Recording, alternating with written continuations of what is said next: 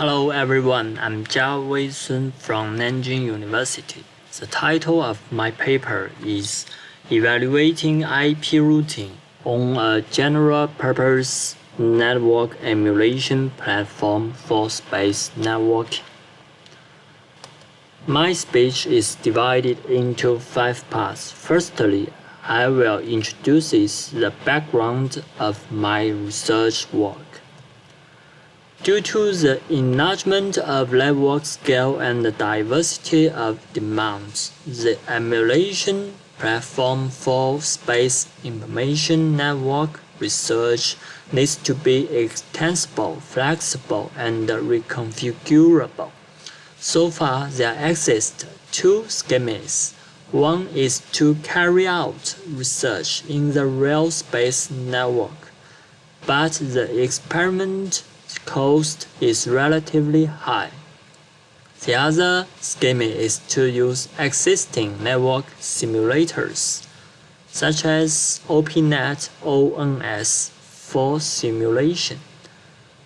Compared with onboard experiments, software simulation is easy to implement, but it cannot generate real data flow between nodes. Hence, the reliability of the software simulation cannot be guaranteed. Learning from advantages of the above 2 methods, Institute of Space Terrestrial Intelligent Networks of Nanjing University developed a scalable network emulation platform for space internet working. On the basis of retaining reliability, the platform focuses on enhancing the scalability and reconfigurability so that researchers can deploy and switch network scenarios conveniently and repeatedly.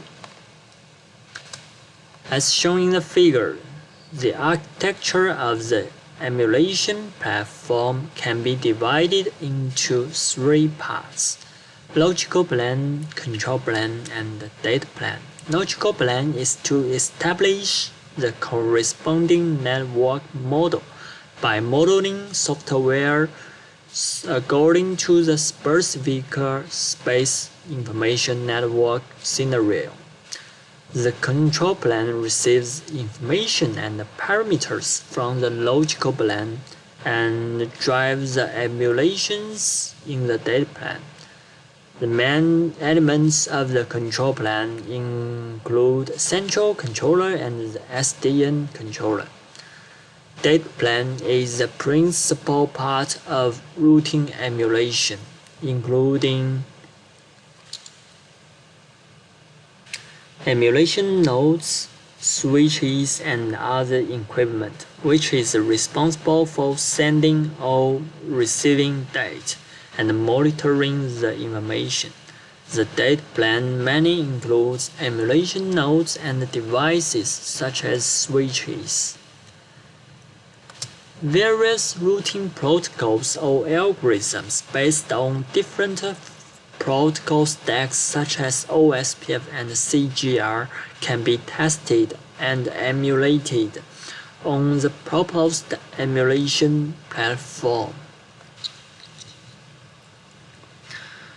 The principle of multi-protocol emulation is shown in the figure.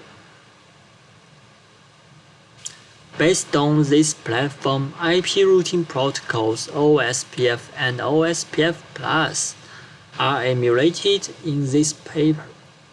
Then we compare routing convergence performance with those of NS simulator to verify reliability of emulation. Next, we will talk about design of the routing emulation process in combination with OSPF and OSPF Plus. The whole emulation testing process can be divided into 3 phases: experiment preparation, experimental execution, and data connection. In the experiment preparation stage of emulation, the work is mainly carried out on the logical plane and control plane. In logical plane, we model an emulation scene which refers to the paper ground-air integrated network intra-domain protocol OSPF+ by Mingwei Xu, as shown in the left figure. A constellation composed by 14 low Earth orbit satellites is adopted. There are 10 intra-orbit links and 8 inter-orbit links in the constellation. The 10 intra-orbit links are always connected, while 8 inter-orbit links are intermittently connected. The link-on-off relationships of inter-orbit links in an experiment period are illustrated in the right figure. A segment represents an interval in the connection state. In control plane,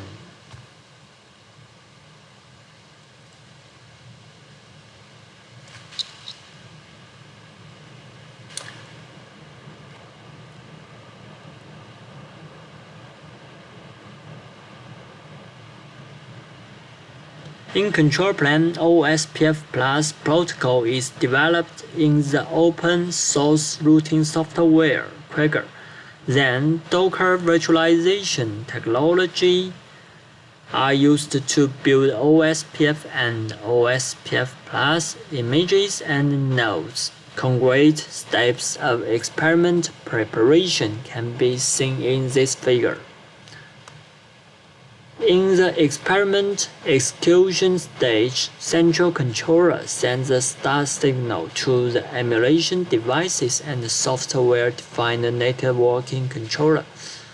After node receives the signal, it will run the corresponding protocol process. After controllers receive the signal, it will send a set of flow table entries to the SDN switch. This makes switching network topologies flexible and convenient. The flow table entry in our experiment is shown in the table. The first and the second items represent network cards at both ends of an inter-orbit link, and the third and fourth items represent beginning and ending times of a link connection, respectively. After completion of data exchanging, we will end data connection phase.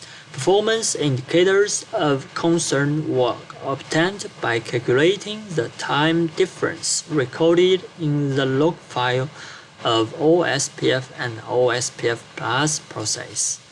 After obtaining the timestamp, we calculate the disruption judgment time and the routing stability by the following formula.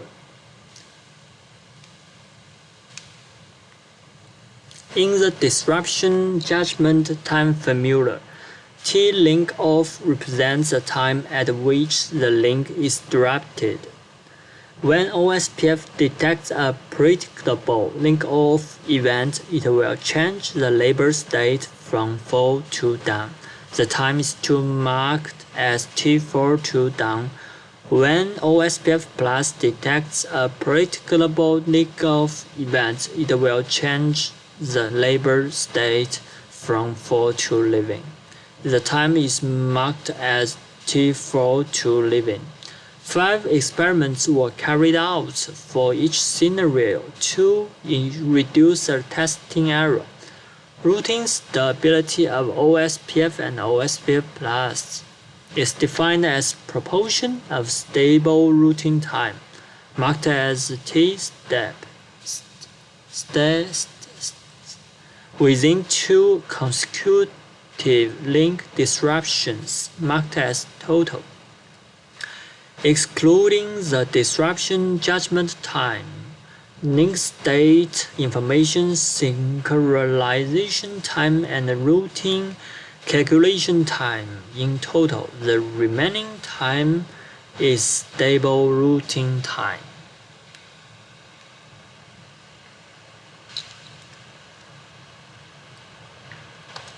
Two performance indicators have been tested and calculated in 4 scenarios. The left side represents results of our emulation, and the right side represents those of NS simulator obtained from paper of Mingwei Xu. It can be seen that the disruption judgment time of OSPF Plus is greatly shortened compared with that of OSPF, and the routing reconvergence time is reduced by about 14% compared with OSPF. When links are restored, the routing stability of OSPF Plus is approximately 100%.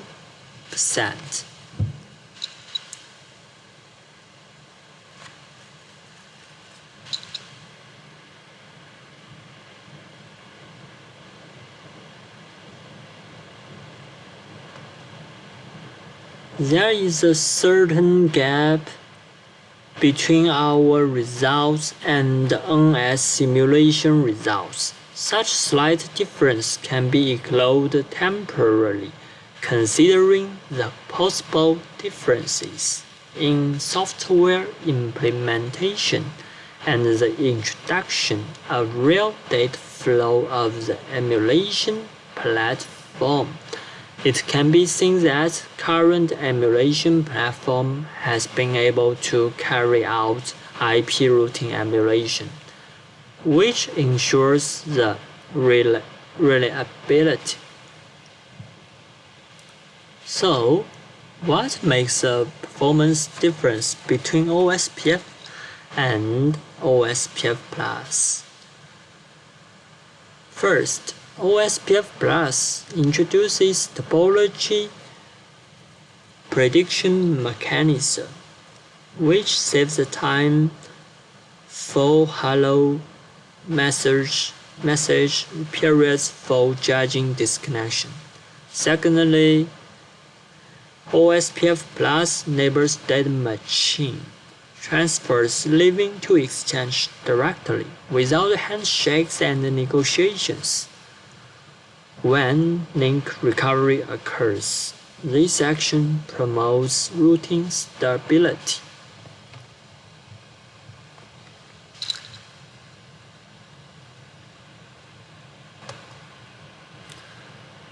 Last, we make a simple conclusion. First, for predictable link changes in space network, OSPF Plus has a faster link disruption judgment mechanism and a shorter routing reconvergence time compared with OSPF. Current emulation platform has the ability of IP routing emulation, which guarantees considerable reliability and provides a reference for subsequent emulation work of IP products. Thanks for your listen.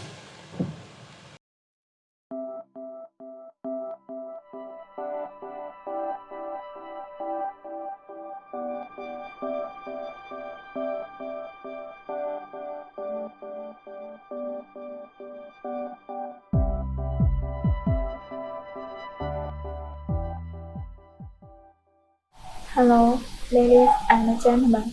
I'm Zhang Yu, the first author of the paper named Spectrum Sensing for Weak Thinkers based on satellite formation.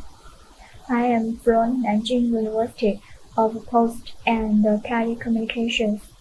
Now, let me give a brief introduction to this article. I will talk about it in the following sections. It contains 6 parts. The part 1 is background and motivation. The part 2 is system model. The part 3 is formula derivation of SINR.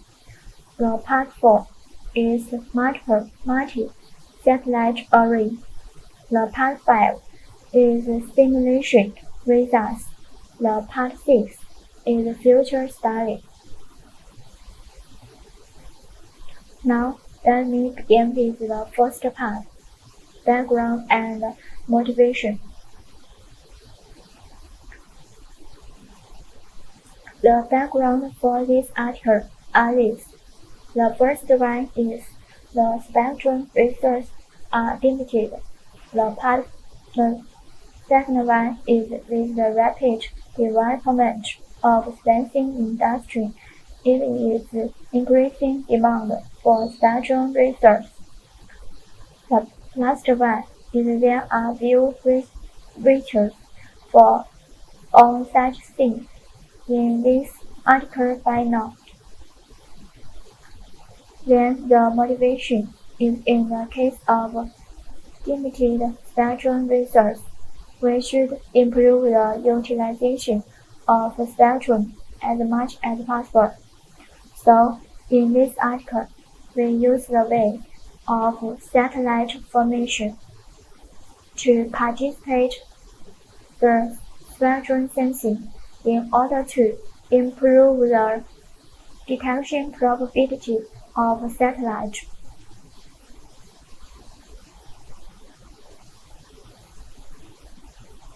The left model is our system model. In this model, it is based on satellite ground integration scenario, in which the satellite acts as a connecting user to perceive weak single node on the ground in the presence of strong single interference. Then, in the ground network, it has a strong single transmitting node and a weak single transmitting node, as well as a single gateway for satellite transmitting and receiving signals. The last one, the LEO satellites over the nodes are grouped in formation to form a cluster to sense the big single node in the ground network when there is a strong single interference. The core idea of this article.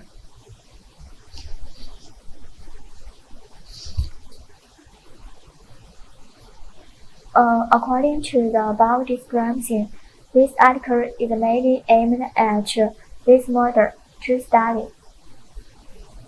The core idea of this article are those.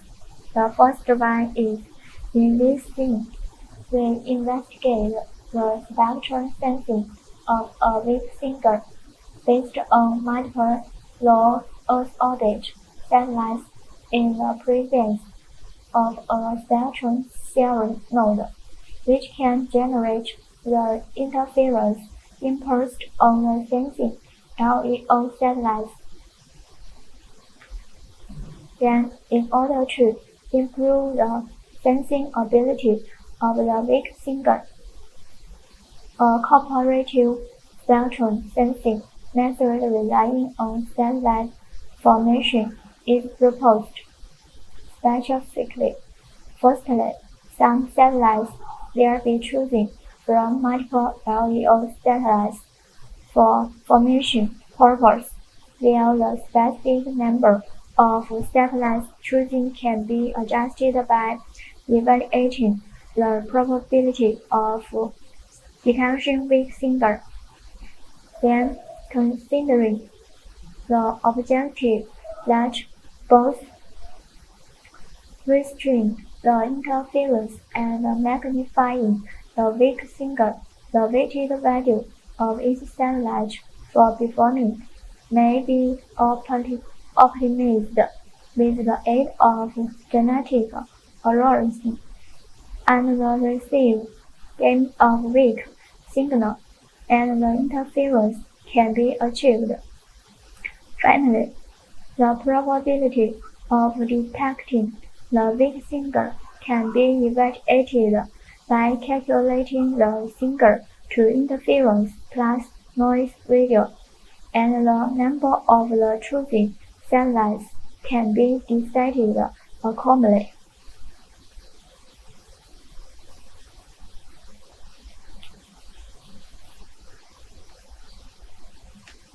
The next part is about the formula derivation of SINR. First one, based on the above model, it is assumed that the transmitting signal of the weak signal node on the ground is S1. The transmitting power is PT1. The transmitting gain is GT1, and the channel gain between the weak signal node and the satellite I is H1I. Accordingly, the transmitting signal of the strong signal node is S2. The transmitting power is PT2. The transmitting gain is GT2. The channel gain between the strong signal node and the satellite I is H1I.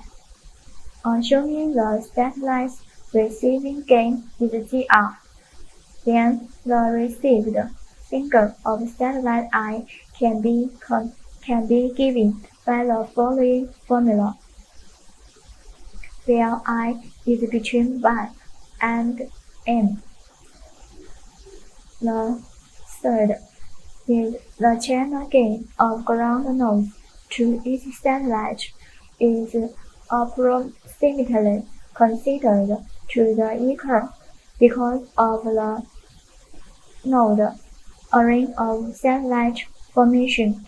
It means that H1I and H2I all are the same, assuming that after Gauss decline, the channel gain mean is 0 and the variance is 1. Then that satisfies H1I equals H2I equals 1, and N0 represents a additive white Gaussian noise. Then after satellites forming, the single interference noise ratio, it means SINR of the weak signal by satellite I can be expressed as SINR equals the right formula, where G is between is mean equals 1 or 2.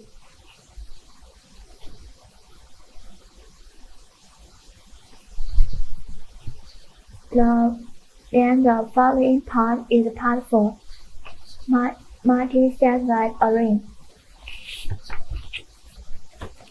On the left model, we made the following assumptions. The first one is that we assume that the satellites in the distributed satellite cluster use the same type of antenna, and the array pattern function conforms to the pattern multiplication theorem.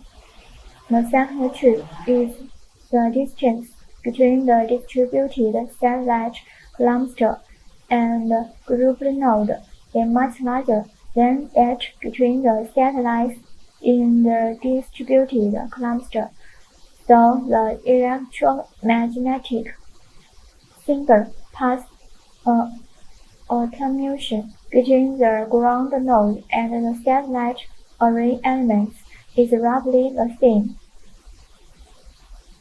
The third is shown that the LOS is the main link for each satellite element to reach the ground node, and only the additive white Gaussian noise channel is considered, not the multipath fading or shedding caused by refraction or scattering. The last one is assuming that the array satellite is perfectly synchronous in carrier fraction, phase, and time.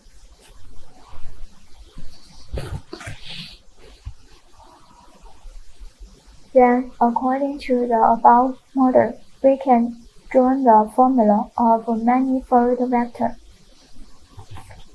an theta phi, where theta represents the elevation angle, phi represents a cruise angle. Then, after a series of complicated variable substitutions, we can draw this formula. In the last, we may draw the formula of average performing pattern.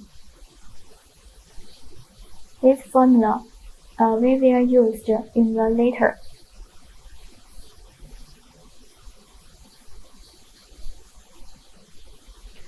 Then,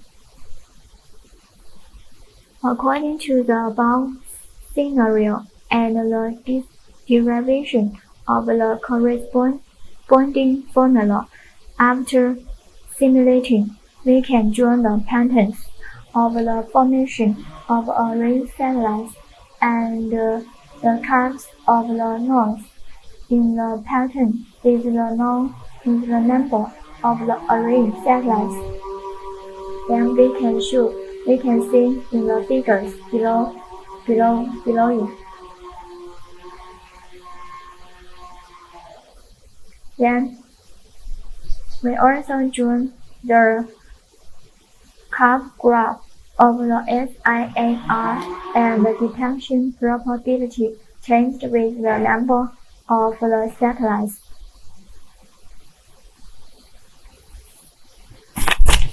From the above simulation results, it shows that the proposed method not only can suppress the interference imposed on the sensing satellites, but also increasing SINR of sensing satellites for the weak signal, the resulting in improving the probability of detection.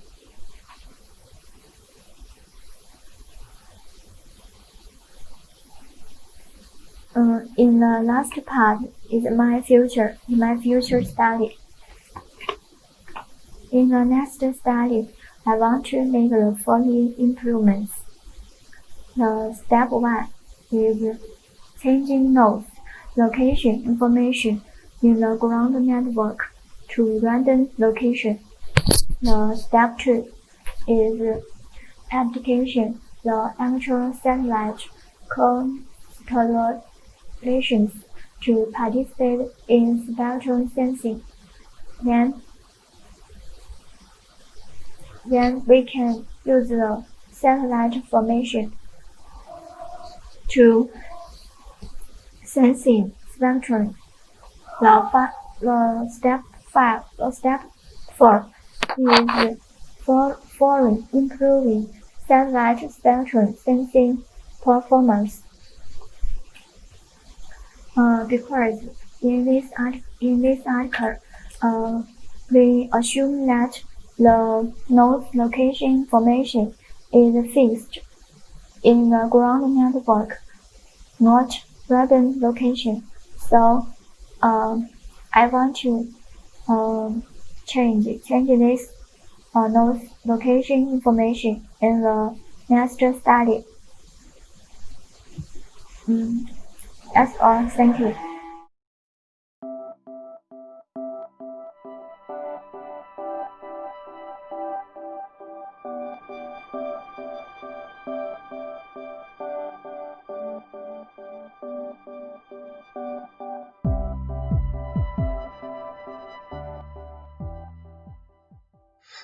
Hello everyone, my name is Zhao Xudong. I am very happy to share my research. The report title is Bellhopping Resource Allocation for Uneven Traffic Distribution in HTS System.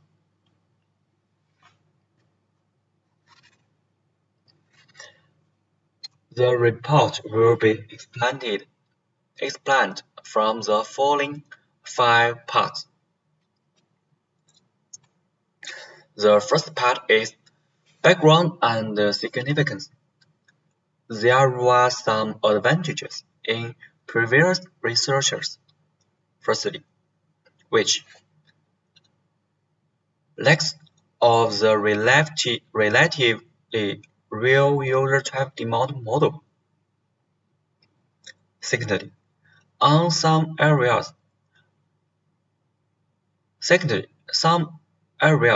with large traffic when some areas with large traffic demand, some researchers did not consider the problem of co-channel interference between beams. In order to solve these problems, first, traffic demand model which varies in geography and time is built. Secondly, based on the proposed uneven traffic model, a fair objective function is established and solved through integral program method. Finally, the beam hopping pattern is designed to combine with procoding to suppress co-channel.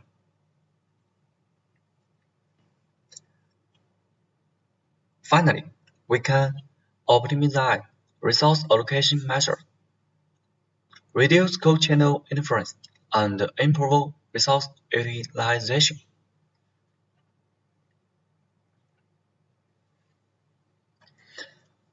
The secondary part is beam hopping satellite system. The model of beam hopping system is illustrated in Figure 1. The forward link consists of the uplink between the gateway ground station and the satellite, the downlink between the satellite and the user terminals. The downlink adopts time diversion multiplexing according to the beam hopping time slot table. Beam switched by the hopping beam controller on satellite to match the traffic demand of terminals. The beam hopping time slot allocation model is illustrated in Figure 2. Different colors represent different beams, and the number of the same color represents the number of the time slot allocated to the beam by the system. The third part is traffic model, which includes a acceptance model and time varying model, affected by factors such as economy and population density. The traffic demand of different regions is uneven. The region under the satellite coverage is divided into 559 grids. Each grid has a longitude width of about 1.5 degree and latitude width of about 1.25 degree. The grid distribution is illustrated in Fig 3. The safety model is related to the position of beam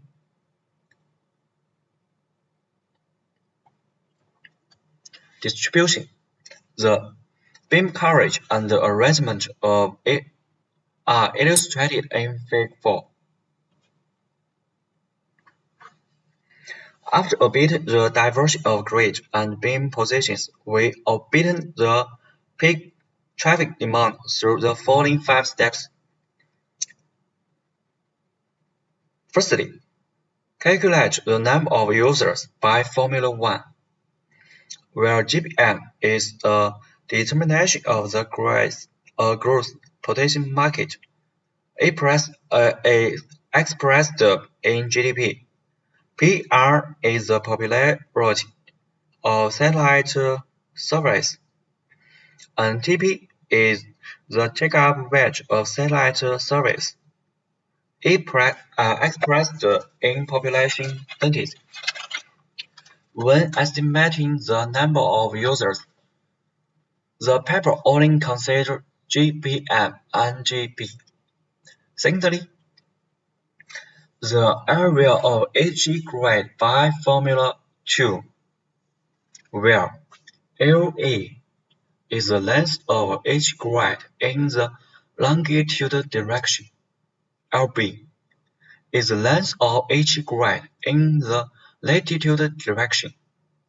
C is the latitude of the center of each grid, and RA equals 6,379 kilometers.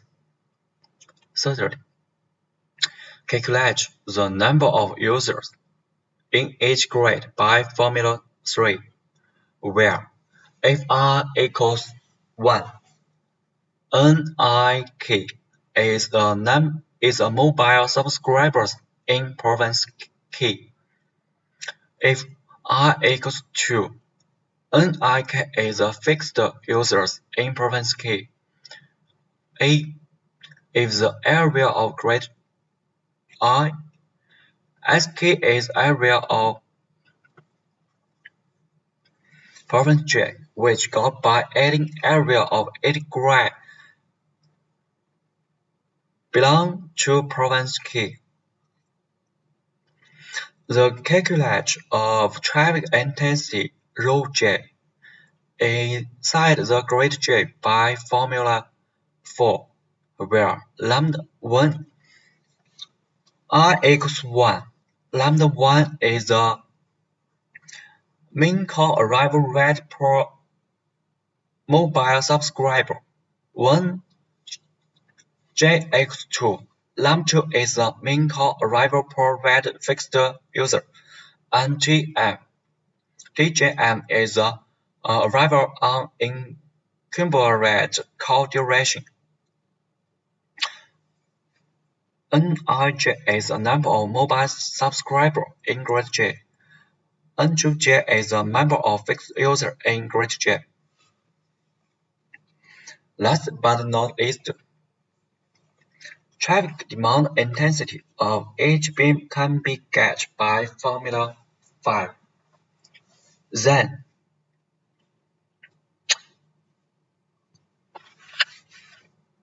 we can gauge. After this, we can gauge peak traffic demand intensity. We multiply the demand intensity. We multiply the peak traffic demand intensity with PCM 3032 channel group rate to gauge the peak traffic demand in Mbps, shown in Fig 5. In order to analyze the change of traffic demand affected by time and describe the change of traffic demand within 1 day, a normalized time weighting factor was proposed. Within a day, 24 hours according to people's daily habits. A time weighting factor was assigned to each period, shown in Figure 6.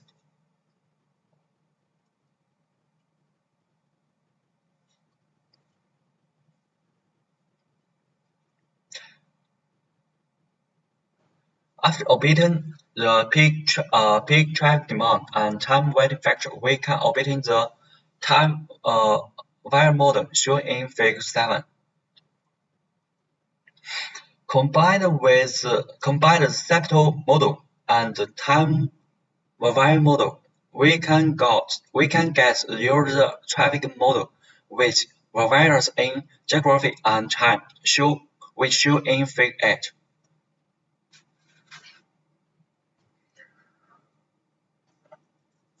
The part 4 is about beam hopping, resource allocation, and procoding. Firstly, according to the traffic demand of each beam, the fairness objective function is established to calculate the number of time slots of each beam. Secondly, we reform the objective function into a convex optimization problem by the log equivalent transformation. Thirdly, the established optimization problem is an integer programming. Therefore, integer programming solution package of CVX is employed to obtain beam hopping time slot schedule matrix T. Firstly, the time slot allocation schedule of beam hopping is analyzed to search out the beam suffering serious frequency interference in the same time slot.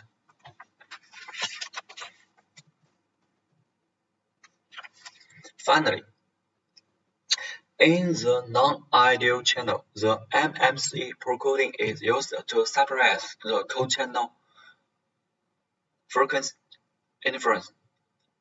The non-ideal channel matrix is composed by the channel state information estimation matrix and the channel estimation error max, as shown like this.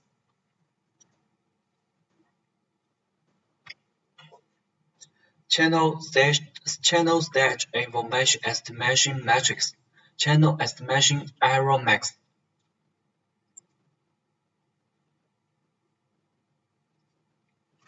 The next job is to solve the expression of procoding matrix. After calculation and derivation,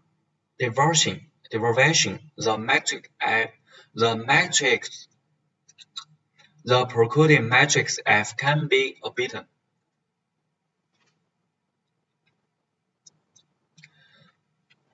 The fifth part is simulation results and analysis, as illustrated in Figure 9 and 10. The uniform time slot algorithm evenly divides the satellite's bandwidth and power to each spot beam.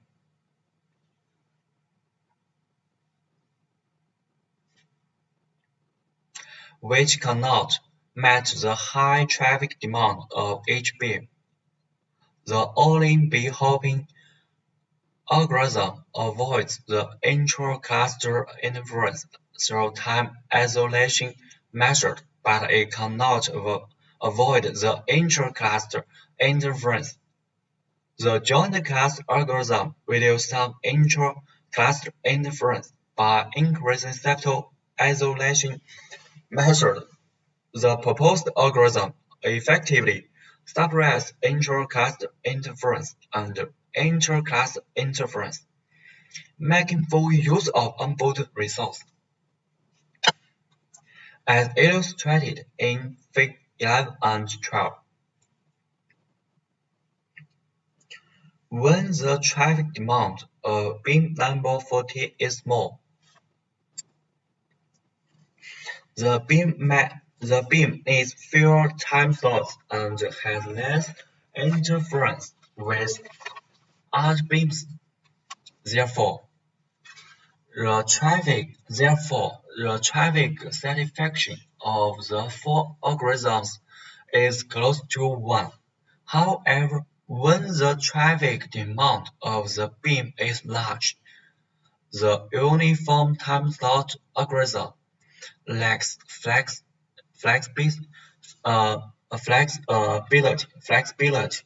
to optimize the allocation of satellite resources. The only behaving algorithm can allocate more time slots to number 40 beams as the traffic demand increases, but at the same time, it increases the interference between the number 40 beam and its neighboring beams.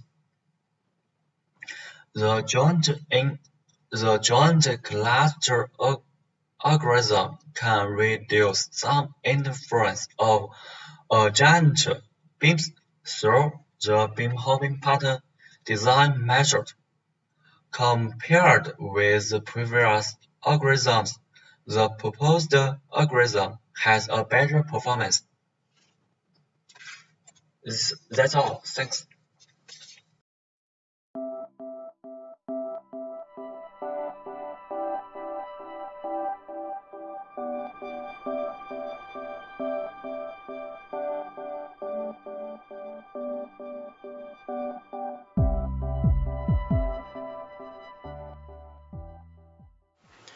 Hello everyone, I'm Yang Wenchao, and my article is a base station sleep management scheme based on simulated annealing algorithm.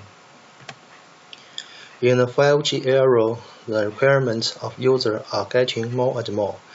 The throughput and the reach is higher and higher, and the energy consumption of the communication industry is also increasing. With the rapid development of the information industry, users' requirement for cellular network is increasing, and the BS accounts for 43% of the total energy consumption of mobile communications. In order to meet the requirements of green communication and reduce the communication energy consumption, the research finds that the BS sleep technology can reduce the BS energy consumption by 10% and 60%. And it has great potential in reducing the system energy consumption and operating cost. The sleep strategy.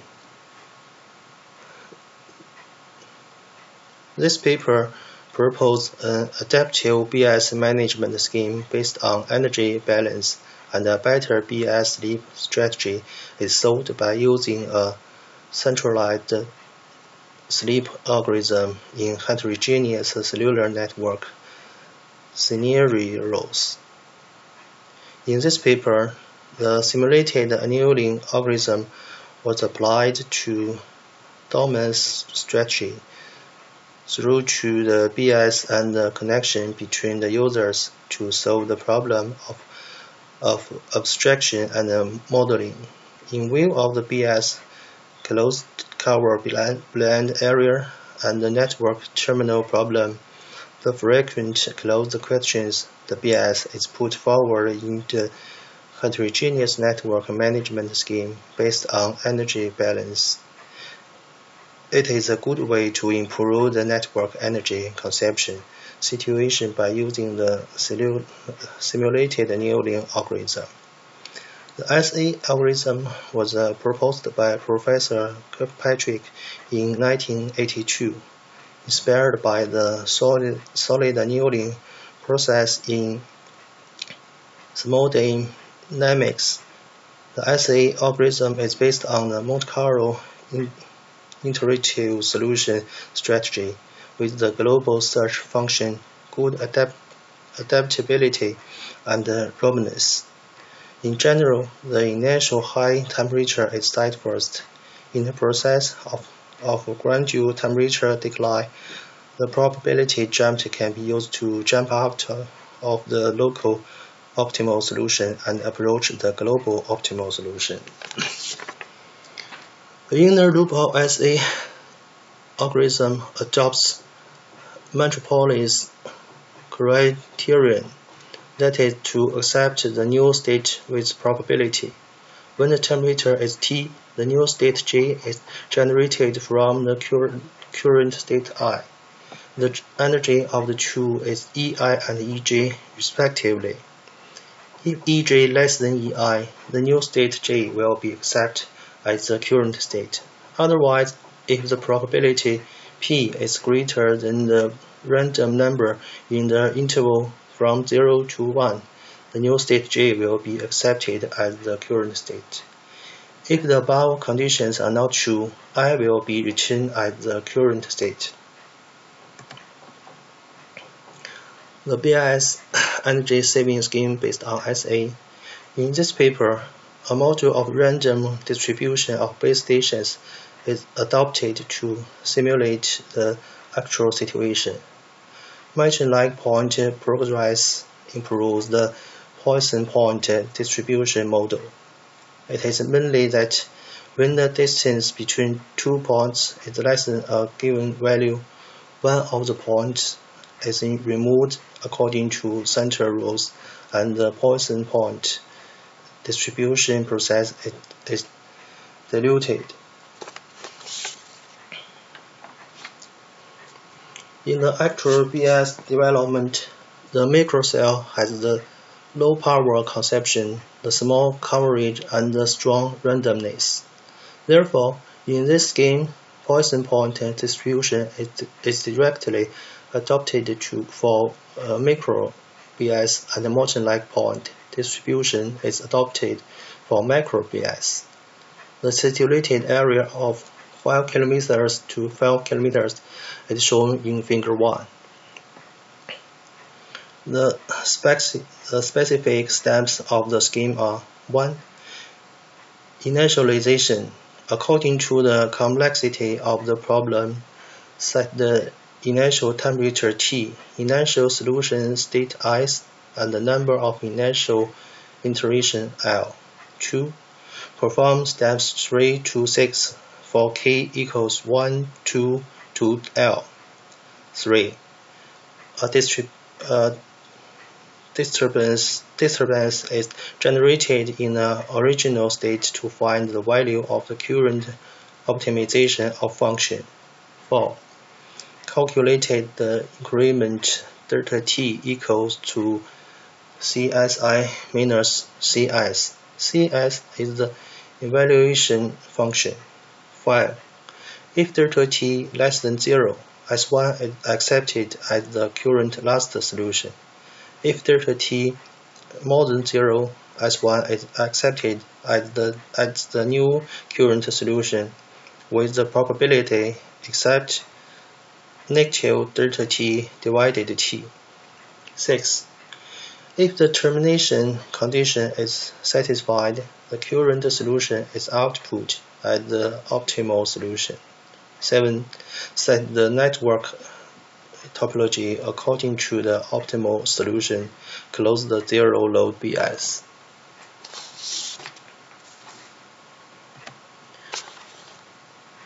Now it's the simulation analysis. In a two-layer heterogeneous network, there are 3 sectors in a macro BIS, and 2 micro BIS are deployed in each sector. The distance from the micro BIS to the macro BIS is 3/4 of the coverage radius of the macro BIS. Assume that the coverage radius of the macro BIS is 500 meters, and that of the micro BIS is 100 meters. Users within the coverage area of the micro BIS has priority access to the micro BIS, while other users have access to the macro BIS. The BIS leap algorithm is the SA. When the BIS with low load is closed, the users in its cell are reconnected to the nearest macro BIS, and the micro BIS can only connect the users within its coverage area. The simulated cellular network is shown in this figure. These two heterogeneous cellular networks include 19 macro BIS, each of which is surrounded by 6 micro BIS evenly distributed. Table 1 shows the energy consumption comparison between the SA algorithm and the typical particle swarm optimization algorithm. From 0 AM to 8 AM, it can be seen that the results of the two algorithms are close when the user flow is low, but at 7, the energy consumption of the SA algorithm is about 1 kilowatt lower than that of the PSO algorithm. This reason is that the random factors are introduced into the search process of the SA algorithm. There is some probability to accept the worst solution in the inner loop, which can make the algorithm jump out of the current optimal solution in the execution process and find the global optimal solution. As the data in the table shows, the PSO algorithm has good stability, but it will fall into the local optimal solution. The SA algorithm introduces random factors and can jump out of the current solution at some times to obtain the overall optimal solution.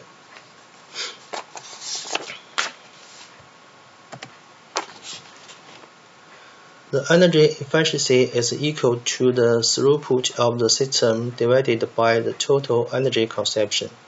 By comparing the energy efficiency of the SA algorithm and the PSO algorithm to verify the gain of the algorithm, the energy efficiency comparison between the two algorithms is shown in the figure 3. It can be seen from the figure that the energy efficiency of the SA algorithm at 3 to 4 AM is higher than that of the PSO algorithm, and at other time the energy efficiency of the PSO algorithm is slightly higher or close to that of the SA algorithm. Figure 4 and Figure 5 respectively count the time consumed to execute the algorithm of the two algorithms and the numbers of active BIS. In Figure 4, the SA algorithm takes much less time to solve than the PSO algorithm. It can be seen from the simulation results that the SA algorithm can search for the optimal solution quickly.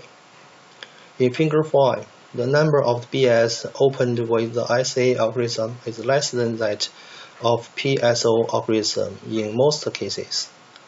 That means that the SA algorithm can better close the BIS with light load.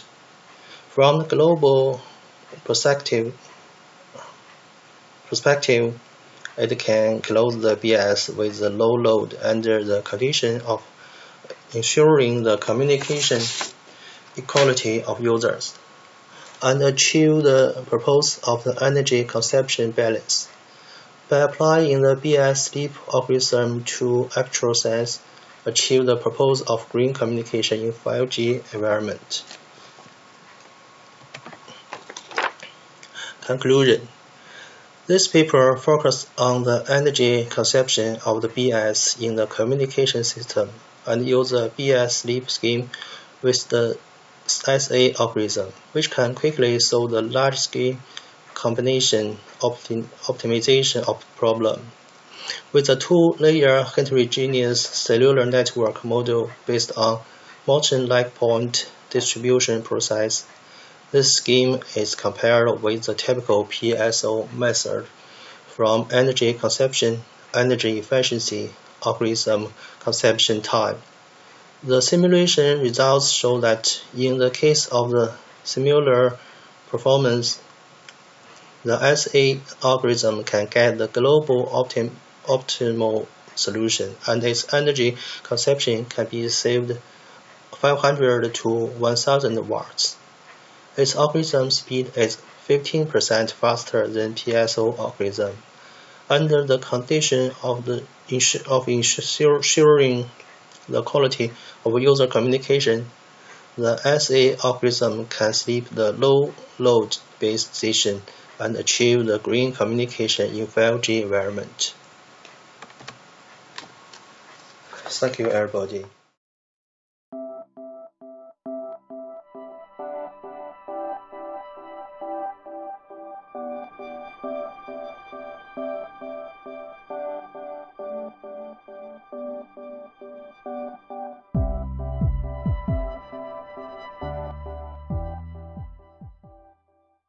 Hello everybody, thank you for watching my presentation. I would like to introduce myself at first. My name is Iridium LEO and the topic of my presentation is virtual full-duplex for two-way arraying in SOQPSK modulation in a small-scale satellite network application. Actually, this presentation focuses on the relay network, and I try to define a new method to increase the network throughput in this kind of the network.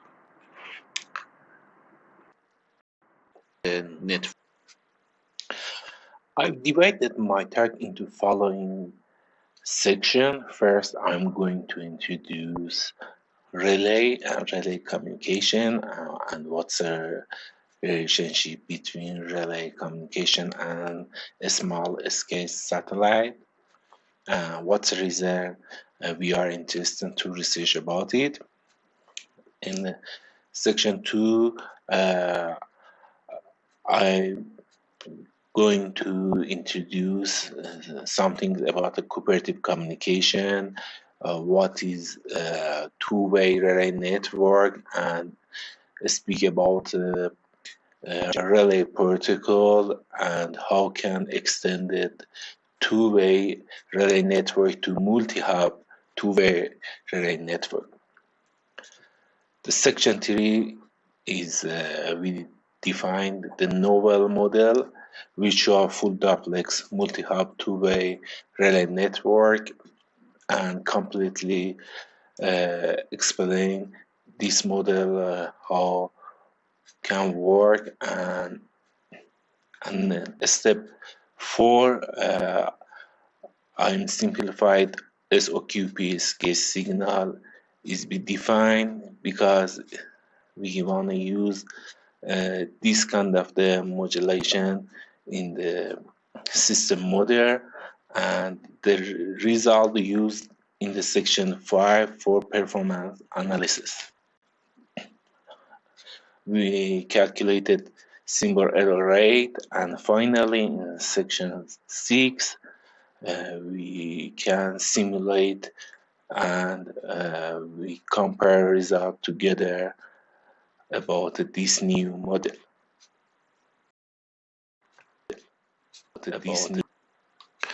Okay, now for first step I want to show how cooperative communication can be applied in satellite communication, especially for a small scale satellite.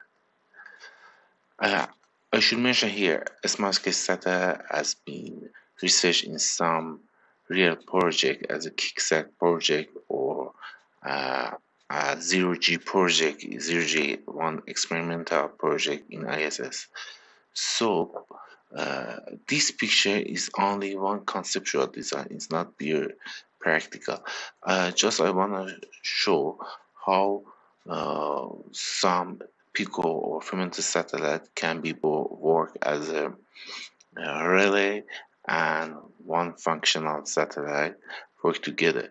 It's this one is one main or mother satellite, and every black node is Pico or Fremantle satellite.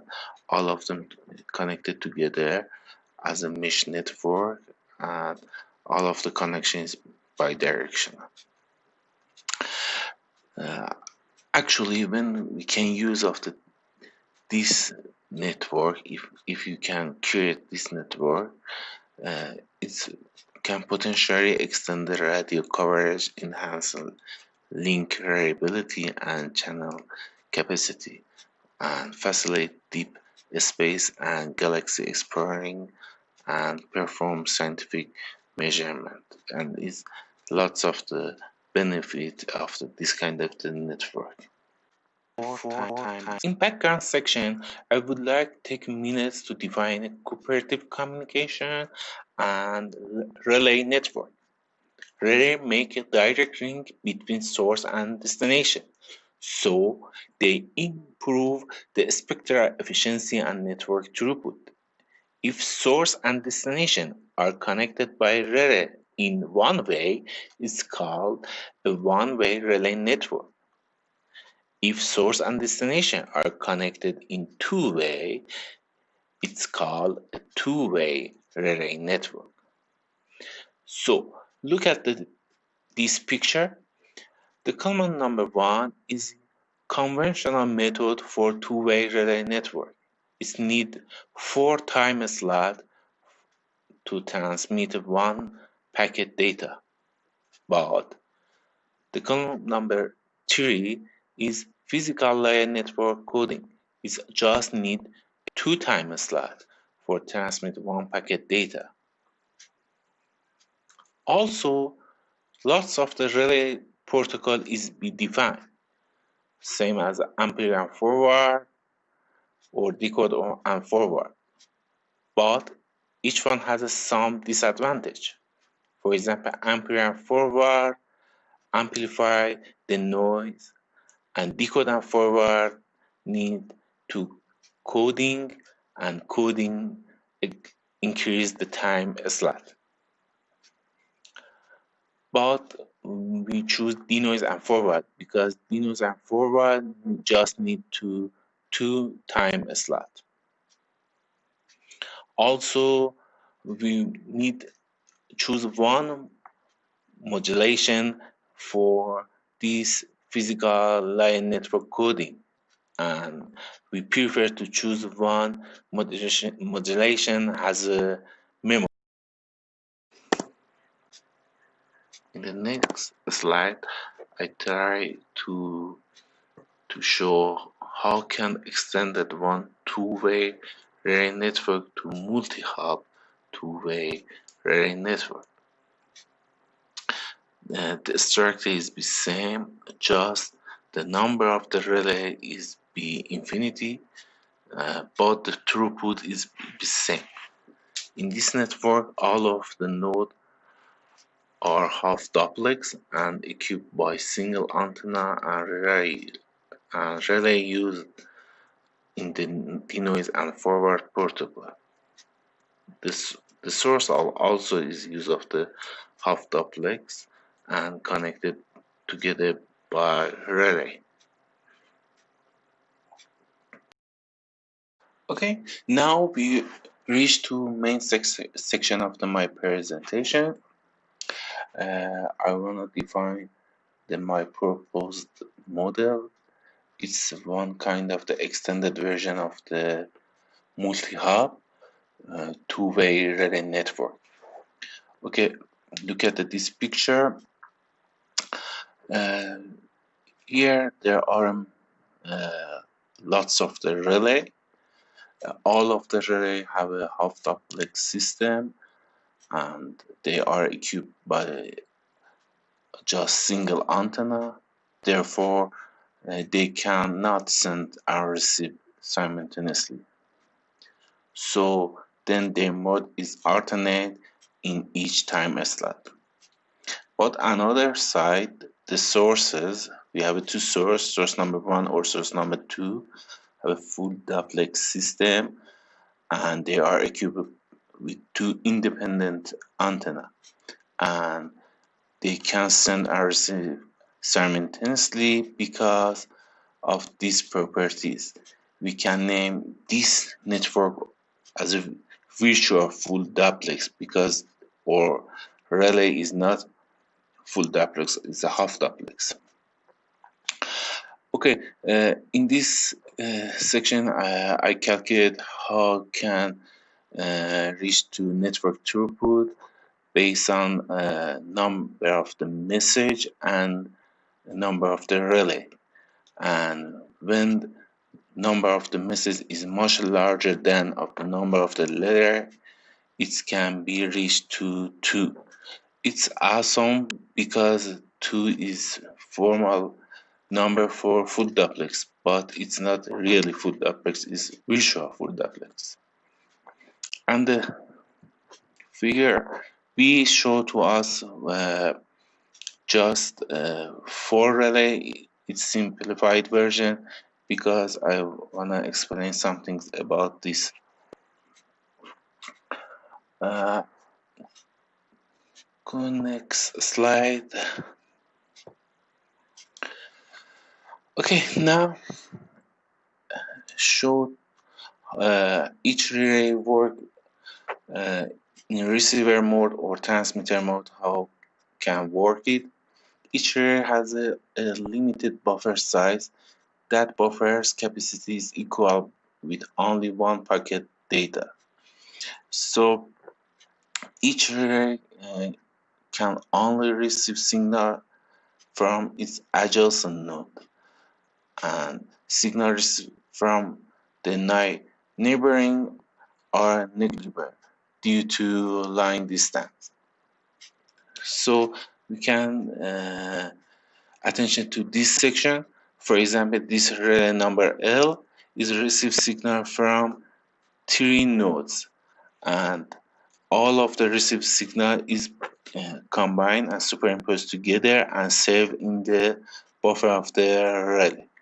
And the transmitter mode, the relay broadcasts the combined data to all of the adjacent nodes.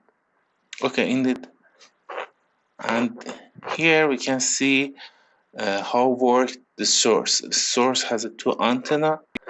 All of the time slot, 1 antenna send the data to adjacent relay, and another antenna receive the superimposed signal from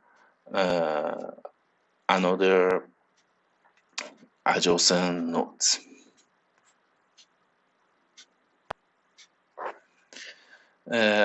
In this table, I want to show how transmitting state for 4 relay and 4 message.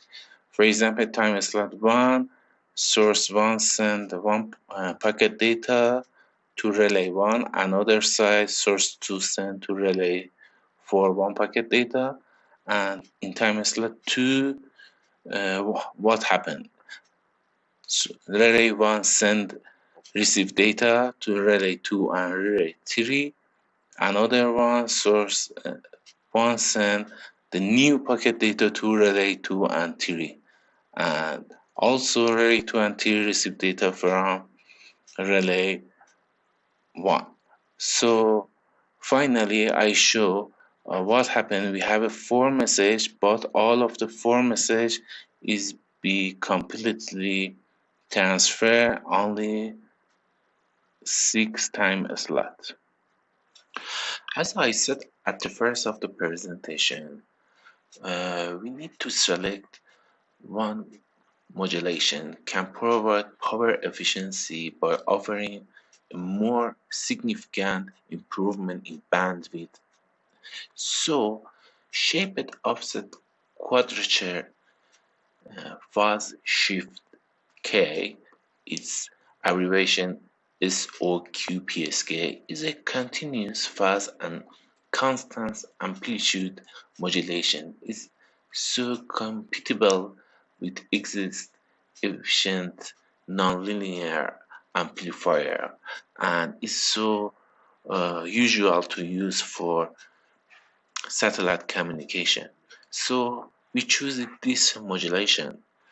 At the first, we define the complex envelope of SOQPSK, and as of one notice, the data when before modulation need one coding, special coding. For example, is the data is 1 or minus 1, but is be converted to ternary symbol sentences as a alpha. Alpha is minus 1, 0, or 1. It's helped to us to make a memory for data. Also, fuzz modulation is as these properties, this kind of the modulation has a memory. So all of them help to us to create this table. This table help to us to uh, detect the data based off the memory, and we can simplify the SOQPSK model by this equation, and this equation is be used for performance analysis. Yes. Now we want to speak about the performance analysis, but because we have a lots of the relay, we want to speak just for relay number 1. So the receive signal in relay number 1 is defined as this equation, and we can calculate covariance this signal, and then we can calculate conditional probability density function, and finally based off the PDF we achieve to symbol error rate in relay number 1, and it calculation can be extended for all of the relay. And next step, where we do it simulation. For simulation, we assume all of the node has same power and channel variances are equal. The channel has a block fading as a Rayleigh and AWN, and also all of the relay node located middle of the line between two another nodes, and is located in the center. As if we can look at this figure. In this figure, we compare this proposed model by decode and denoise forward, and compare with decoding and forward. Decoding and forward is one of the previous model, and decode and denoise and forward is a new model. It's a we simulated together, and we can see here the performance, all of them is similar together, but network throughput of the decode and denoise forward is higher than of the decode forward. Because many of the assumptions expressed in this paper don't cover the practical application, so in the next step, I wanna move from conceptual design to practical. For example, more characteristics of the satellite network and the system model will be deployed. For example, the characteristic of the deep space communication. Also, I want to develop of theoretical analysis, and also I want to define practical simulation condition. For example, node distance from other node will be defined as a variable, and also illustrated the time synchronization. To summarize the main point of my presentation, I can say we propose a flexible and novel virtual full-duplex transmission scheme. It's assume all of the relay have a half-duplex system, but the throughput same as a full-duplex. It's found that the virtual full-duplex achieve better network throughput with less delay than conventional relay strategy. Also, we used of the SOQPSK modulation with PNC and dinosaur forward protocol at the relay, each relay. That's all of I have to say about this paper and its achievement. Thank you for your attention.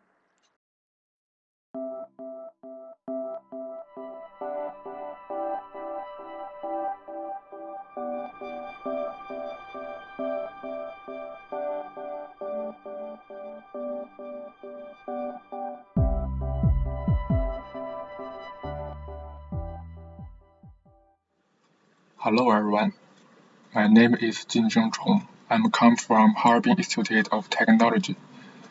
It's very great pleasure indeed for me to be able to attend this meeting.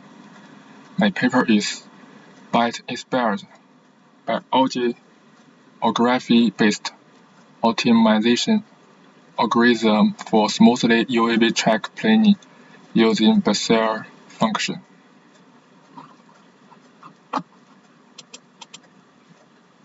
With the extensive applications of UAV, traditional approaches such as APF and A-star for UAV track planning are usually limited by their easy failure, especially in the 3D complex environment with obstacles.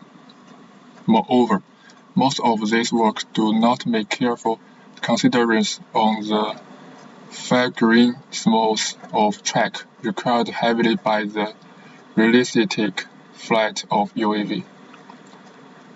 Therefore, we propose an improved biogeography-based optimization algorithm with Byte-inspired algorithm named BIBBO algorithm for UAV track planning, which allows a new method with continuous Bezier curve by using active step sampling of control points to smooth original track. The primary work of track planning is to establish the model of UAV's flight environment. We divide the 3D environment into 100 multiply 200 multiply 100 points with unit of meters. The 3D environment can be decomposed into two parts: free point site F and occupied point site M. F and M can be described as follows. We suppose that there are a start point S and a goal point G. The optimal track planning is to find a free and short track T that from S to G. We have to indexize the length JL and the risk life JR. These two indexes try to make the track as short as possible and the risk level as lower as reasonable.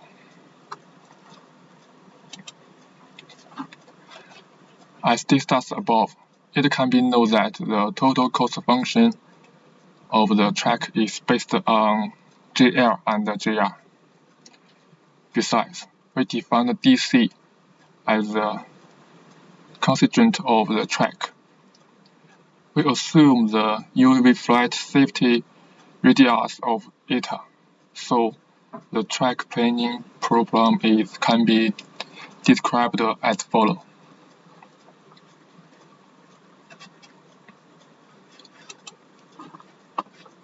We adjust the migraine model by the hyperbolic tangent function to more in line with the law of neutral migration.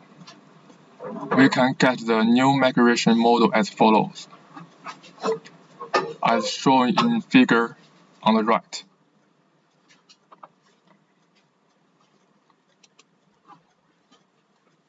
However, the migration process of BBO is hard to maintain population diversity.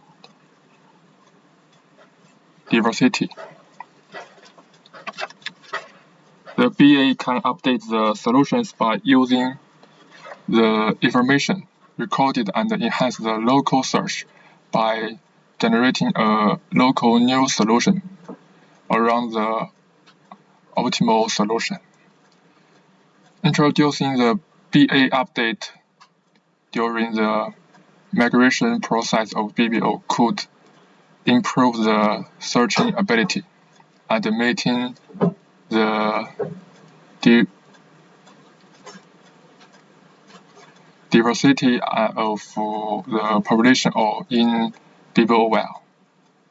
So we adjust the migration rule of BBO as follows.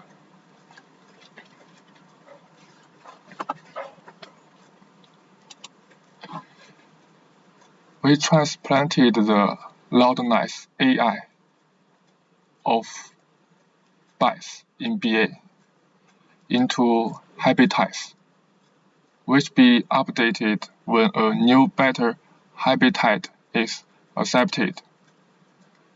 The global optimal solution will be preserved in next migration process. Meanwhile, there will be a new solution generated near it, which will be used to replace it only when it has smaller total cost. Otherwise, we abandon it.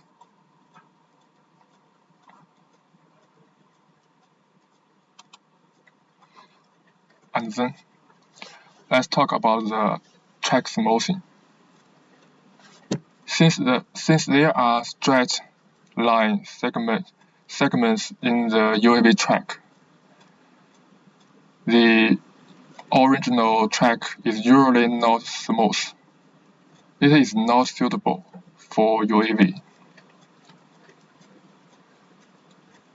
The continuous Bezier curve is rounded completely by the conveyor hole that built by its control points, as it also applicable in 3D environment. Spliced Bezier curves has larger length and more sharp turns compared to the continuous Bezier curve in Figure 3a.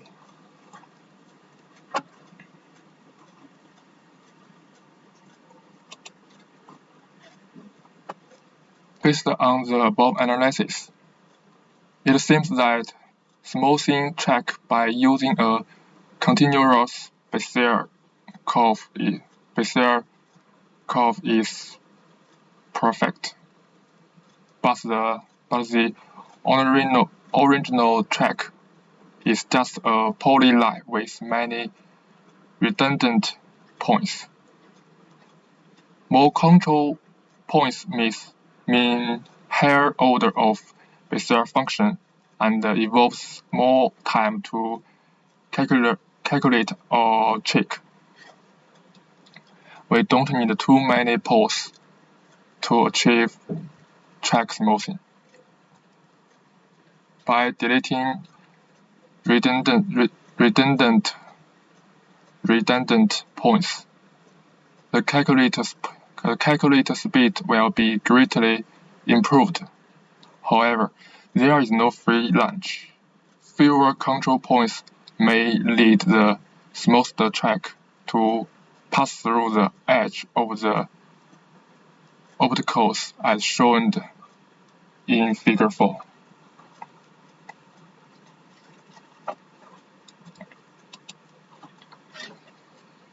In order to balance the calculating and the safety, a new generating mixed with Bezier curve by using adaptive step, sampling is developed to smooth track. The control point set is created by sampling from the T, the original track, and then it will be used to generate a Bezier curve. The sampling step size H can be adjusted from large to small. Figure 5 shows the results of track smoothing by adaptive step sampling in a 3D environment. In Figure 5b, we can see clearly that when the step H is reduced to 4, the smoothed track no longer passes through the edge.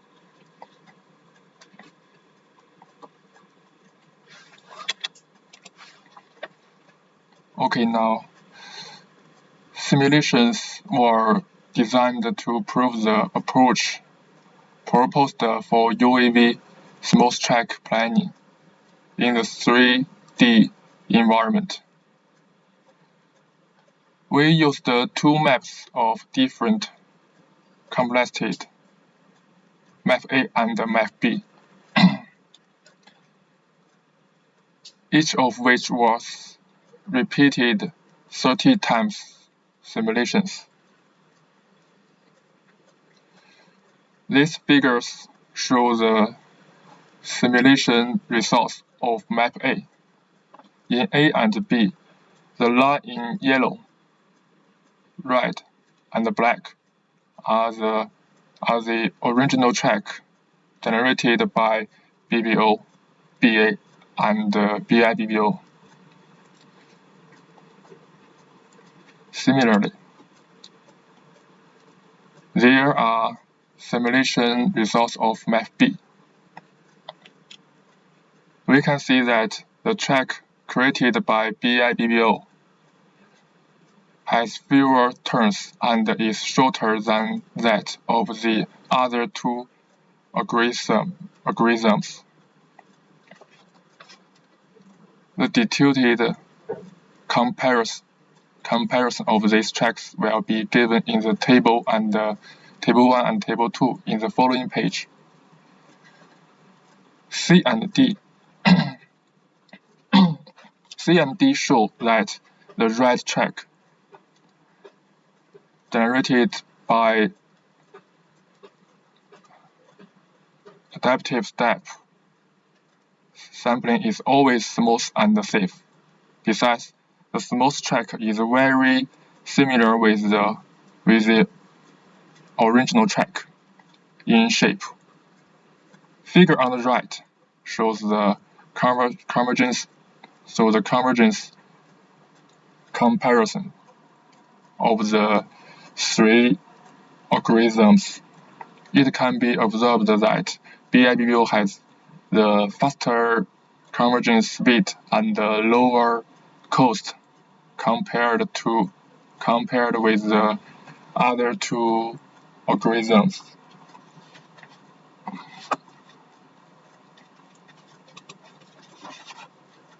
According to the table 1 and table 2, it can be concluded that the track length cost of BIBBO is always lower than BA and BBO.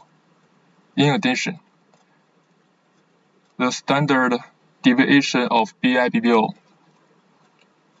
is much smaller than that of the other two algorithms, which indicates that the BIBBO is more stable in different environments.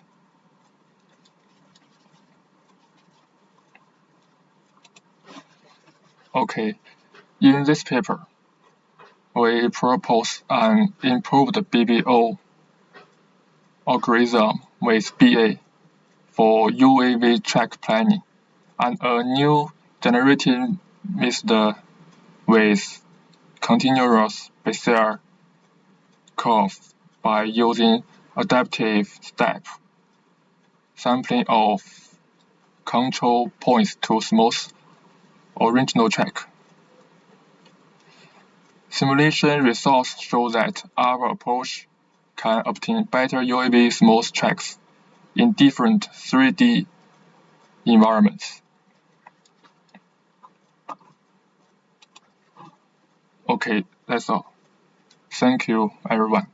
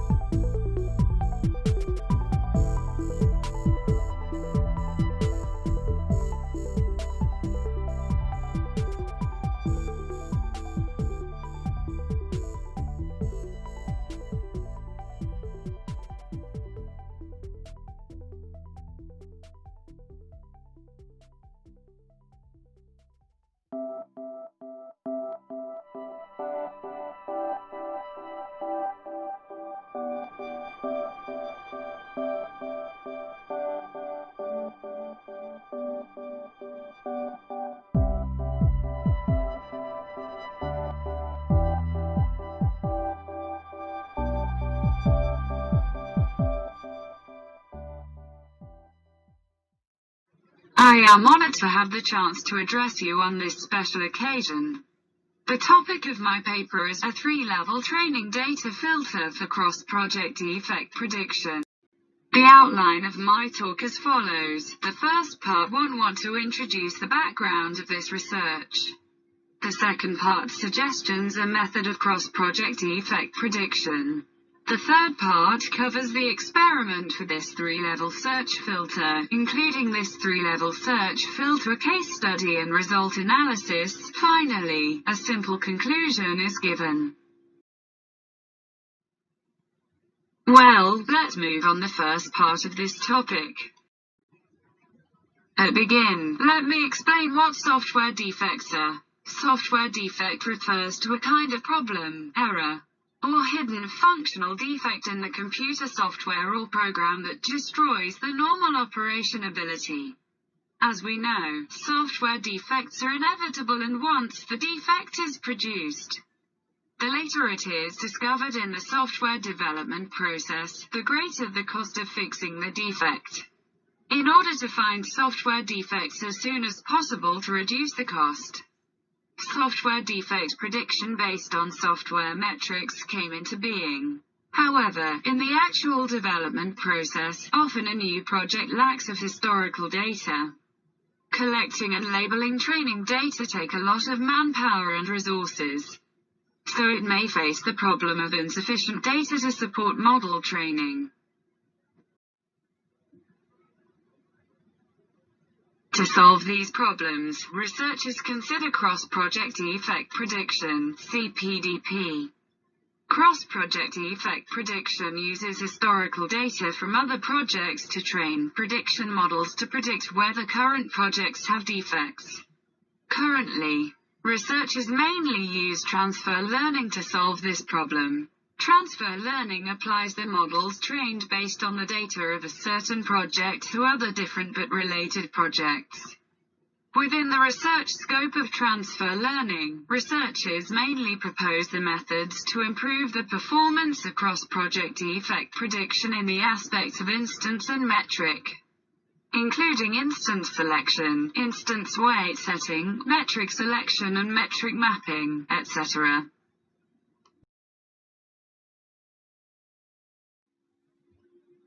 Next, I'll introduce some examples of related methods about cross-project defect prediction.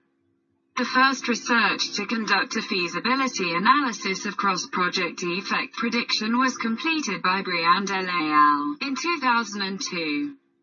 Herbold used M-clustering and the nearest neighbor algorithm for project filtering based on the distribution characteristics of metrics in 2013.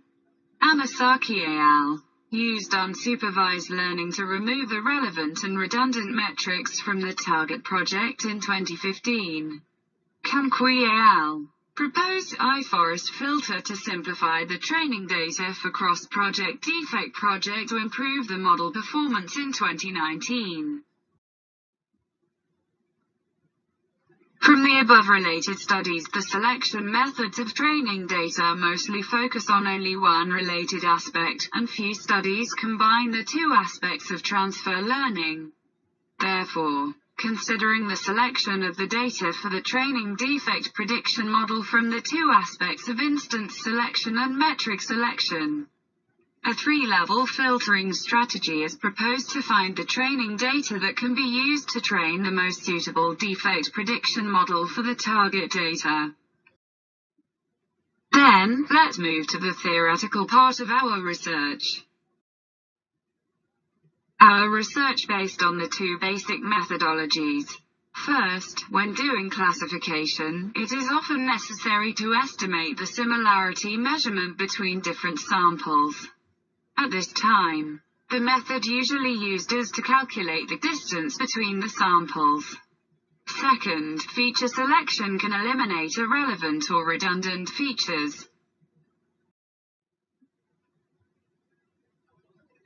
The method we proposed is called three-level filter. The so-called three-level filter refers to the project level, instance level and metric level. The process of CPDP using three-level filtering are presented in Fig. 1. First, at the project level, source projects which are the most similar to the target project from multiple candidate projects are filtered. Second, at the instance level, instances that have high distribution, similarity to the target project instance from the source project instances are filtered. Third, at metrics level, Metrics using feature selection, which can identify and select metrics having high correlation with classes, are filtered. The training data of multiple candidate projects are filtered by the three-level filtering to form training data. The prediction model is trained with the training data, and the target data is input to the trained model and the prediction result is output. Next, we will introduce in detail from the following three levels. At project level, the distribution characteristics of project data are used as the input condition for project similarity judgment, including mean, maximum, minimum, standard deviation. K-nearest neighbor method based on Euclidean distance of distribution characteristics is used to calculate Euclidean distance between each candidate source project and the target project separately. At instance level, first, the candidate training set is used as the center for the instance selection so that each instance of the target project forms its own candidate subset. Then choose the instance centered on the instance in the target project. The metric level filtering process includes four parts: the subset generation process, the subset evaluation process, the stopping criterion, and the verification process. The process of metric level filtering is presented in Fig. 2. The generation process of the subset includes the determination of the search starting point, the determination of the direction, and the selection of the search strategy. The starting point of the search is set to the empty set S as the search progresses. The best metric from the set of metrics that have never been included in S is selected and added to S continuously. The search strategy is set as sequence search, that is, in the search process. Metrics are continuously added to the current subset of metrics according to a set in order, so as to obtain an optimized subset of metrics. To determine the order, the method of information gain is used to arrange the order of the metrics. The method of subset evaluation is generally divided into the filter method and the wrapped method. In the filter method, it generally does not rely on specific learning algorithms to evaluate the subset of metrics. On the contrary, the subsequent learning algorithm is embedded in the metric selection process. In the wrapper method, this method determines its pros and cons by testing the predictive performance of the metric subset on this algorithm, and rarely pays attention to the predictive performance of each metric in the metric subset.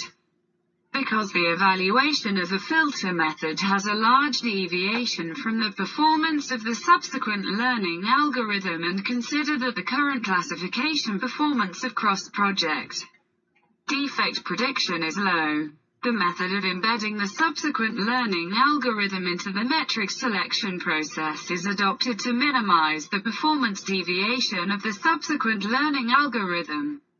The method of information gain is used to determine the search sequence to a certain extent to make up for the shortcoming of the wrapped method's lack of attention to the prediction performance of a single metric.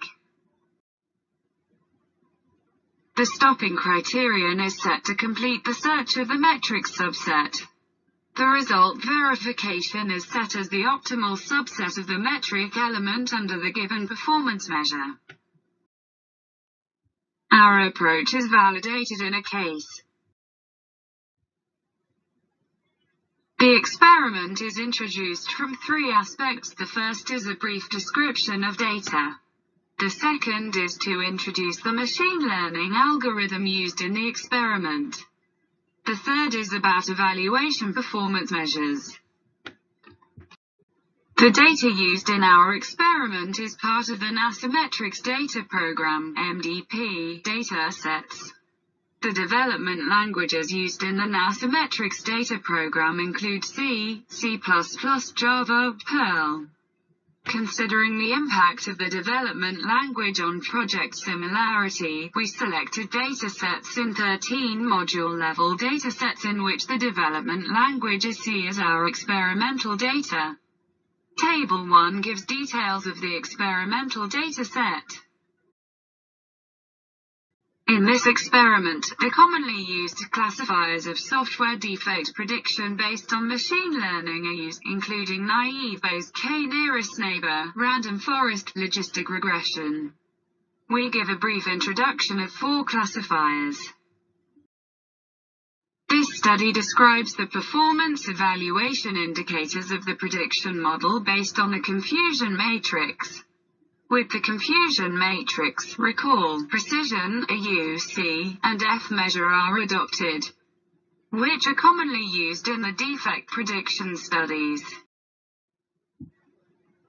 Based on 6 datasets, CM1, MC2, PC1, PC2, PC3, PC4, 4 classifiers, KNN, LR, naive Bayes, RF are used to compare the results of the 4 strategies under F measure and AUC in our experiments. The experimental results are shown using project-level filtering, instance-level filtering, the filtering method which combines project-level and instance-level, and 3-level filtering respectively in the Fig 3. Based on the result analysis of Figure 3, we give 3 keywords: average, best performance, and classifier.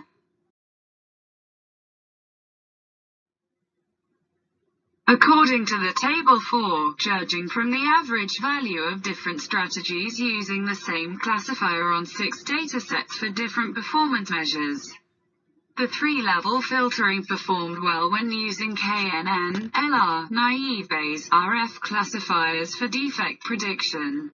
The proportion of the best performance of each strategy in all the experiments is counted, and the results are shown in the Table 5. The percentage of 3-level filtering with the best performance among all experiments is much higher than the other 3 strategies.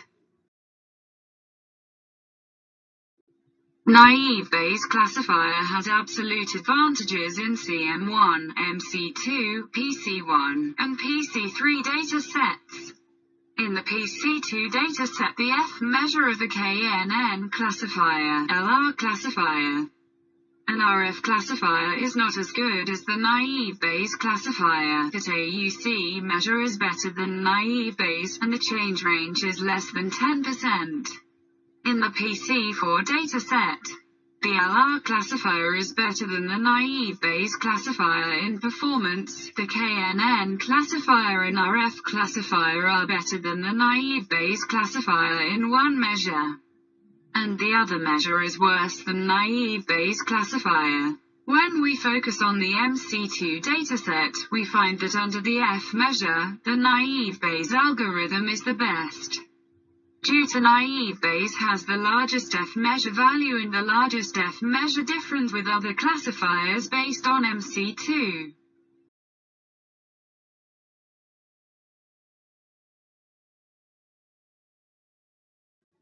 Considering economic benefits and other factors, software defect prediction has not been widely used in engineering practice. Rahman et al. 21 proposed that the recall value determines the practical validity of the software defect prediction model. Shell et al. Pointed out that the recall value of human code review defect is more than 60%. Therefore, recall of different strategies using different algorithms under a single dataset is calculated. As shown in Fig 4, it can be seen from the figure that our strategy has obvious improvement under the KNN algorithm. From the above experiments and the analysis of the results, we can draw the following conclusions. First, our experiments show that the 3-level filtering method achieves more significant F measure and AUC values than the single-level training data filtering method. Second, the experiment also proves that naive Bayes classifier is more suitable for building a prediction model with simplified training data after 3-level filtering. Third, In the limited experimental dataset, there is recall value to meet the prediction rate of manual review defects, which further proves that the cross-project defect prediction under three-level strategy has certain practicality. These are the references used in this paper. Thank you for your attention.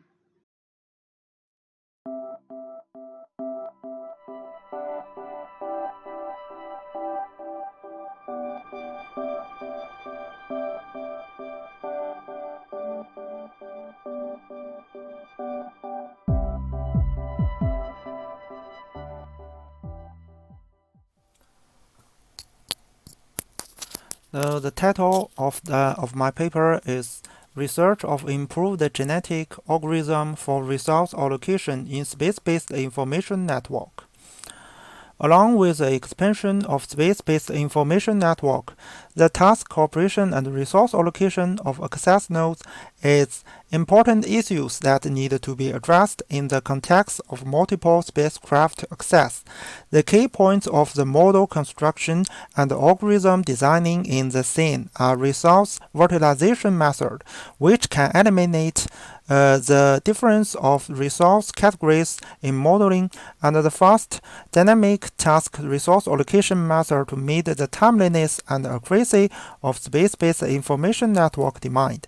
In this paper, network resource allocation model and method of resource dynamic allocation based on genetic algorithm realized, comprehensively consider the consumption and the profit of resource to meet the task demand, and using simulated annealing process and adaptive method to design improved genetic algorithm. The simulation result indicated the algorithm has a good result in improving effectiveness and the timeliness of network resource scheduling. Now is the introduction. In the function space information system, there are a large number of spacecraft with complex traps. In addition to the large-scale hybrid constellation network which constitutes the space backbone network system, there are still a large number of application spacecraft, such as remote sensing satellite, manned spacecraft, scientific test satellite attack, which will be the basic unit of the space-based information network and work together under the deployment of space-based management and control system as managed objects, which the development and scale expansion of this system in the future. The difficulty of and the complexity of the space-based information network management are also increasing sharply. Therefore, it's necessary to carry out targeted network resource scheduling and the network business management for a variety of space missions. The management of the managed objects in the future in the network has gone far beyond the scope of the traditional equipment monitoring capability, and more emphasis is placed on the cooperative scheduling among multiple types of spacecraft under the unified task specification. In the sense, it's a feasible way to homogenize the function of the deployable spacecraft into available resource in the network and to allocate the resource dynamically and cooperatively based on the mission requirements, so as to meet the requirements of real-time and the effectiveness of space-based information network in the future. Based on the above seen, the resource allocation problem is space-based information network is a multi-source and multi-type task-based dynamic scheduling problem. This points of its model is and algorithm construction a resource virtualization method which can eliminate the differences of resource categories in modeling, and the fast dynamic task resource allocation method to meet the timeliness and accuracy of space-based information network demand. Now it's a system model. The basic architecture of the space-based information network is shown in the figure below. As the control nodes of space-based information network, the GEO communication satellites constitute the space-based backbone network. Other satellites are connected through the inter-satellite link as the access node of the backbone network. Other access users also include those operating in the near-Earth space. The space-based information network establishes a communication link with the ground station through the GEO communication satellite and the communication satellite constellation, and connects to the ground processing center to realize the information interaction with the ground communication network and the ground internet. There are different types of nodes in space-based information network, and the load carried by the nodes has different functions. The backbone network nodes are strong data processing ability and storage space. By carrying intelligent algorithm, data from other function nodes can be pre-processed. According to the different functions of spacecraft, there are some differences in the types and the quantities of the resource it can provide. Based on the above constraints, the dynamic resource allocation model of space-based information network can be described as these functions. When task priority is defined as H and node resource occupancy rate is defined as P, the benefit of using resources is as follows. Define the total energy consumed by a node to accomplish a task as EJ, and the cost of using resource is as this function. In summary, the benefit function of allocating resource to tasks is this function, in which the benefit and the consumption are the result of normalization of the proportion. The goal of optimization is to maximize the total benefit of the allocation relationship between resource and the tasks. In the process of allocation, we need to consider the following stations. First, the amount of the resource provided to the task should be limited. Otherwise, a task with high priority will incur more overhead, which will block the use of other tasks. Therefore, there is this. Some resources need not to be used in execution of certain tasks. Correspondingly, in the gain function matrix from resource to task, the corresponding allocation item should be set to 0 to avoid unnecessary resource occupation. Then it's a process of algorithm. The genetic algorithm as its alternative algorithm has been widely used. At the same time, there are some disadvantages of the genetic algorithm. Genetic algorithm is a random search method. A large number of calculations take a long time, and it's difficult to meet the scene with high real-time requirements. On the other hand, when the convergence speed is high, it's easy to cause the early maturing phenomenon. That is, it may converge to the local optimal solution rather than the global optimal solution, so as to reduce the quality of solution. Because of the above defects, the paper used genetic simulated annealing algorithm (GSA) and self-adaptive genetic algorithm (SGA) to solve the problem of resource allocation in space-based information network. Compares and analyzes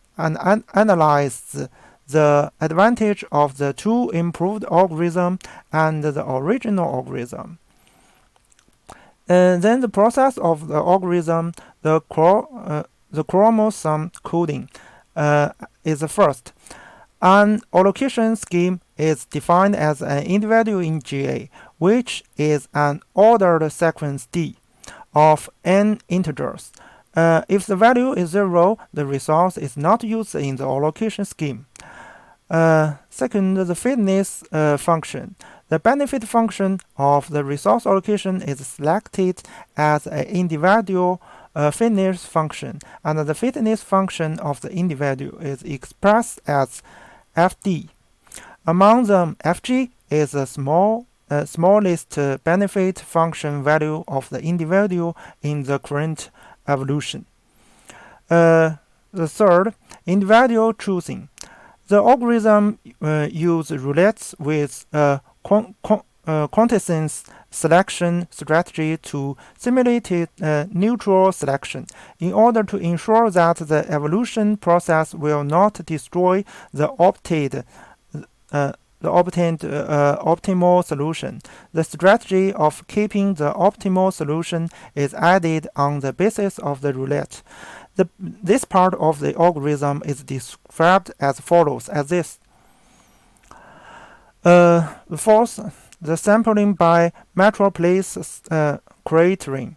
In GSA algorithm, the change of the individual fitness before and after genetic operation is calculated, and the retention probability is defined as this function, where T is the current temperature. The fifth, adaptive crossover and mutation. In SGA algorithm, the crossover probability and the mutation probability of the population are related to the evolutionary generation. In the early stage of the algorithm, the larger crossover probability and the mutation probability are guaranteed to improve the search ability of the optimal solution. In the late stage of the algorithm, the lower probability is to protect the better individuals from being destroyed. The flow chart of the GSA and SG optimization algorithm is as follows, and some functions will which is not mentioned in this PPT is in our papers. Now is a simulation analysis. In order to evaluate the impact of the size and the load of space-based information network on the performance of the algorithm, the performance of GSA and SGA are investigated in scene of task and the resource changes.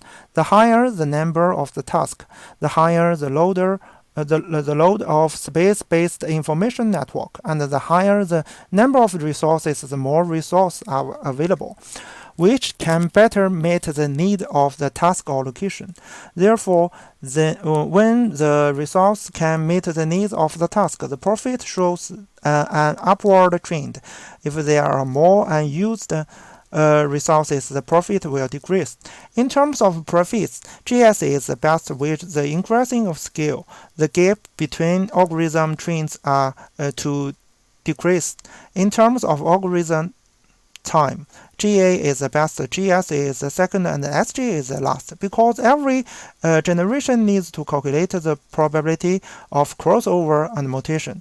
SGA take 1.3 to 1.8 times of other two algorithms, and the GSA takes about 10 to 20% more time than the original GA.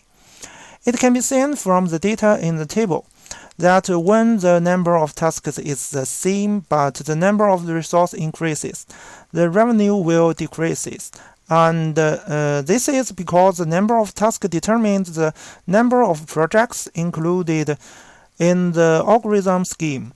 While the number of resources will increase the number of alternative resources, that is to say, the number of interference items in algorithm execution will increase the probability of non-optimal scheme remaining. Now this is the scale, the basic GA, SGA, and GSA. Are all about the profit and the time. Then is the simulation analysis. This figure is a properties of GSA and SGA algorithm allocation scheme under different iterations. And the right figure is the profit of GSA and SGA algorithm allocation schemes in the random scenes.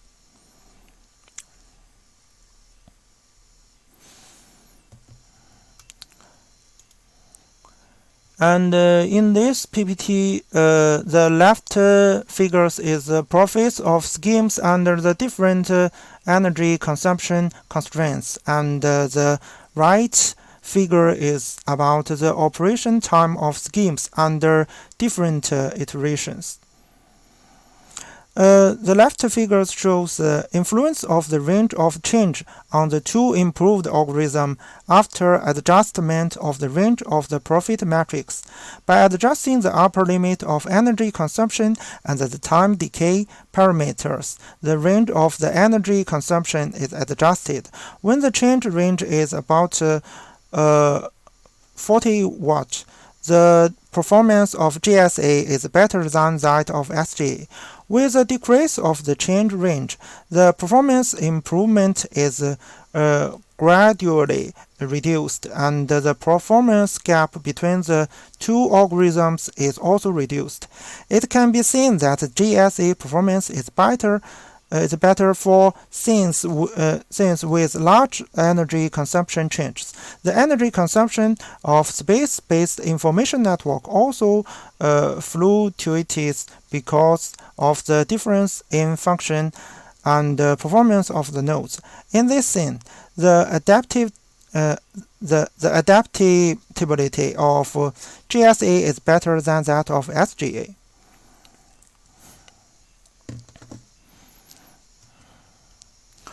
Then is the conclusion. The collaborative task initiated in the ground need to realize the dynamic allocation of the multi-source and multi-type resources, the virtualization design of resource, and the fast resource allocation algorithm are the basis of realizing the rational allocation of the resources.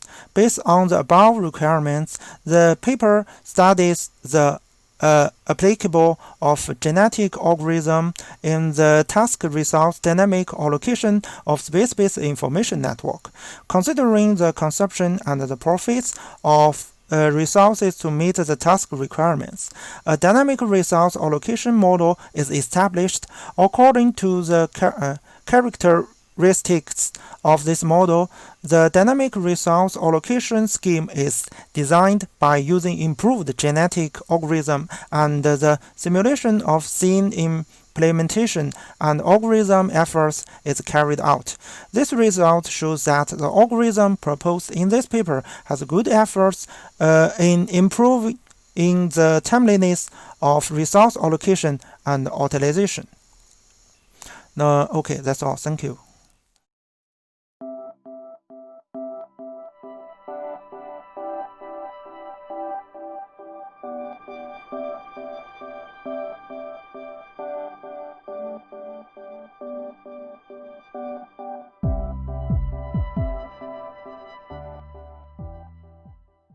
Hello everyone, I'm honored to have the chance to address you on this special occasion. The topic of my paper is a hierarchical fault detection method for aerospace embedded software. The outline of my talk as follows. The first part, I want to introduce the background of this research. The second part suggests a hierarchical fault model and a hierarchical fault detection method.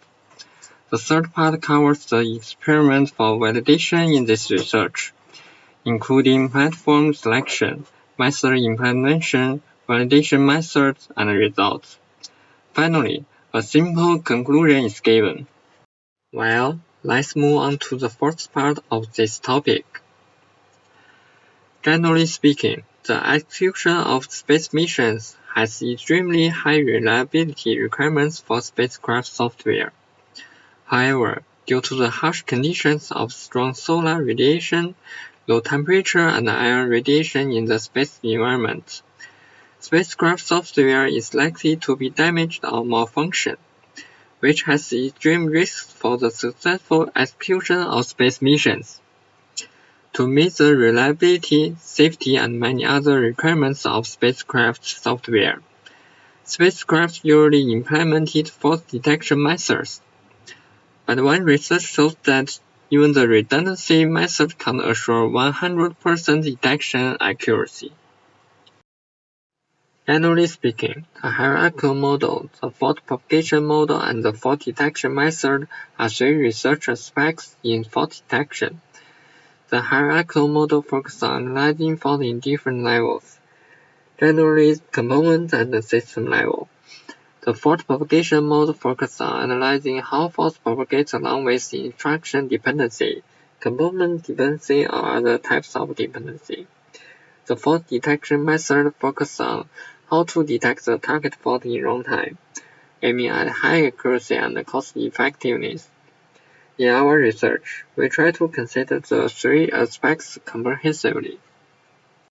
Due to the limited time, we will not discuss them, but simply brush them.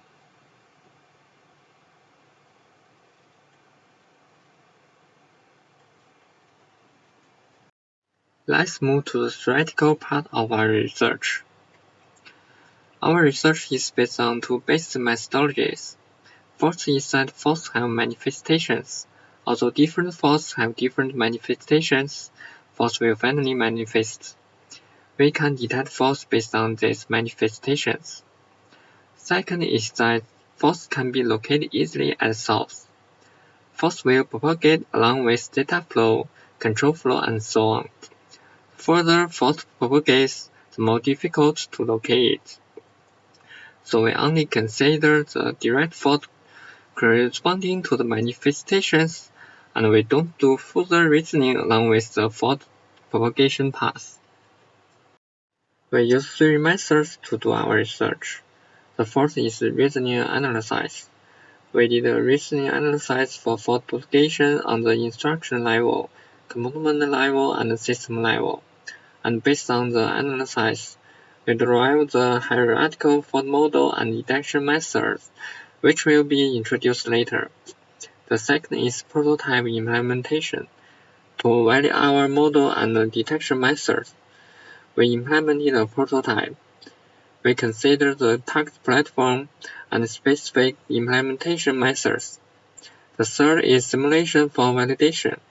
Because we can test the prototype in the true space environment, we simulate faults by fault injection. Before introducing our model and research, it's necessary to clear the assumptions. We made a total of 4 assumptions. First is only single even upsides. Because there are too many faults to be modeled, we just consider SU to decrease the numbers of faults to be modeled. Second is the component-based system. Nowadays, the design trend of aerospace software architecture is component-based, which makes aerospace software rapidly developed and highly reusable. So we only consider the component-based system. The third is no subsystem. Because the aerospace software is real-time required, it often consists of a simple software structure. Sometimes its entire system has little subsystems and components. We don't consider subsystems because the number of subsystems is too little to build analysis in aerospace software. The fourth is no hard error.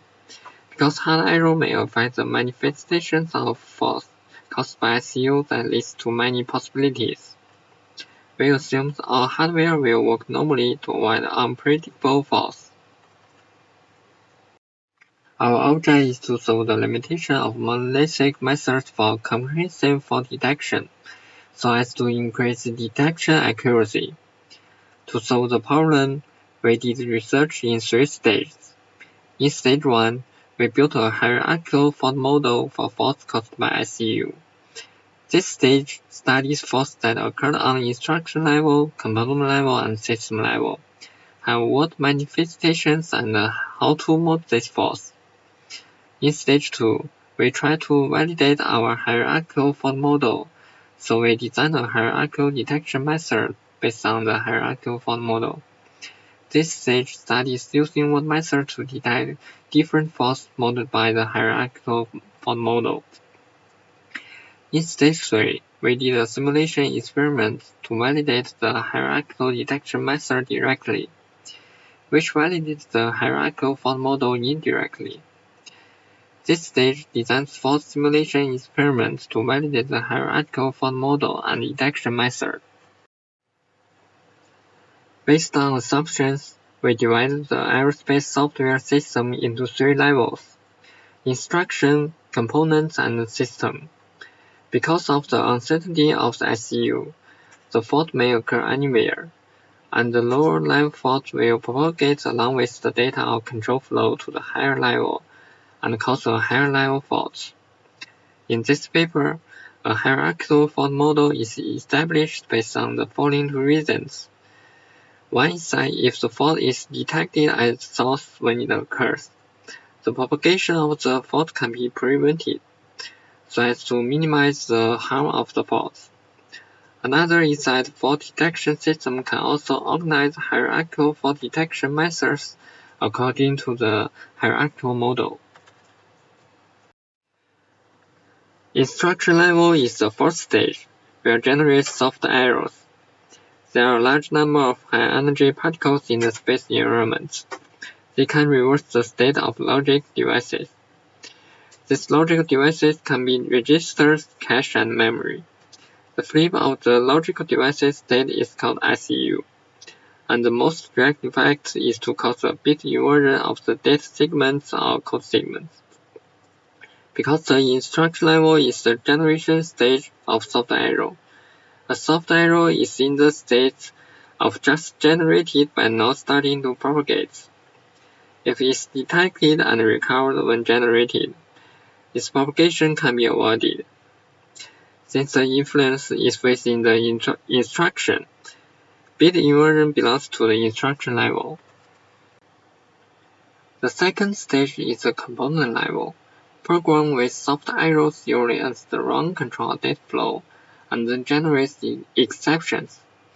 After the bit of data in control data flow is reversed, the program receives the wrong input or produces the wrong output, thus triggering some pre- or post conditions set by the software developer and resulting exceptions.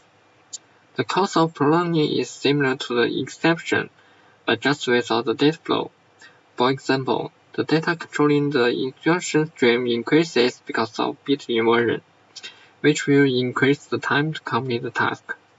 The specific manifestations of prolonging is that the running time of software doesn't meet the expectation, such as no response for a long time, increasing response time.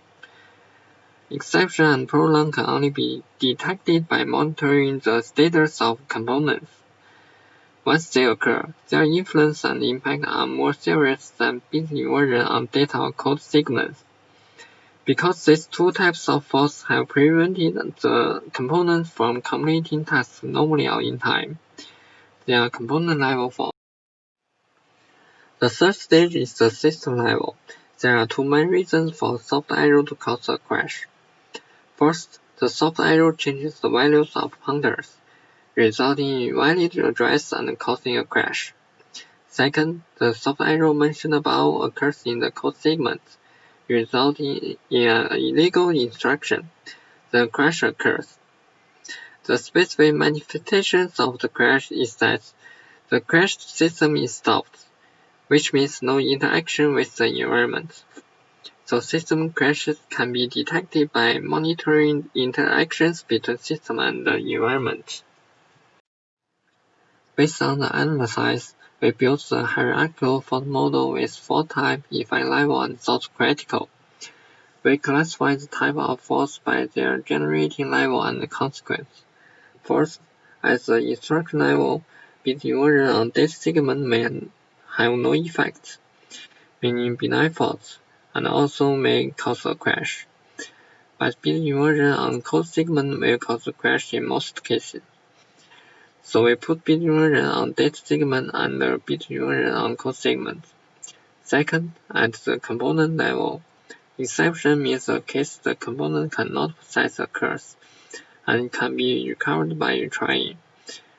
But when the component occurs prolonged, it can only be recovered by restarting. So we put exception under prolonged. Third, at the system level, when the system crashes, the effect is system level and system can be only recovered by restarting.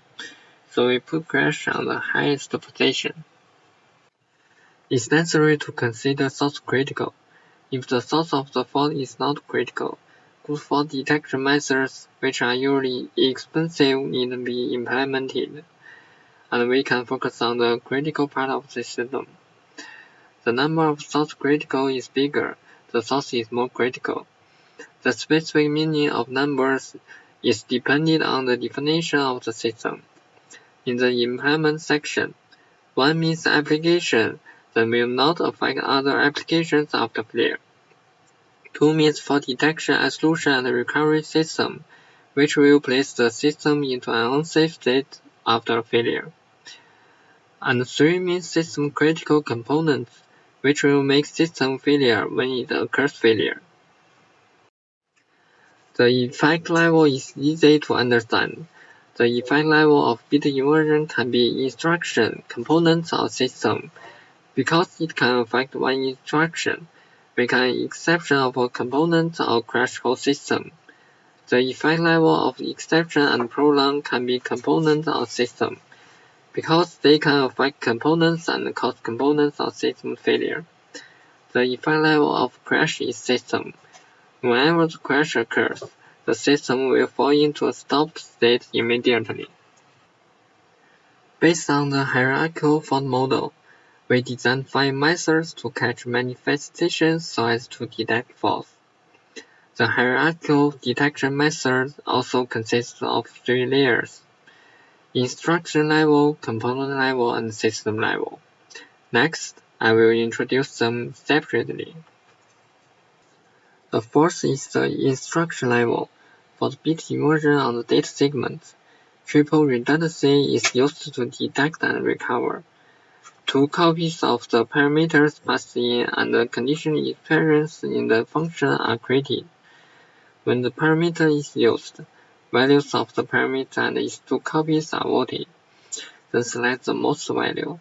When a branch is encountered, the outputs of the condition expression and its 2 copies are calculated. Then select the most output. For the bit inversion on the code segment, since the storage area will not change when the code segment is not in a fault state, the check code of the code segment can be calculated to detect the change of code segment. The second is component level. When an exception occurs, the pre or post conditions set by developers will be violated. So we can input the checked value and check whether there is any violation according to the pre or post condition. When the prolong occurs, the specific manifestation is that the program continuously executes the instruction in the loop, where the instruction outside will not be executed and the data beyond the scope of the loop instruction will not be modified. Therefore, the Herbin mechanism can be used to detect prolong. The third is system level. When the crash occurs, the software cannot run and cannot use the method to detect the crash. So the hardware watchdog is used to detect the crash of the software system. Let's move to the experiment part of our research. Before starting the experiment, we need to implement the hierarchical detection method. We consider the target platform, the way to implement detection methods, and the fault injection method that used to simulate faults. The target platform is a spacecraft software middleware, whose architecture is component-based. First, it has no subsystem so that it can be divided into instruction, component, and system level, which adapt to the hierarchical fault detection method. Second, it has a well-defined and implemented communication mechanism that will help to record the detection results. Third, as a middleware, It shows details of operating systems and hardware that are not our concern. Implementation methods are based on message mechanism and component management. Detection for bit inversion on data segment is implemented by inserting redundancy code. Detection for bit inversion on code segment is implemented by calculating and checking CRC periodically. Detection for exception is implemented by monitoring exception events. Detection for prolong is implemented by monitoring loop counter of each component. Detection for crash is implemented by hardware watchdog. To simulate the SU propagation process causing bit inversion on data segment and code segment. Exception, prolong, and crash. The base rule to inject fault is that we just invert one bit of a random byte. To know what specific fault one injection causes, the random injection is not so random. We design some injections that will cause specific faults known by us. And we will inject faults from the designed injections randomly, so that we know what faults we inject. We did 5 groups experiments. Tables show the numbers of faults injected and detected. We calculate the detection accuracy of each fault and the total accuracy of each fault detection method and draw figures. In Figure 2, we found that the average detection accuracy of bit inversion on data segment is about 95.6%. The average detection accuracy of bit inversion on code segment is about 96.2%. Respective average detection accuracy of exception, prolong, and crash nearly is or just is 100%. Figure 3 shows the low accuracy of each monolithic method for comprehensive fault detection. Compared to Figure 2 with Figure 3, we found that each monolithic fault detection method performs well for its faults, but poor for comprehensive faults. It proves that the hierarchical method can combine monolithic methods at different levels to improve detection accuracy for comprehensive fault detection. Finally, is conclusion of our research. We think the reason why a monolithic fault detection method has low accuracy for detecting multi-level faults is that the detection coverage of the monolithic fault detection method is too small for the fault domain of multi-level faults. Thus, for the SU fault domain, the hierarchical fault model is proposed to identify what faults the domain has, and the hierarchical fault detection method is proposed to increase the detection coverage, which leads to increased accuracy. That's all. Thanks for your listening.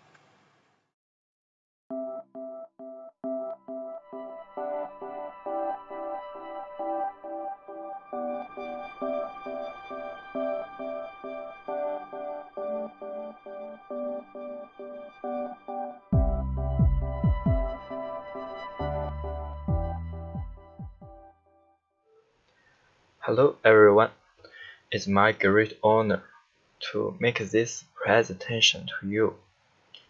The title of my paper is Enhanced Contention Resolution Diversity Slotted ALOHA in Satellite-Based IoTs using Sparse code multiple access, and the Enhanced Contention Resolution Diversity Slotted ALOHA is abbreviated as CRDSA.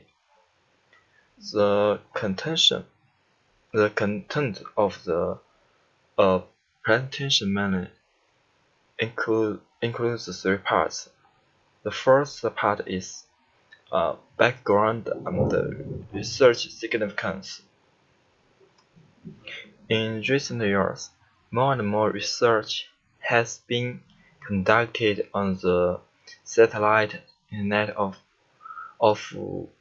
Things, which can be used for intelligent systems, power grid monitoring, natural disaster warning, UAV monitoring, and so on.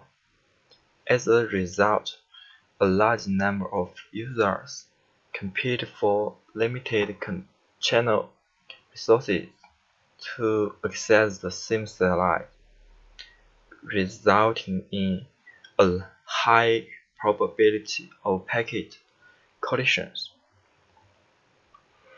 Random access scheme is the key to multi-user competitive access to satellite. The ability of a satellite to support random access is evaluated by system throughput and packet loss rate.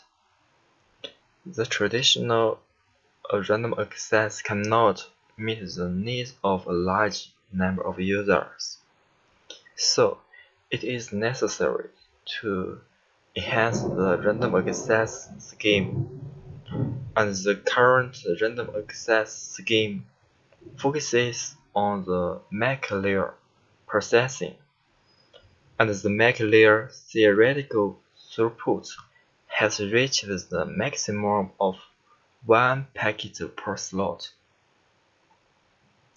The second part is research content and scheme. And the first section is physical transmission model. In this model, the ground user sends data to the satellite. When satellite forwards the data to ground for processing, and the recovered data is then sent to the data server. The second section is CRDSA Random Access Protocol. CRDSA protocol is a common MAC layer protocol based on multi-copy sending mode, using recovered packets to eliminate interference. However, deadlocks may occur, just like shown in this figure. There is a deadlock between packet 5 and packet 4. Since both of their packets collide, none of the packets can be recovered. The third section is multi-carrier transmission. The CRDSA protocol relies heavily on the detection of collision-free packets. That is, if no collision-free packets are detected, the recovery process cannot be expanded. So, the idea of this subject is to realize the enhancement of CRDSA by multi-carrier transmission, and a scheme combining physical layer and MAC layer needs to be designed to solve the deadlock in CRDSA scheme. Just like shown, what is shown in this figure, there are a couple of concepts to look at. First, Sparse could multiple access, that is SAMA. Multi-carrier multiplexing is used to realize offload transmission, and the carrier used to carry data can be determined by selecting a code book. The second code book, as shown in this figure, they are composed of several sparse vectors. These vectors reflect the carrier occupancy and is also the regularity which SMA encoder should obey, and the third code word. Each column in a code book is a code word. SMA encoding is used as the sending end and message passing algorithm, that is, MP algorithm, is generally used as the receiving end to decode the packet. As shown in this figure, after entering bits 0, 0, 0, 0, 1 and double 1 at the sending end through the SMA encoder, corresponding code words are generated, and then resources mapping is started and sent. MP algorithm is expanded at the receiving end to decode the received signal, and the output bit date 00, 01 and 11 can be obtained, which is consistently with the input bit date. The information obtained by the receiving end is shown like this equation. And the last and the most important section is the proposed SMA CRDSA algorithm. First, at the transmitter, the corresponding transmission mode of SMA CRDSA needs to be understood first. When the date is generated at the transmitter, it will be cached in the form of a MAC packet, and a copy with the same load information will be generated. Then these two packets randomly select the time slot to send the data packet. This is a pointer. There is a pointer in the header of both packets, which is used to point the slot position of the other side. The packet is then coded for channel coding, and the SMA resources and mapping, and after the coding is completed, the packet is preceded by a programmable for channel estimation and user detection. After these operations are completed, the data can be sent. The packet format after SMA encoder and the received packets at the slides are shown like these equations. At the receiver, the SMA CRDSA algorithm will be performed according to the received signals. MPA algorithm is developed for each time slot to obtain data packets in parallel, and the data packets without code book collision can be recovered. Static redundancy check is used to verify whether the data packets obtained are complete. In this step, the data packets that are completely solved are output, as well as those with codebook collision.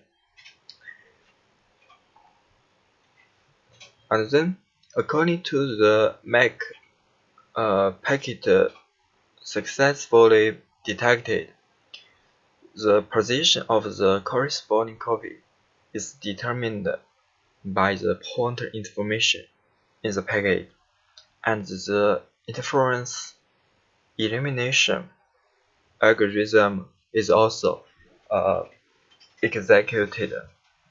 In this step, the data of the interference elimination is obtained, and then it is used to eliminate the collision codebook. At this point, the initial decoding of SMA CRDSA algorithm is completed, and the subsequent processing requires more than one iteration, because the decoding process at the physical layer may be hindered by codebook collision, and the decoding at the MAC layer may be plagued by deadlocks. The packet acquired after a decoding process can be eliminated part of codebook collision and deadlocks through the continuous iterative decoding process. More packets can be recovered. And then to verify the performance of our algorithm and the same transmission scenario, it can be seen from this figure.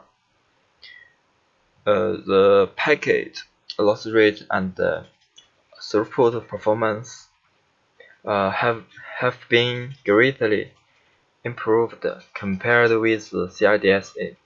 SMA CRDSA algorithm relies on the interaction between the physical layer decoding and the MAC layer decoding. So, the packets extracted by the MAC layer are used to help eliminate the codebook conflict in the physical layer. And the decoding of physical layer after the eliminating the codebook collision can also promote the interference elimination in the MAC layer. The commonly used CRDSA, CRDSA++, and the IRSA protocols are compared with the SMA CRDSA protocols using different number of codebooks. However, the number of codebooks is not the more the better. Increasing the number of codebooks will increase the decoding cost of the receiver. Finally, there's the conclusion. We use SMA to enhance CRDSA to solve the deadlock problem in CRDSA scheme, and propose a decoding algorithm for the interaction between physical layer and the MAC layer, which improves the throughput of the system, so it can better support the demand for competitive access to a large number of data in the satellite Internet of Things. Because the satellite Internet of Things in the future will have more users, the study of random access also needs to first strengthen. Under the condition of considering the satellite ability is limited, developing a transmission control mechanism can improve random access throughput. In addition, this can avoid the use with the packet collision to avoid the retransmission. That's all my presentation. Thank you for listening.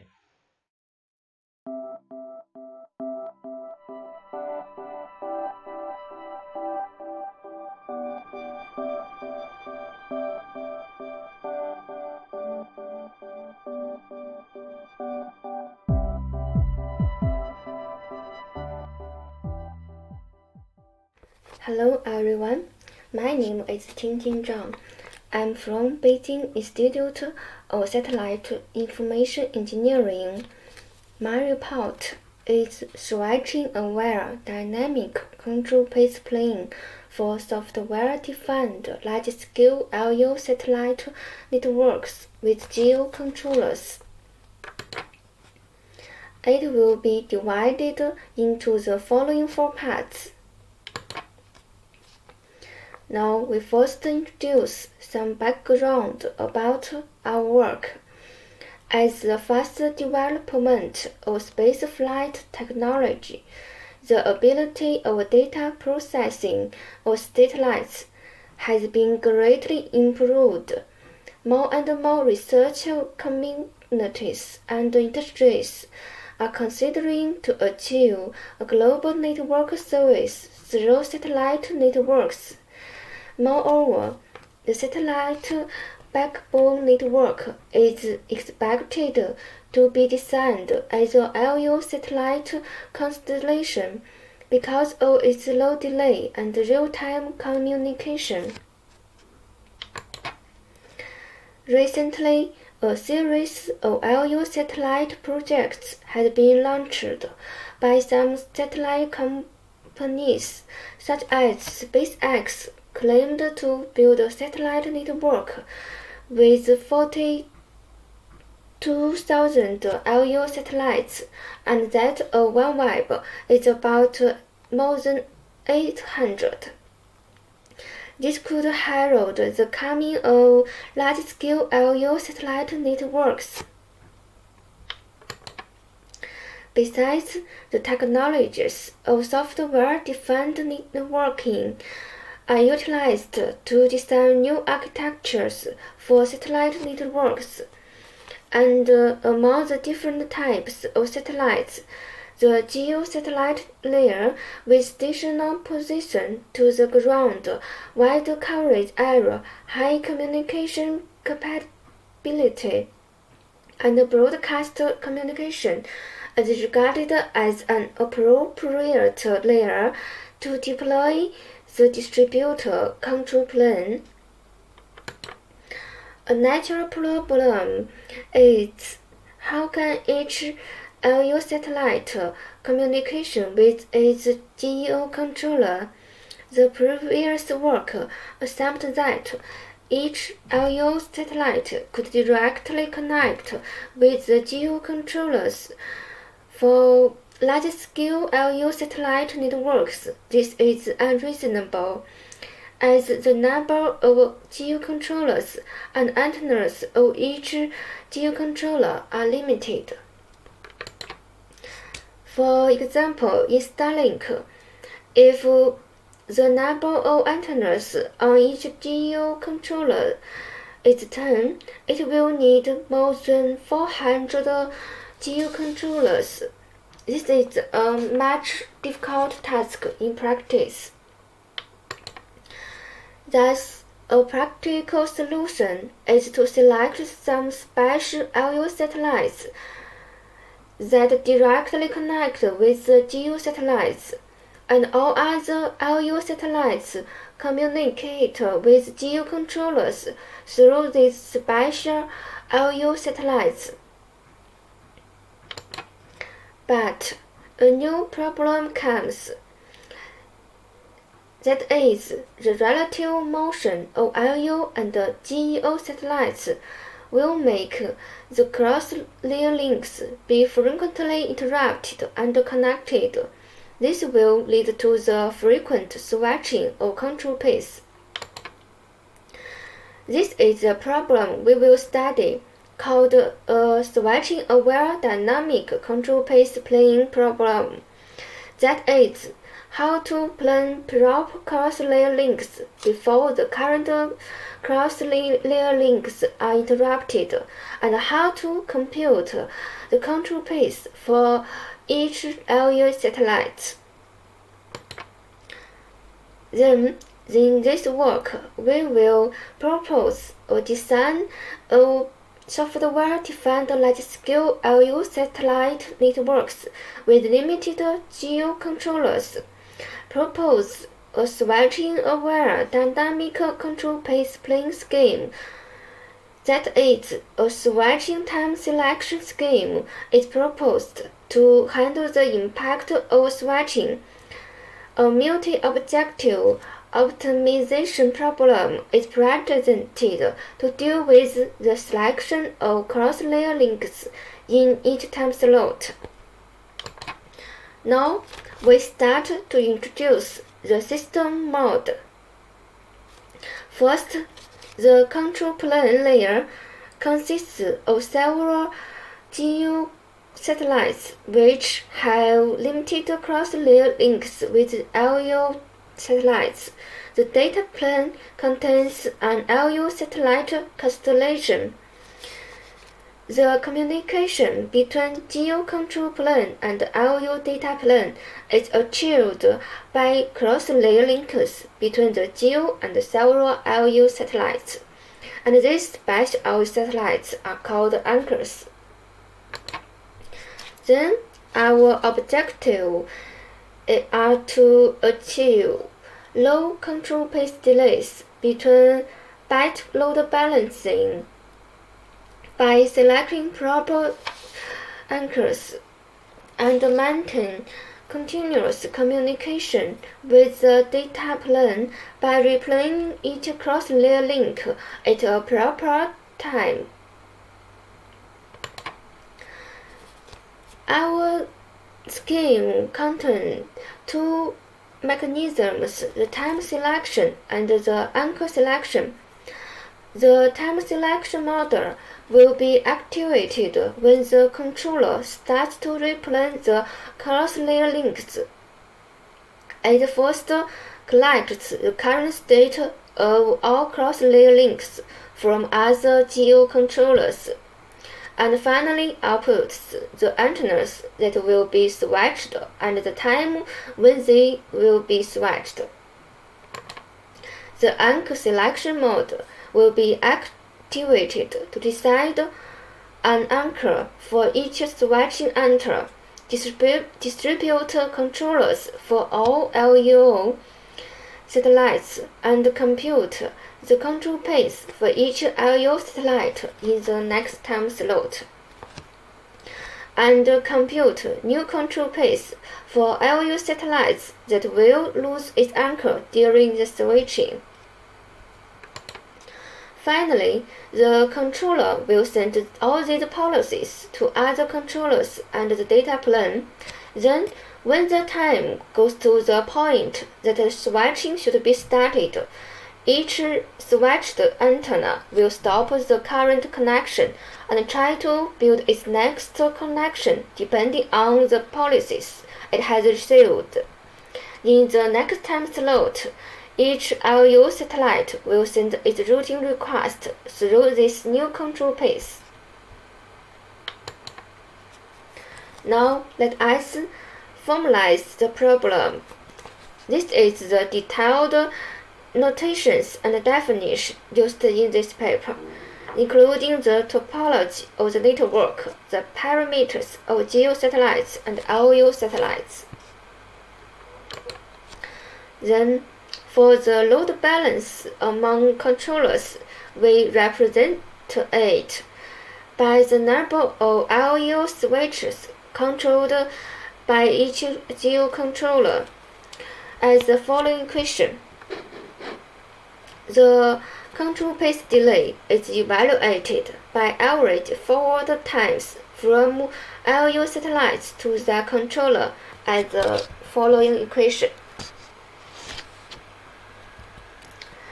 Then the problem can be formalized as, given the topology of the network, find an optimal decision of the following two things. First, the time when to switch, such that for each GU controller I, at least alpha I cross-layer links still work during the switching. Second, the selection of anchors for the switching anchors to connect in the next time slot, such that the average lattice of control paths is minimized and the load balancing index is maximized. In the selection of anchors, the optimization objective can be formalized as the following multi-objective optimization problem. Now we introduce our solutions to the problem. First, in the time selection mechanism, first compute the end time of each cross-layer link, then arrange all the antennas according to the end time in ascending order. Assume the sorted time series is T1, T2, and so on. Then set the end time to be T1. Next, find the antennas whose end time is very close to the end, and switch it at the same moment if the number of switched antennas do not exceed the threshold value. Note that this will decrease the frequency of switching and thus relieve the frequent updating of data plan caused by frequent switching cross-layer links. For the anchor selection mechanism, note that the selection of appropriate anchors is a NP-head problem. Thus, we propose an optimization algorithm to solve it. That is the discrete particle swarm optimization based anchor selection algorithm. The particle is formalized as the index of the possible LEO satellites that the switching antennas can access. Next, to decide whether a possible anchor set is a feasible solution, we need to check the following conditions. First, for each anchor, check if it satisfies the requirement of equation 5. Second, for each LEO satellite, check if the forward times of its control path is not greater than the delta. If both of the above two conditions are satisfied, the anchor combination induced by this particle is a feasible solution.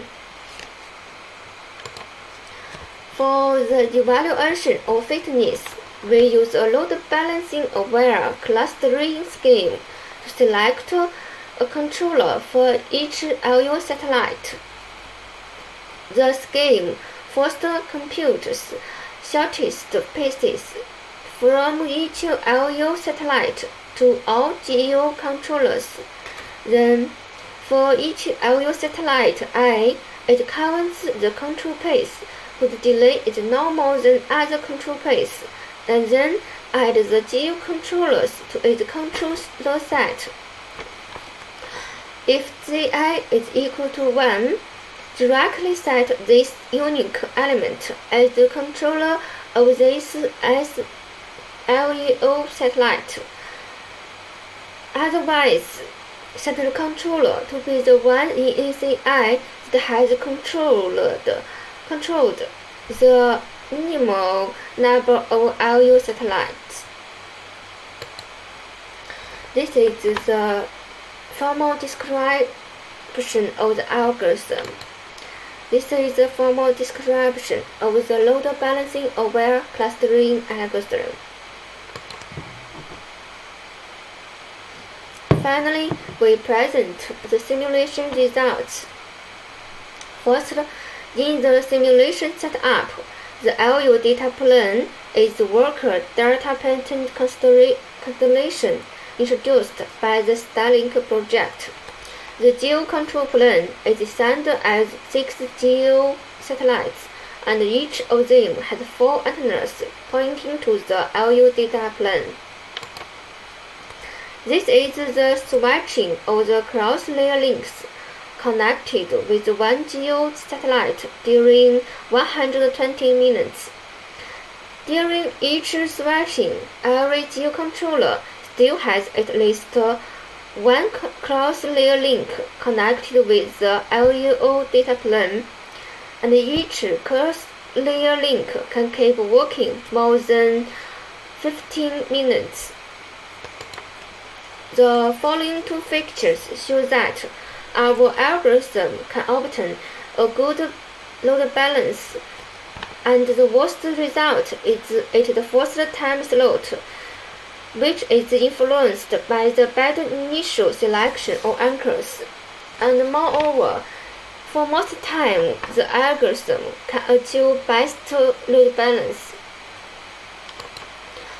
From the following 2 pictures, we can find that the maximum forward times is decreased to 11, and the average forward times is reduced to about 5. The average control path delay can be reduced to about 155 milliseconds, and the maximum control path delay is about 186 milliseconds.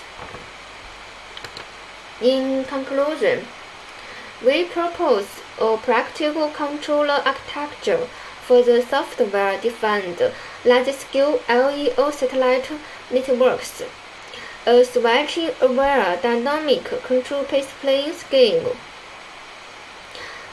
which consists of the time selection and the anchor selection mechanisms. The time selection can decide the next switch time with maintaining enough cross-layer links in the switching duration, and building new cross-layer links that last long enough. And the anchor selection compute proper anchors by employing a heuristic algorithm, which is realized to solve the cross-layer link selection problem with considering the load balance among geocontrollers and the latest of control paths.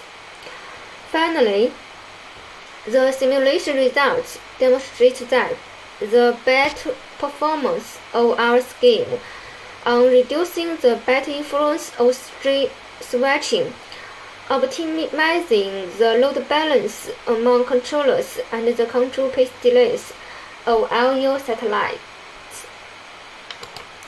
Thank you to listen this report.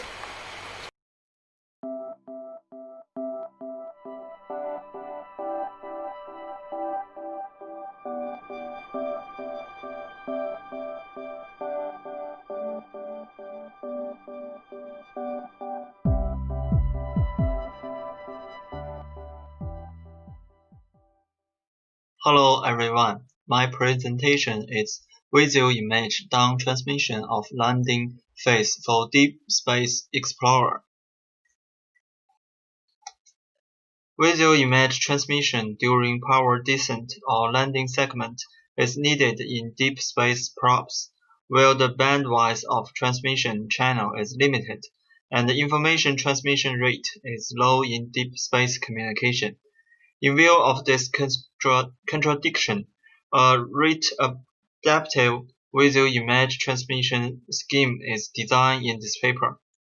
Key problems such as frame extraction and playback, frame format, identification, joint scheduling are solved. Visual transmission of image under the condition is realized by the scheme, where the characteristics of real-time performance, rate adaptation, image integration, and so on. At the same time, the concentrate implementation and experiment verification of the scheme in engineering are given. In power descent section, the storage and transmission requirements of image data are all the data generated in the power descent section needed to stored in the message storage, while the detector reach the lunar surface and the communication channel to the Earth is available. The stored data can be selectively played back and transmitted down. During the landing of the probe, the latest image generated by the landing camera is transmitted in real time. There are several schemes to realize visual download of image in the multiplex memory. Scheme 1. The image data of landing camera are input to the storage channel and the downlink channel. The advantage of this scheme is that it's simple to implement and compatible with the overall data flow of the multiplex memory. Disadvantages are due to the need to catch a complete image. While the image is large, the cost of required hardware resource increase. Second, it starts to read and download after an image cache is full, which has poor real-time performance. Scheme 2. The image data is input to the storage channel. The playback mode can be selected as playback by time or playback by address. The disadvantage of the scheme are the application is completed while it's not conducive to realization of autonomous storage and playback management. The storage time and address of the latest image can only be accurately estimated on the premise that the input rate of the image are unchanged, and the visual transmission with adaptive rate cannot be realized. Scheme 3. The image data is stored and transmitted down in the way of recording while playing. At the same time, a special playback mode is designed. In this mode, images can mark with the special marks will be stored. During playback, the latest image with special mark can read and download by frame drawing playback. This scheme is compatible with the design state of the lander multiplex memory, and only one additional information register and a set of latest image storage address register need to be added. The structural block diagram is shown in Figure 1. There are 5 steps in the scheme. First, the image data to the multiplex memory first passes through the image format identification and framing mode to separate, segment, and distribute to the virtual channel identification. Second, each high compression ratio image is organized as an AOS frame format and carries out VCDU framing on image data, including one frame header VCDU, one frame tail VCDU, and several frame middle VCDU. Third, the storage combination mode performs combination scheduling on high comprehension radio image VCDU and VCDU generated by another loss. The stores the VCDU into a storage carrier after competing for the storage channel. 4. The playback control mode uses a frame extraction playback method to playback the VCDU frame of the high comprehension radio.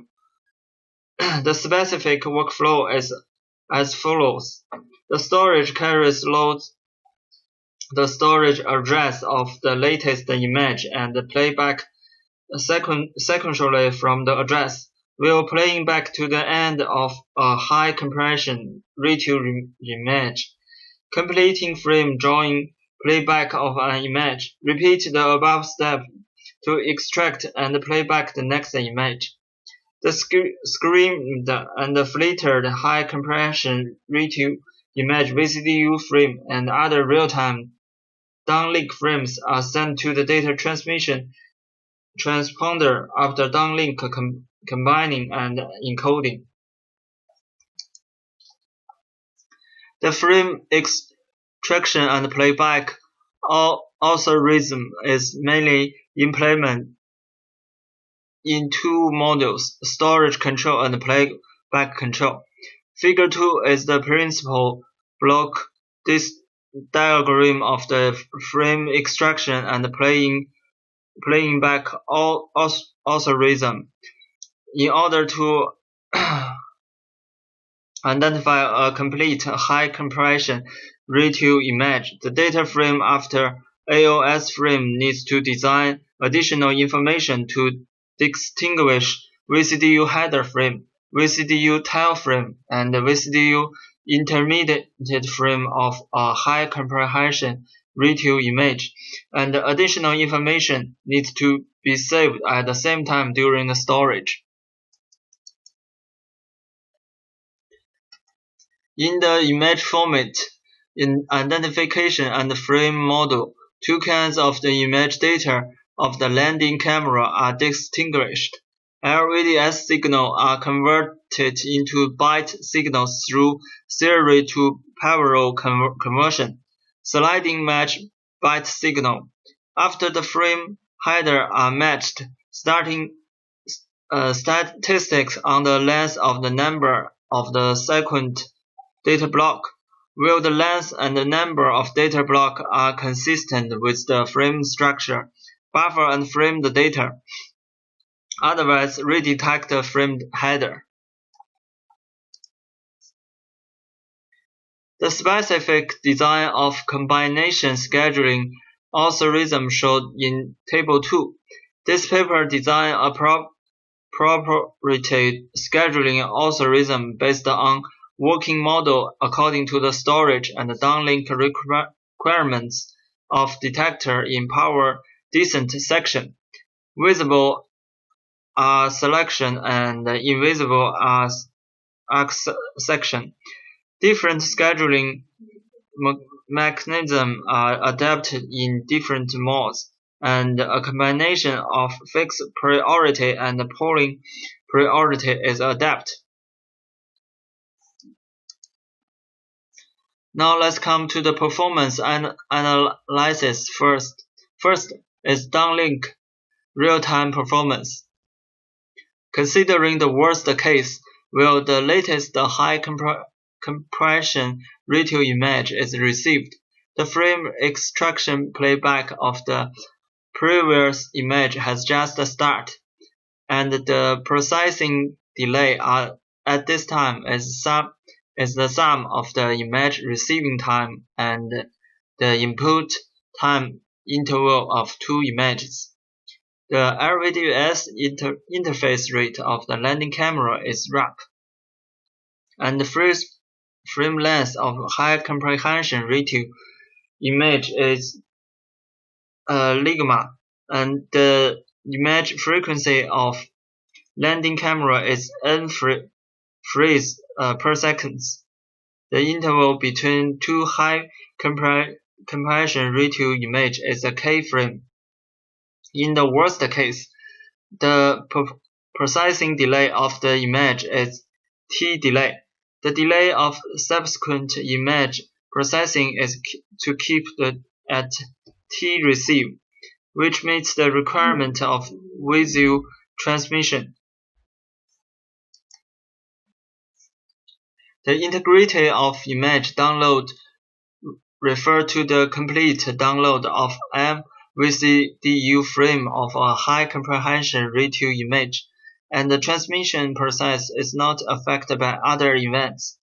In the frame drawing playback model, the four states of the playback control state machine operate at the same time.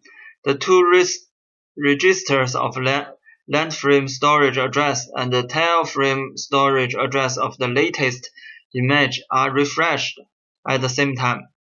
This processing mechanism can advise the incompleteness of downlink image caused by update at the head frame storage address and the tail frame storage address.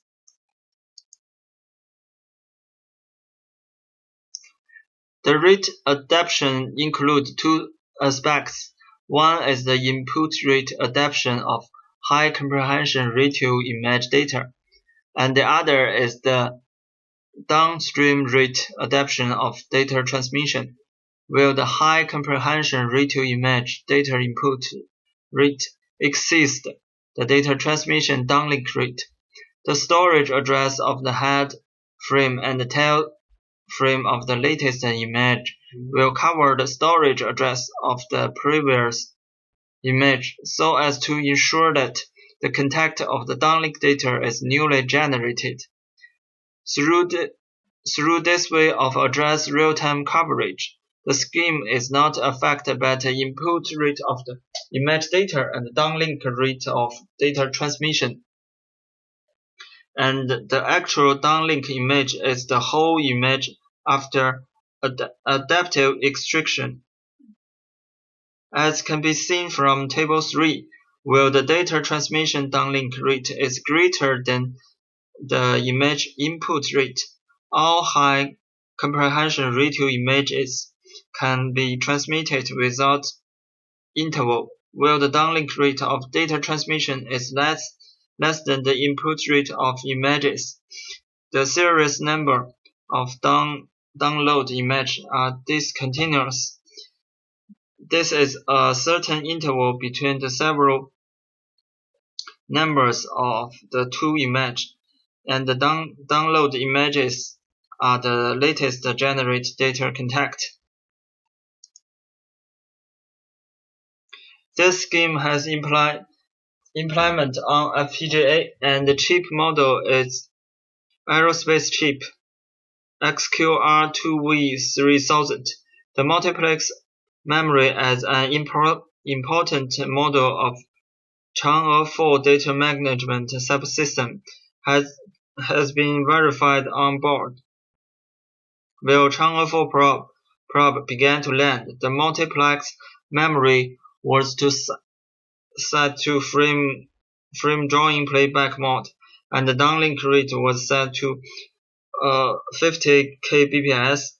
After the landing camera was turned on, the high comprehension radio image began to automatically download and update about 6.4 seconds, which successfully realized the visualization of landing process. Figure 3 is a real short height comprehension ratio image transmitted down from the power down section. The on-orbit operation state of Chang'e 4 shows that under the condition of limited data transmission communication rate, the visual transmission of image in the power descent stage is realized, and the equipment works stably and normally. This paper designs and implements a visual image transmission scheme with adaptive rate of dynamic descent segment. Under condition of limited data transmission communication rate, it realizes the storage management and the visual downloading of image of the descending camera. It has characteristics of high real-time, rate adaptation, and image integrity. The following research focuses on designing a general image visualization transmission scheme without limiting the data format of the load image. At the same time, the robustness and stable of the scheme are further improved, which provide a reference for the design of spacecraft onboard data management subsystem. Okay, that's all. Thank you.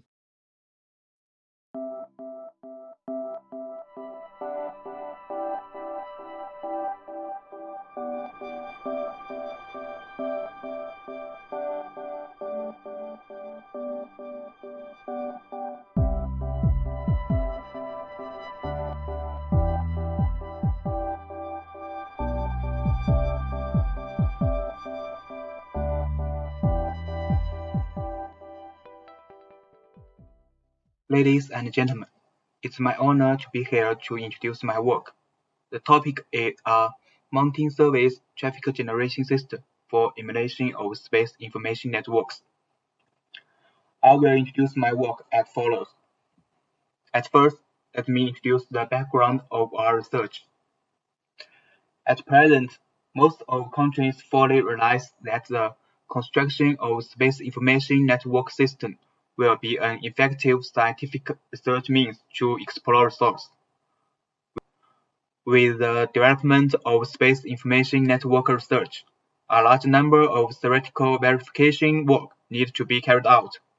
However, due to the high risk and high cost, it is impossible to establish a large-scale space node testbed, which promotes the research of simulation platform by various scientific research institutions.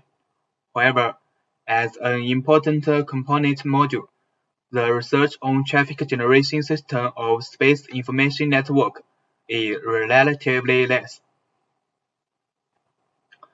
Moreover, most of the current traffic generators are based on the TCP/IP protocol in the ground network, which cannot be fully applicable to the space information network with bad link conditions, and cannot support mounting service traffic well. For some hardware traffic generators, such as breaking point and smart beams, these hardware-based traffic generation devices can precisely customize the relevant characteristics of data traffic, but they are generally very expensive. My research is based on the same physical simulation platform for space information network, and there are some deficiencies in the traffic generation part of the platform, which mainly shows that the traffic generation is not flexible enough under the condition of large-scale network and unable to simulate multi-service traffic scenarios. Therefore, the research goal of traffic generation systems in this paper is to undertake the traffic generation task of the same physical simulation platform and has the characteristics of scale and flexibility. The following requirements should be met. First, the sending and receiving nodes are flexible and can be added or deleted arbitrarily. Second, it supports multi-service traffic and can simulate multiple business scenarios.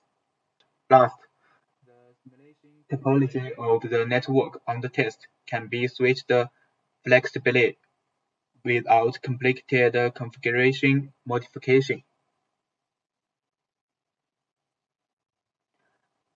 Next, I will introduce the system structure design.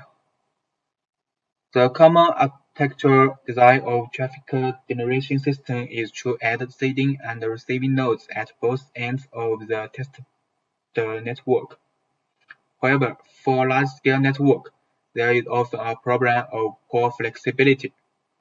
The architecture of the traffic generation system designed in this paper is shown in the figure, and the red box part is the traffic generation system.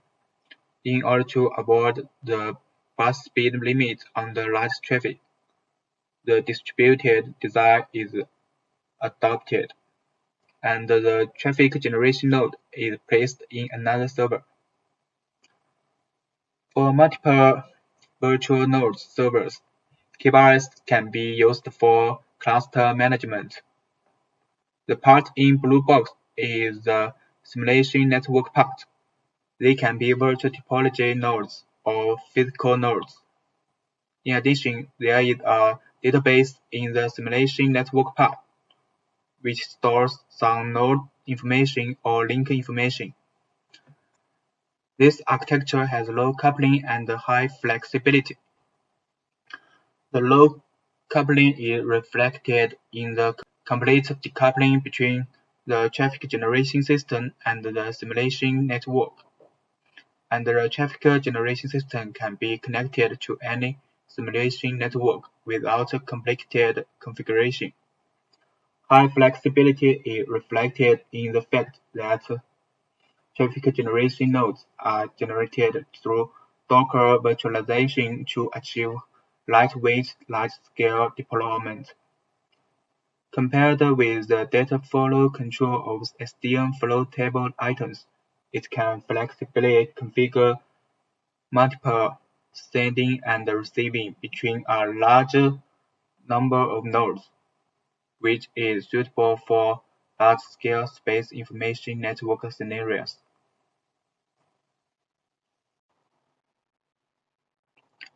This traffic generation system mainly has three parts of functional design.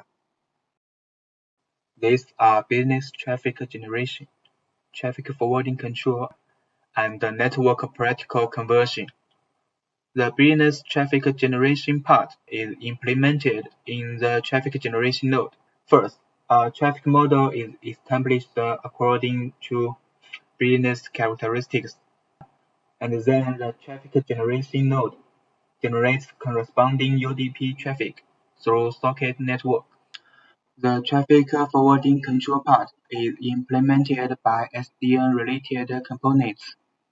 There is an analytical application in the SDN controller in the traffic generation system, which is used to identify the relationship between the sending and the receiving nodes in the parameter configuration file. After analyzing the obtained information, the corresponding follow entry information is automatically generated and delivered to the corresponding switch device to ensure that the UDP traffic is corrected to the topology node. The network protocol convention part is implemented in the topology node and is used to process the UDP data packet injected by the traffic generation node. The traffic generation system can be connected to the simulation network of any topology and supports the operation of different network protocols in the simulation network. For different network protocols in the simulated network, the network protocol convention will process the received UDP data differently. Next, I will introduce experiment result and discussion. This experiment verifies that the architectural design will not affect the data transmission performance of the network under test. Design a simple 2D node transmission experiment. One of them uses the system architecture of this paper. The same amount of data is transmitted, and the delivery time under different link conditions is measured. Average delivery time for multiple tries is obtained, as shown in the table. From the results of the two tables, the architectural design does not affect the transmission performance of the network under test. This experiment simplifies the architecture and designs the UI interface as shown in the left figure. The results of one experiment are also shown in the left figure. In order to ensure the accuracy of the traffic connection function in the experiment, the software Wireshark is opened for packet capture in the experiment.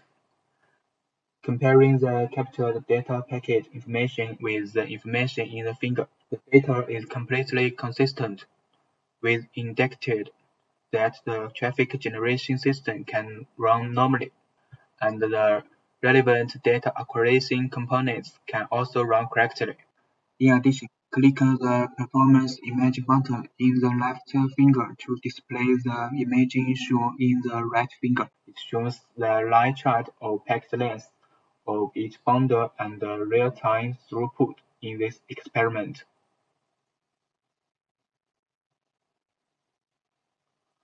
On the basis of the above experiments, the traffic generation system is connected to the thin physical simulation platform, and an emergency communication scene experiment is designed. The experiment simulates a scenario in which two ground nodes cannot communicate through terrestrial network, and the data transmission is realized by using space information network as a relay. The specific experiment implementation is that the ground node uploads the relevant UDP traffic, converts it into bundle packets for transmission in the space information network, and finally converts it into UDP packets and sends them to another ground node. This experiment focuses on whether the UDP data sent by the traffic generating node is consistent with the UDP data received by the traffic receiving node. Taking near real-time video service as an example, the load line chart of each UDP packet at the sender and the receiver is shown in the figure. The comparison shows that the UDP packet generated by the relay space information network can be completely received at the traffic receiving node. This also shows that the traffic generation system can be effectively connected to the thin physical simulation platform to take on the task of traffic generation. Next is the last part of my presentation. There are some conclusions and prospects. Firstly, we propose a traffic generation system architecture suitable for space information network, which has the characteristics of scale and flexibility. Secondly, we establish a business traffic model for the traffic generation part to achieve mounting service support. Meanwhile, we should consider the scale similarity of traffic in future research. Thanks for your attention.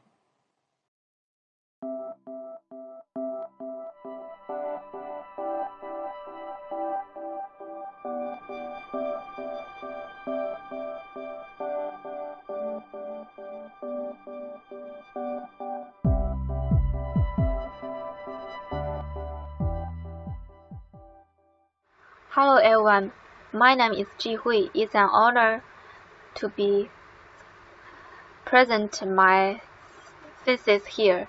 My paper is called Time Deviation Frequency Measurement and Location Technology of Single Satellite in Different Orbits based on Optical Observation Position.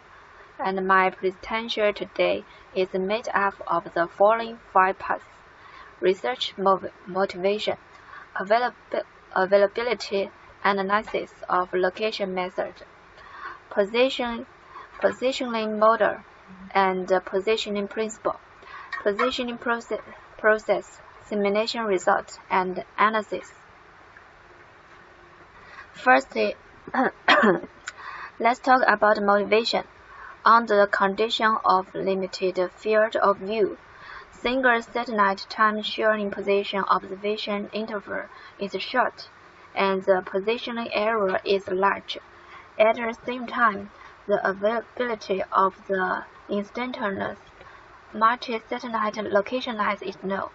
In order to solve these problems, a new location system, instantaneous single satellite visibility, time-sharing multi-satellite comma vision is proposed. Based on the location system, a time-sharing and frequency measurement location technology based on different orbit single satellite based on satellite locationization optimization is proposed, which can effectively locate interference sources in scenarios with limited field of view based on traditional single satellite locationization. Secondly, let's take a look at availability analysis of location methods. Look at Figure 1 and Figure 2. The minimal evaluation angle of the user is 71.57 if the depth of the dip where is 3 meters and the diameter of the dip where is 1 meter. Taking the 4 navigation satellite system as an example, the number of visible satellites under condition of the target source field of view limited is analyzed using Satellite Toolkit (STK) software. The global coverage of the 4 satellite navigation systems by 3 satellites is shown in Figure 2, and the global coverage of the 4 satellite navigation system by single satellites is shown in Figure 3. Different colors represent the percentage of visible time of day. Figure 2 shows that in a position scenario with a minimal elevation of 71.57, the percentage of a day in which 3 satellites share a common view instantaneously is less than 50% in most parts of the world. Therefore, the availability of instantaneous 3 satellite locationization method proposed in reference is very low. In Figure 3 shows that in the position scenarios with a minimal evaluation of 71.57, the percentage of visible time of single satellite in a day is significantly increased, reaching 100% in some areas.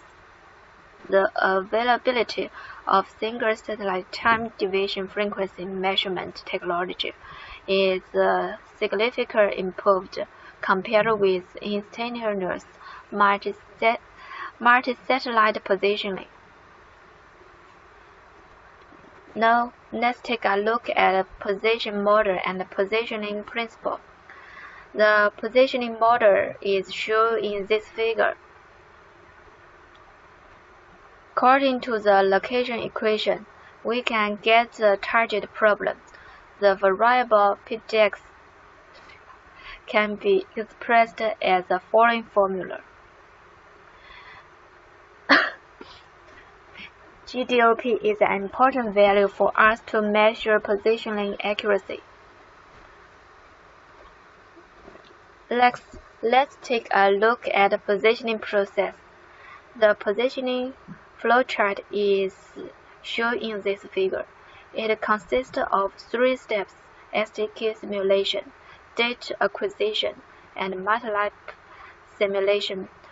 By constructing the simulation satellite navigation system, we can obtain the satellite which can be observed in the vision range of the jamming sources, and obtain the corresponding observation satellite number, the observation satellite position, and the observation satellite speed by obtaining the different observation satellite scheme.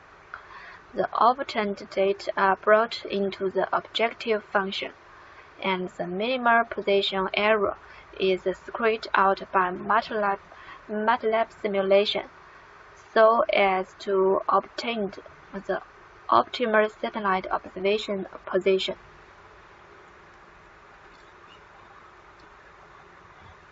The simulation scenarios in BDS shown in this figure.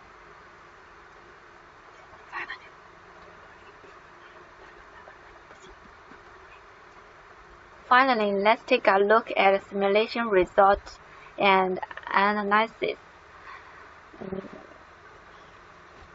The two figures are sub-satellite orbits of observation satellites. Table 1 shows orbital parameters of satellites. Table 2 shows satellite transit time. We can see that the satellite number 11, 22, and 28 can pass over the visible area of the jamming sources with a specified period of time. The next step is to use the data from these three satellites for simulation. The simulation results are as follows. Table 3 shows the selection scheme and minimal position error of single satellite time division frequency, measurement location in single orbit, and Table 4 shows the location results in different orbits.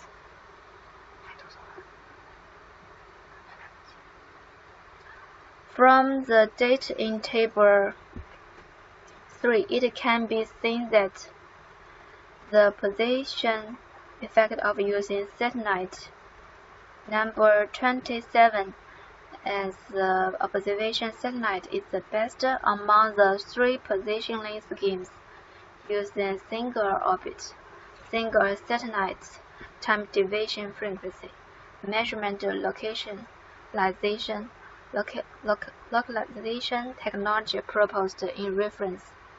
The minimal positioning error is 25 km, and the positioning effort is not ideal. From the data in Table 4, it can be seen that the minimal position error of the observation satellite selection scheme using single satellite time division frequency measurement and localization technology in different orbits is obviously lower than that of the single orbit observation scheme. The precision accuracy is greatly improved. These three figures, A, B, and C, show the effect of position simulation. It can be seen that the position accuracy can be improved by the introduction of another orbit, and the positioning error is stable. At the same time, the selection of satellite observation time is flexible. The simulation result shows that the position accuracy is improved by 80% compared with the traditional satellite localization technology in single orbit, which can be effectively located by using the single satellite time division frequency measurements and the localization technology in different orbits based on the optical observation satellite position on the condition of limited view fields. This field is based on the technology of single orbit, single satellite time division frequency measurements and localization, aimed at the problem of low success rate of multi-satellite localization and poor effect of single satellite localization in single orbit with limited field of view. A single satellite time division frequency measurement and localization technology in different orbits based on the optimal observation position is proposed. Compared with the three satellites localization technology, the positioning accuracy is high and the positioning effect is stable.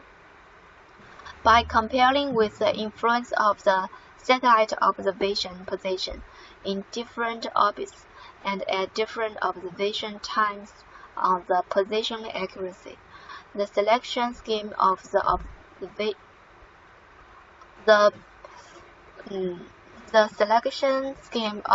observation satellites is optimized. At the same time, the positioning accuracy of the single satellite time division frequency measurement and localization technology is different orbits is significantly improved. That's all I have to say. Thank you.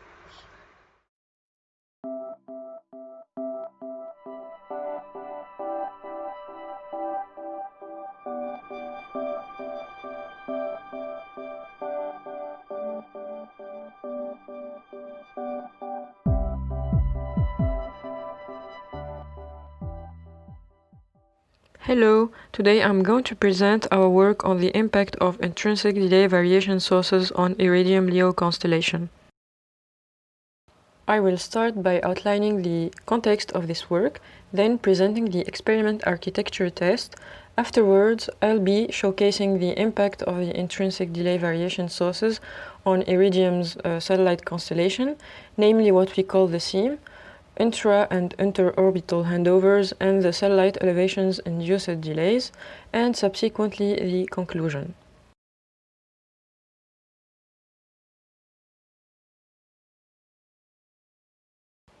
So why are the discussions about communication within satellite constellations brought back to the table?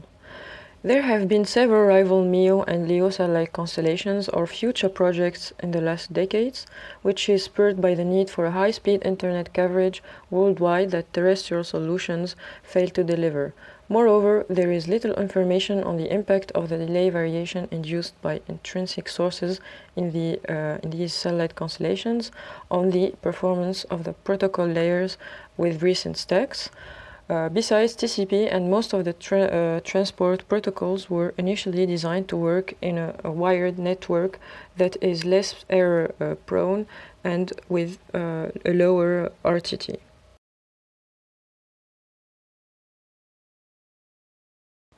For our work, we based the choice of the satellite constellation on these criteria that would help fulfill the conditions and the motivations explained previously. Thus, the satellite constellation we'll be working on is Iridium's, for which we have the topology on these figures.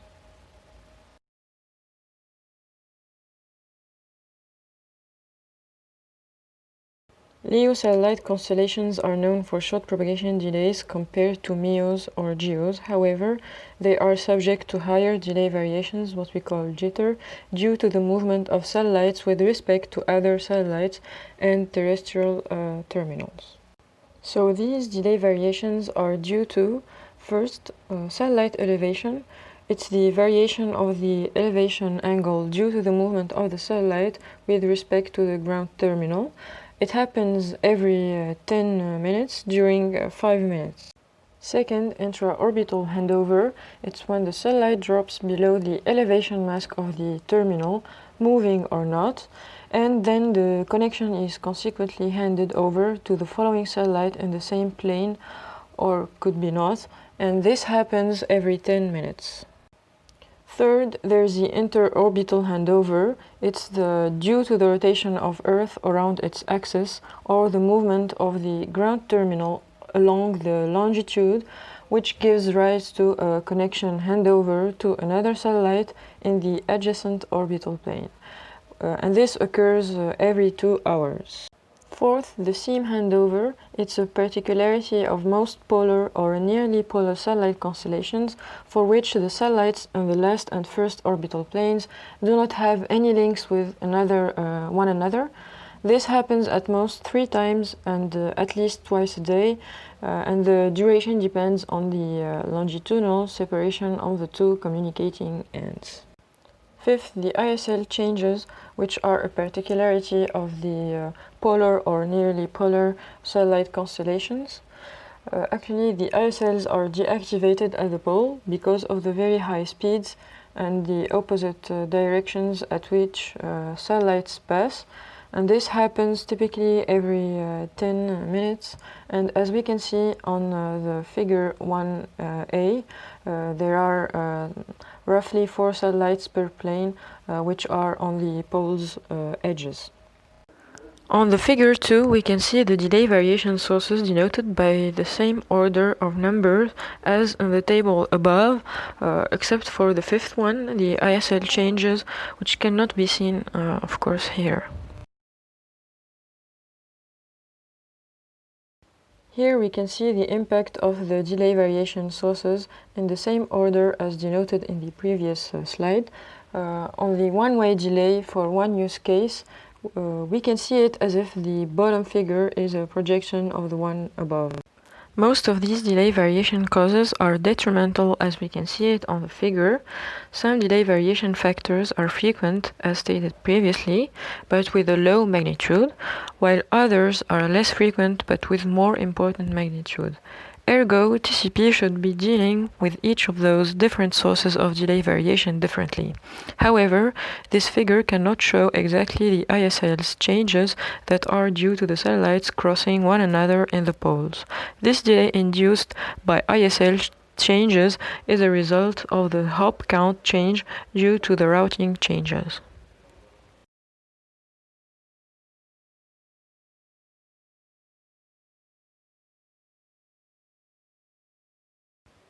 These are our simulations parameters. We have a cubic TCP sender and a SAC at the receiver, and the file sizes are of 9 kilobytes and 15 megabytes. And we have two bandwidth configurations. One is low and the other one is high. The rationale behind the choice of these particular parameters, namely the file sizes, is that a 9 kilobyte file would fit in a 10 packet initial window. As for the larger file, the 15 megabyte one would let TCP get out of slow start. Whereas for the bandwidth configurations, the low ones are chosen as so because those are the prospected values by Iridium Certus. While for the high bandwidth configuration, LEO satellite constellations are expected to do as best as GEO ones. Besides, TDSAT plans on offering 50 megabits per second in downlink and 10 megabits per second in uplink.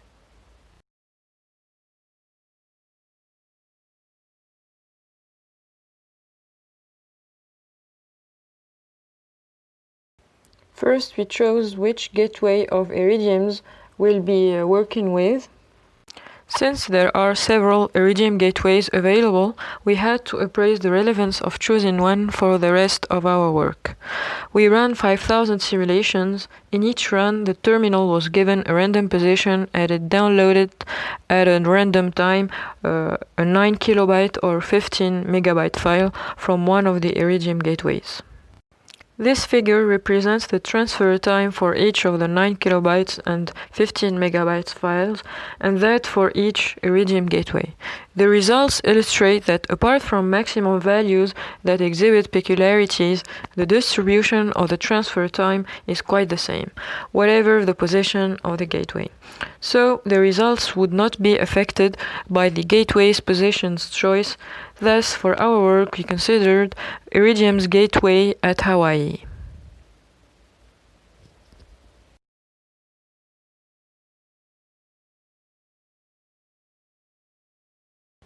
So this will be our test scenario for all that follows.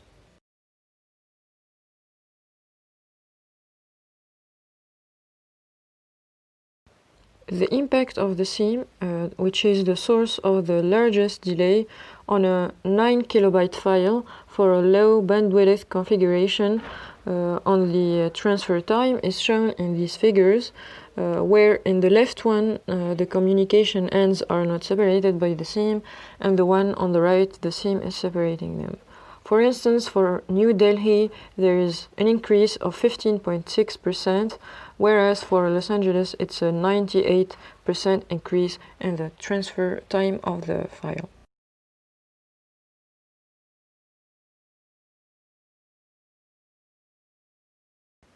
So what's happening around the seam?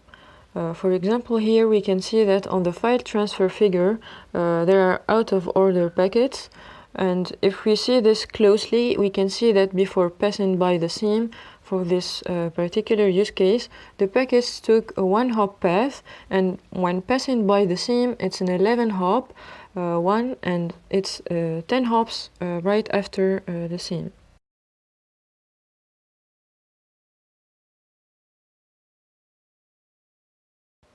So as we can see, there is no fatal impact on the transfer time for a big file in a low bandwidth configuration.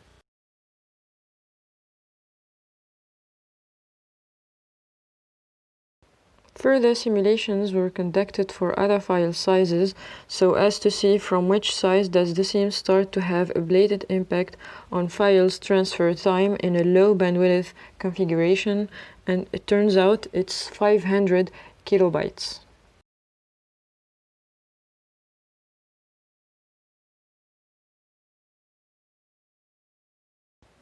As for a high bandwidth configuration, the seam has an impact on both small and big files.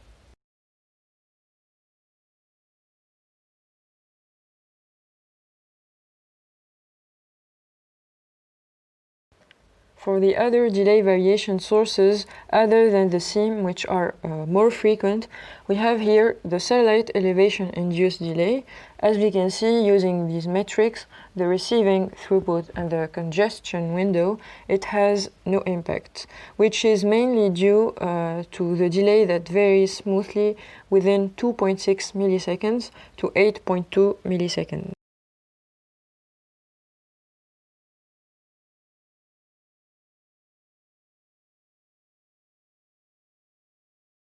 As for the intra-orbital handover, it inflicts changes on the observed metrics. So during the transition from elevation to intra-orbital, the delay increases. So packets sent previously are received quicker, which induces the sender to increase the congestion window. As for the reverse transition, it's the opposite, hence the decrease in the throughput.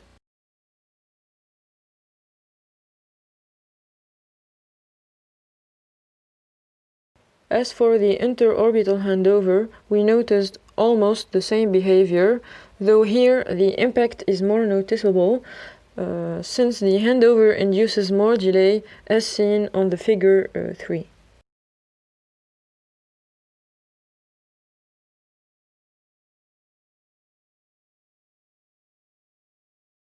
On this figure, we have also gathered the 3 different use cases of delay variation stated previously.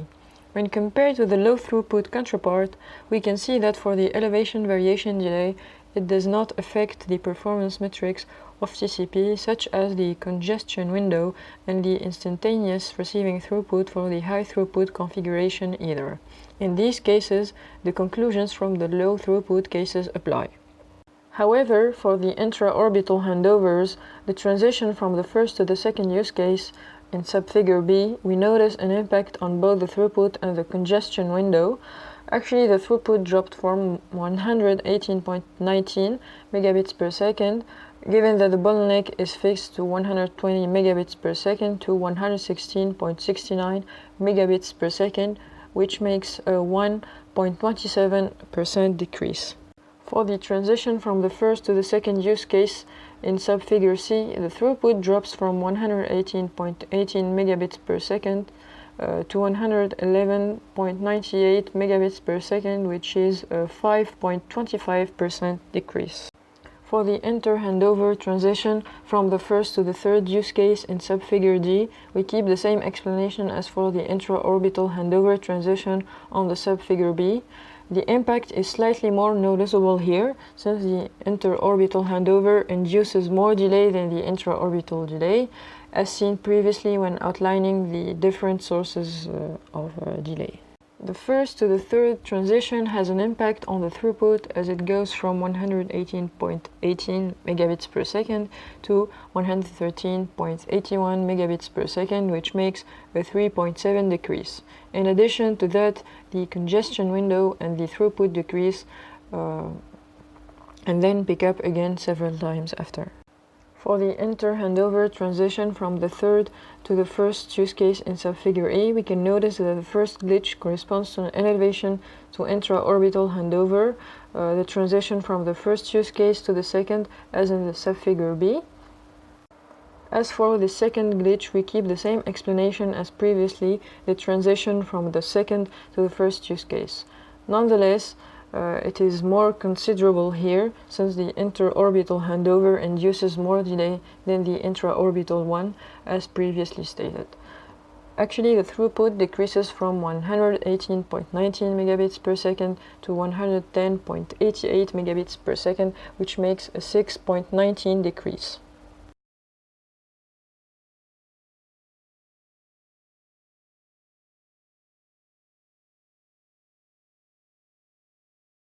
So, to conclude, the orbital seam, which is the least frequent source of delay, it happens at most 3 times during 24 hours, yet it induces a larger impact mostly on small file transfers rather than the large ones for low bandwidth configuration.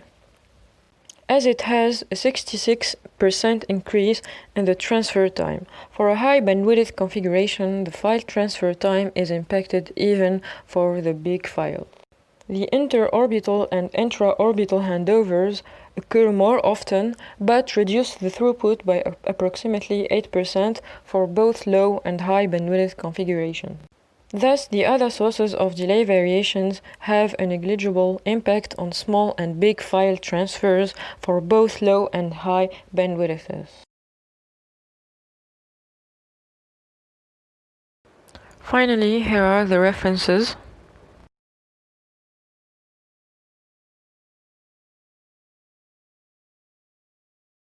And thank you for your attention.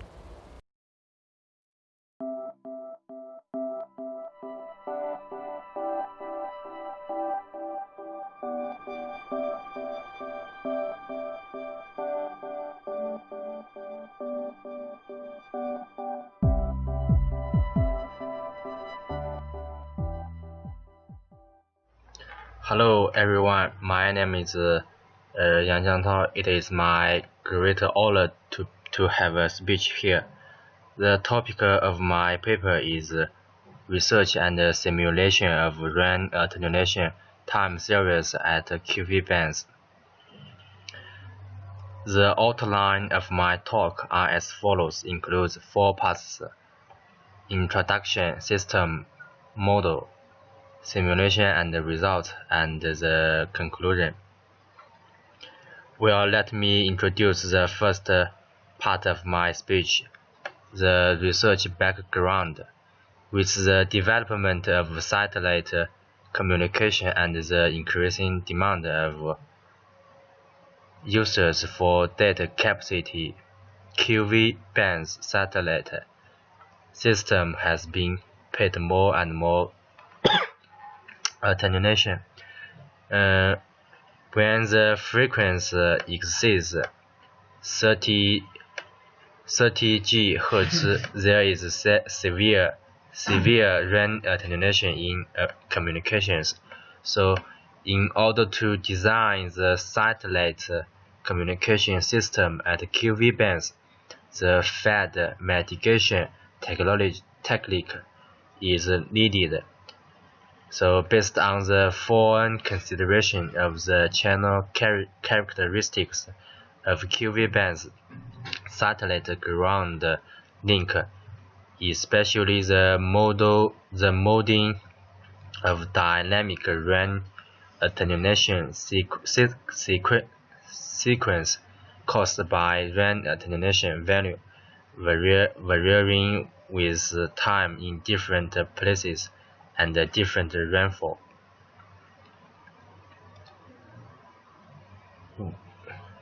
Well, let's move to the second part of my speech, that is the system model. The RAN attenuation series, Mason-Bacon proposed the MB mode for the first time, and its prerequisites are as follows. The RAN attenuation process can be transformed into a first-order stable Markov process after nonlinear transformation. The long-term RAN attenuation values obeys the log normal distributions. On this basis, the EMB mode is proposed. Compared with MB mode, EMB mode introduced celebration offset, which makes the synthetic RAN attenuation series better fit with the actual RAN attenuation measurements and improves the dynamic and accuracy of the model.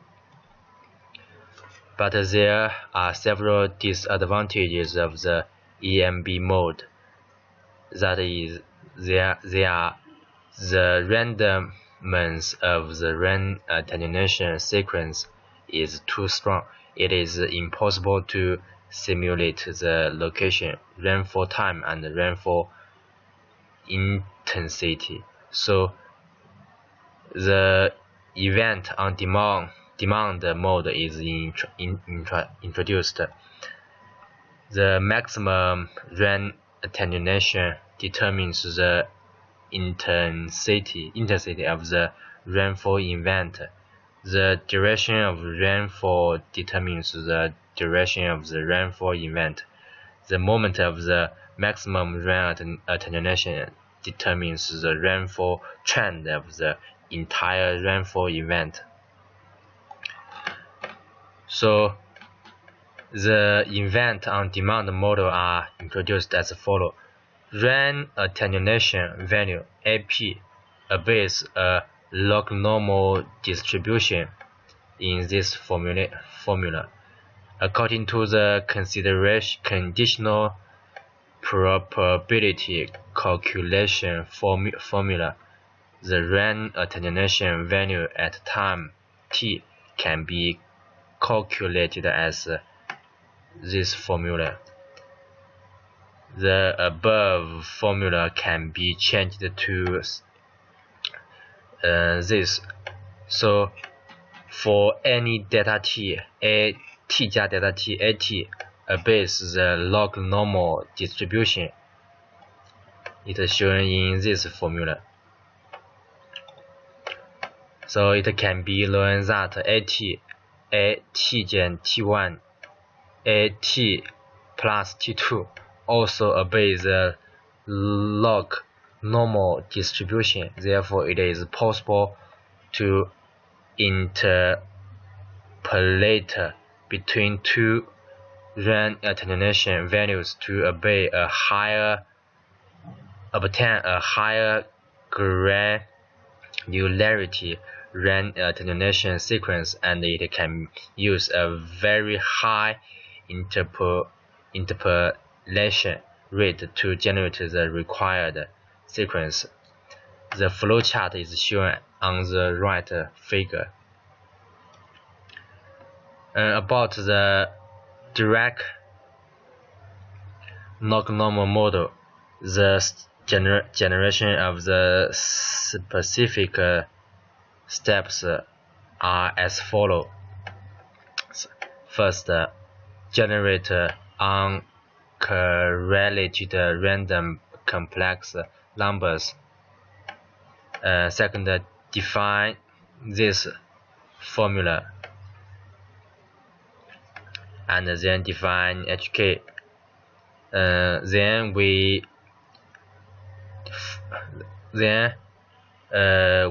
need a Fourier transform according to correlation function CG, and then define AK.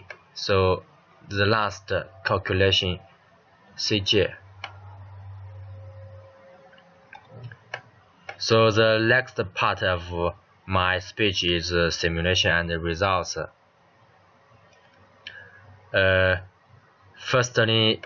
Firstly, using ITU-R model, the following parameters are adopted for simulation, and the results are shown in the figure below.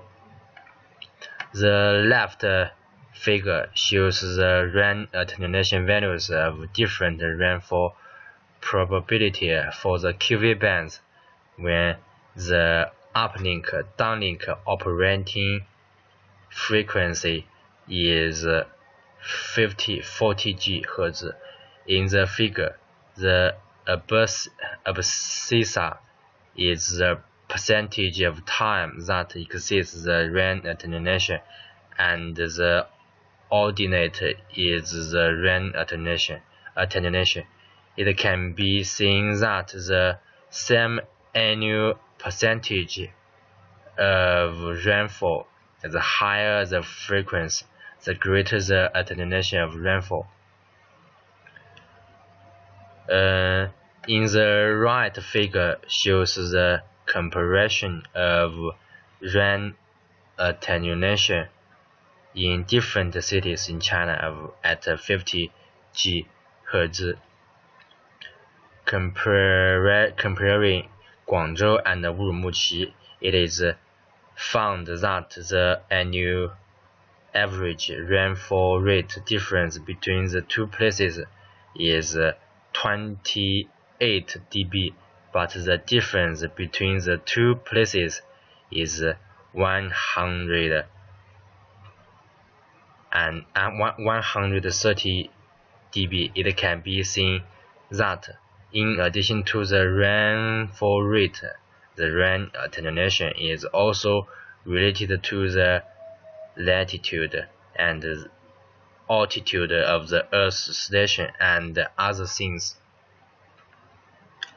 Then the RAN attenuation time series are shown in the figures below. Through the above calculations, the distribution of RAN attenuation at QV bands was obtained. In order to generate a short-term RAN attenuation time series for this band in China, the maximum RAN attenuation value is 30 dB, and the rainfall lasts for 3000 seconds, and the maximum RAN attenuation moment is 1200 seconds.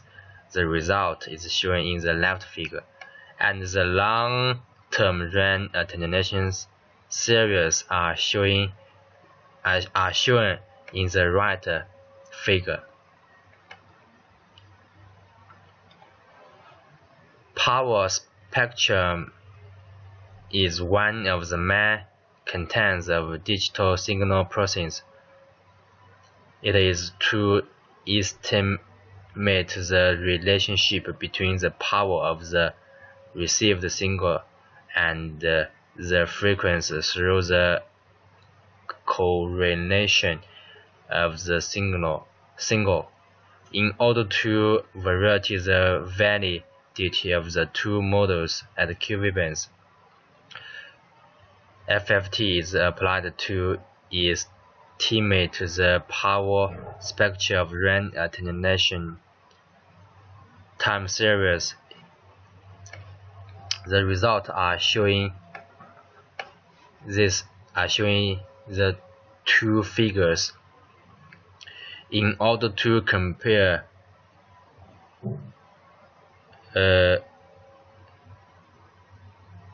comparing the power spectrum at QV bands, we can see that the slope of the power spectral density of the RAN attenuation series is basically parallel to the straight line with a slope of the red line. So therefore the two models introduced in this paper is reasonable to be extended from low frequency at QV bands and can be used to generate QV bands RAN attenuation series. And the last part of my presentation is the conclusion of my paper.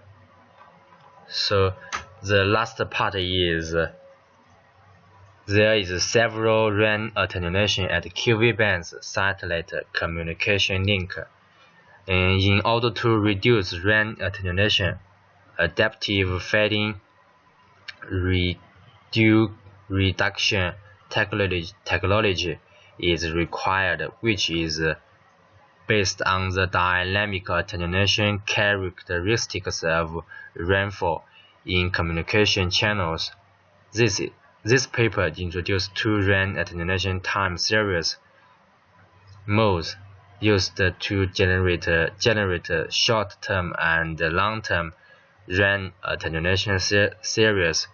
During the simulation, the RAN attenuation characteristics of the satellite communication system at QV bands, that is 40 and 50 GHz, were simulated based on the ITU RAN attenuation prediction model and the actual rainfall rate data of typical ground stations in China.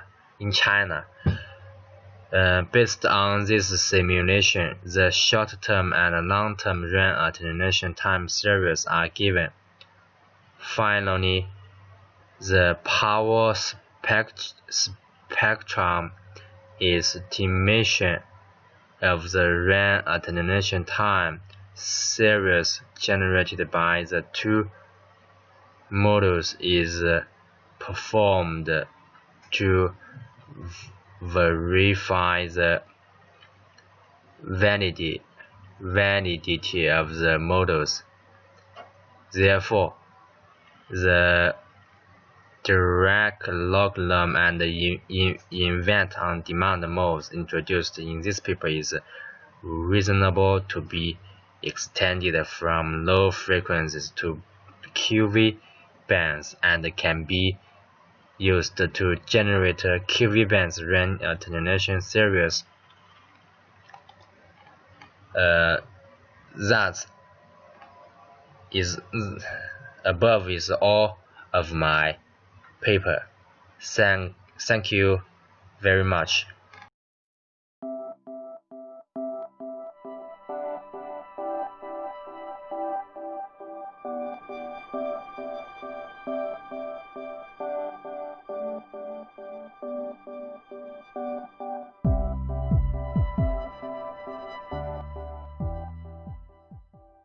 Hello everyone, my name is Sun Chaoran. It is my great honor to have a speech here.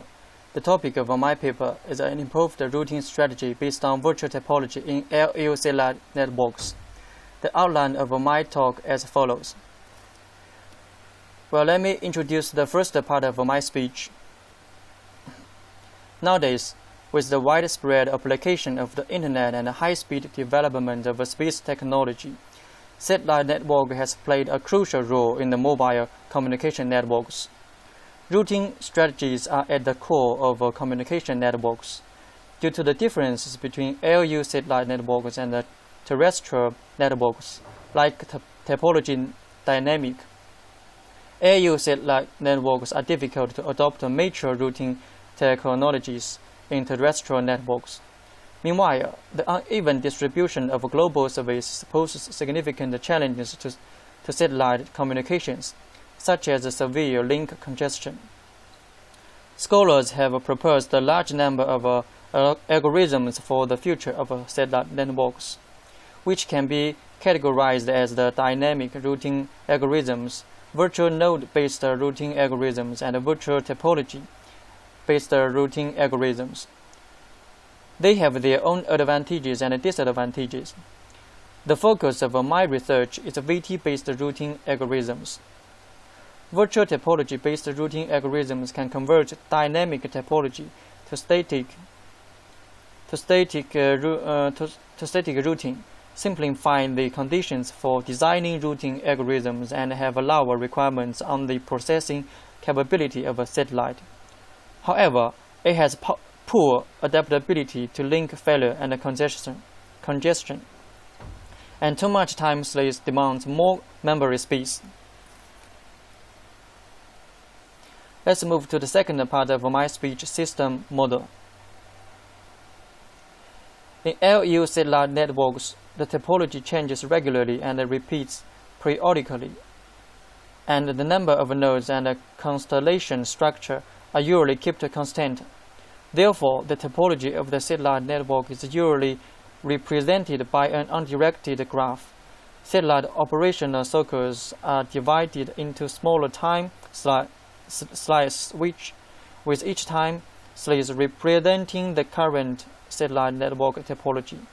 Figure 1 shows the desired satellite circle.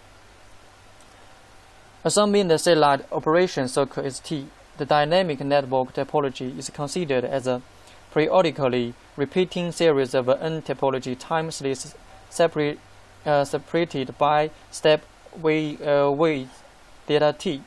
Each of the time slices at t can be regarded as fixed, which is represented as a graph GK, where V is the constant set of nodes and EK represents the set of the undirected link IJK between neighboring nodes I and J.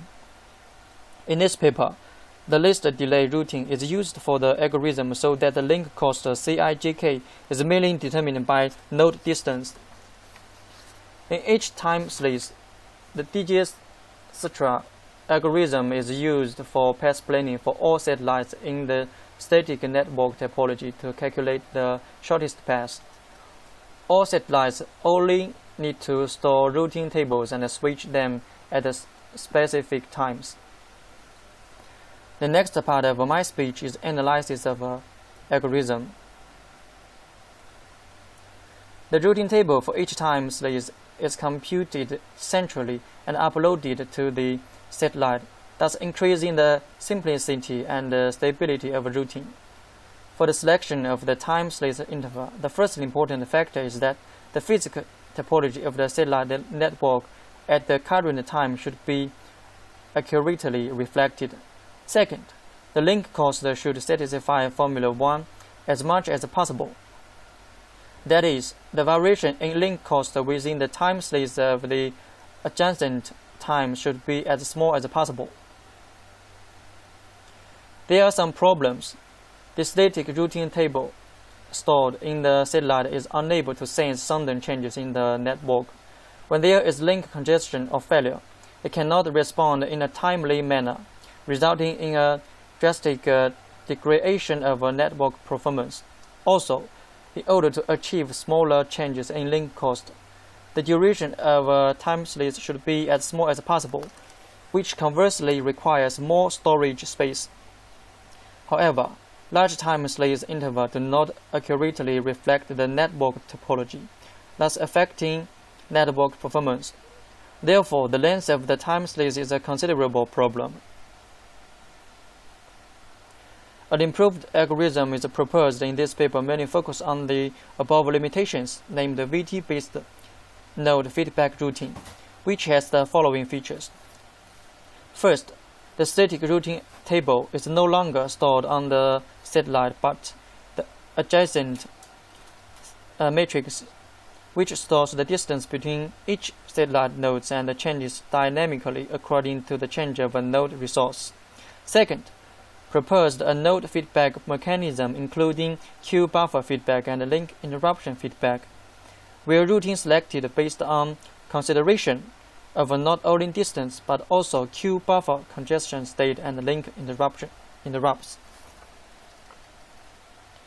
In the network shown in Figure 2, assuming that the source node is G and the destination node is C, the routing protocol needs to find the shortest path from node G to node C. Suppose that there are two alternative paths as follows. They are P1 and P2. The final shortest path is, if the distance is used as a link cost only, then the distance of two links is Formula 3. The final shortest path is P1. If congestion occurs on the link between node E and node B, assuming the congestion size is 50% of the Q buffer. Then the queuing time will reach formula 6. Due to the distance is used as the link cost, the delay needs to be converted into a distance according to the following formula 7, where c is the speed of light, and the value is simplified. Which means that the distance from node E to node B needs extra propagation.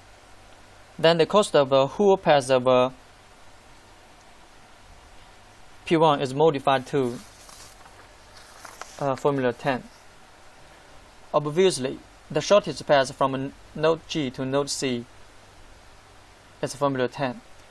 Formula 6 and 7 are combined as follows.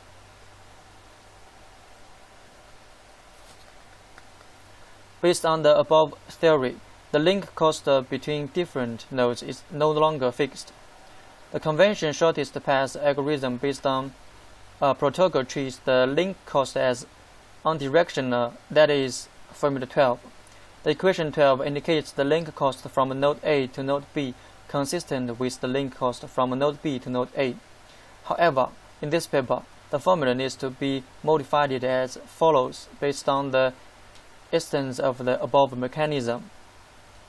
This is because the congestion level in the Q buffers of node A and node B are not the same.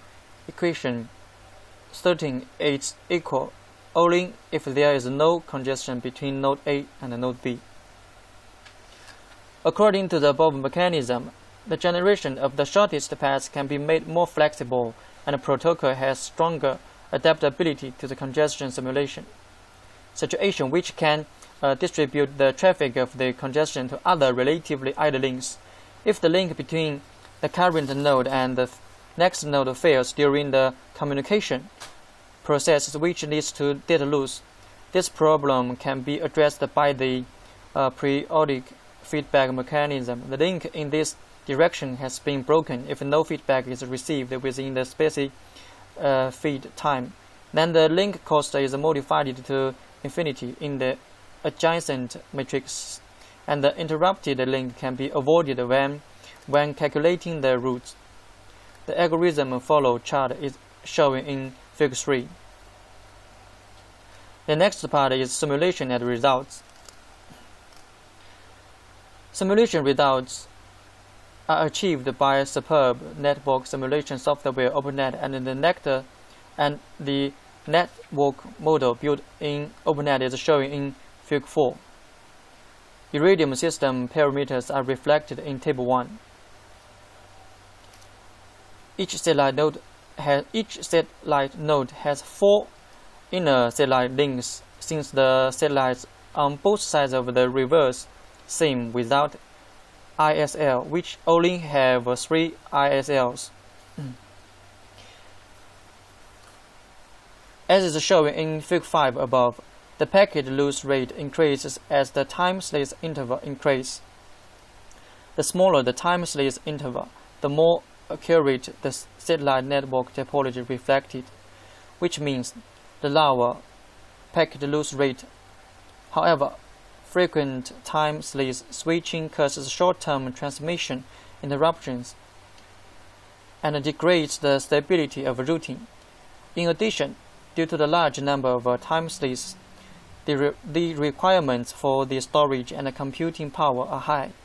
It can be seen from the figure that the packet loss rate at the data t 120 seconds is about 10%, while the data t 60 seconds is about 50%, a difference of about 50%. Meanwhile, the number of the time slices at the data t 120 seconds is half the number of it at the data t 60 seconds. The requirements for storage and the computing power will be half, and the routing will be more stable. Considering this, the time slice interval data t 120 seconds is selected in this paper. The NFR was compared with the conventional snapshot algorithm. The simulation time was 2 hours. The source and the destination nodes were selected, and the satellite packets were sent at an interval of 0.05 seconds. To simulate the local for the congested environment, the generation time of a burst traffic is 600 seconds, and the duration is 20 seconds. The results are as follows. In Figure 6, the delay of NFR during congestion is lower than that of the snapshot algorithm. This is because when the network is congested, the snapshot algorithm will transmit packets consecutively on a pre-computed path and will not be able to sense the queue buffer congestion, which causes a continuous increase in queue buffer, resulting in a dramatic increase in path delay. NFR can switch to another idle path in time, thus avoiding the accumulation of data packets in the queue buffer area. At the same time, it can be seen that NFR and the snapshot algorithm have almost the same delay, since the basis of the NFR is a snapshot algorithm. Figure 7 shows a schematic representation of a path switching, and the ordinate is the satellite number. The next hop for the source node is node 10, and the standby next hop is node 11. It can be seen that the snapshot algorithm does not switch the path when congestion continues to occur.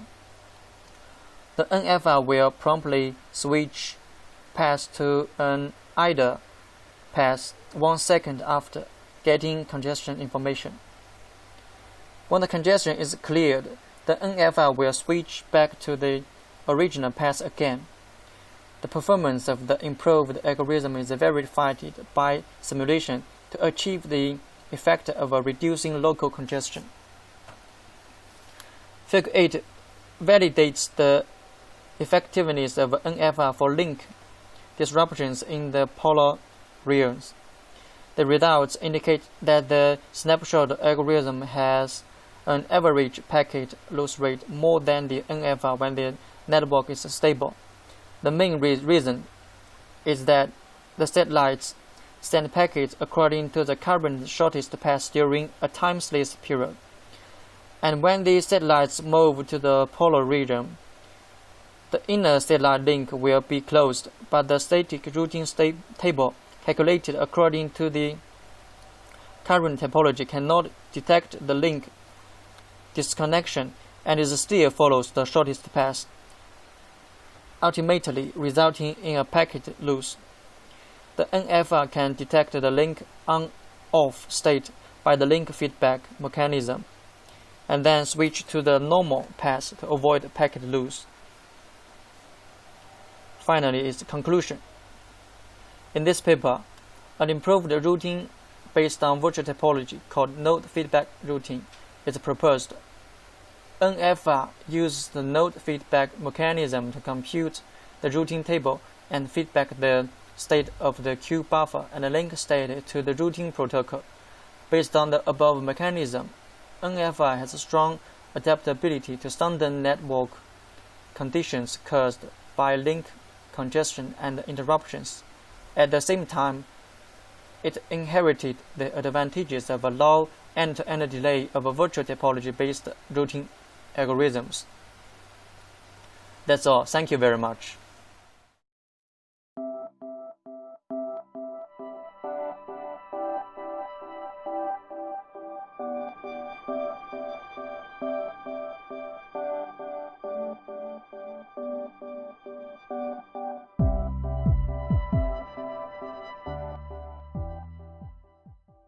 Hello everyone, my name is Ranten. It's my honor to be here for sharing my paper. The topic of my paper is interference source location based on Spaceborne multi-beam antenna. Today, my report is divided into the following 5 parts. Firstly, I will introduce the background of this paper. Secondly, I will focus on the positioning principle.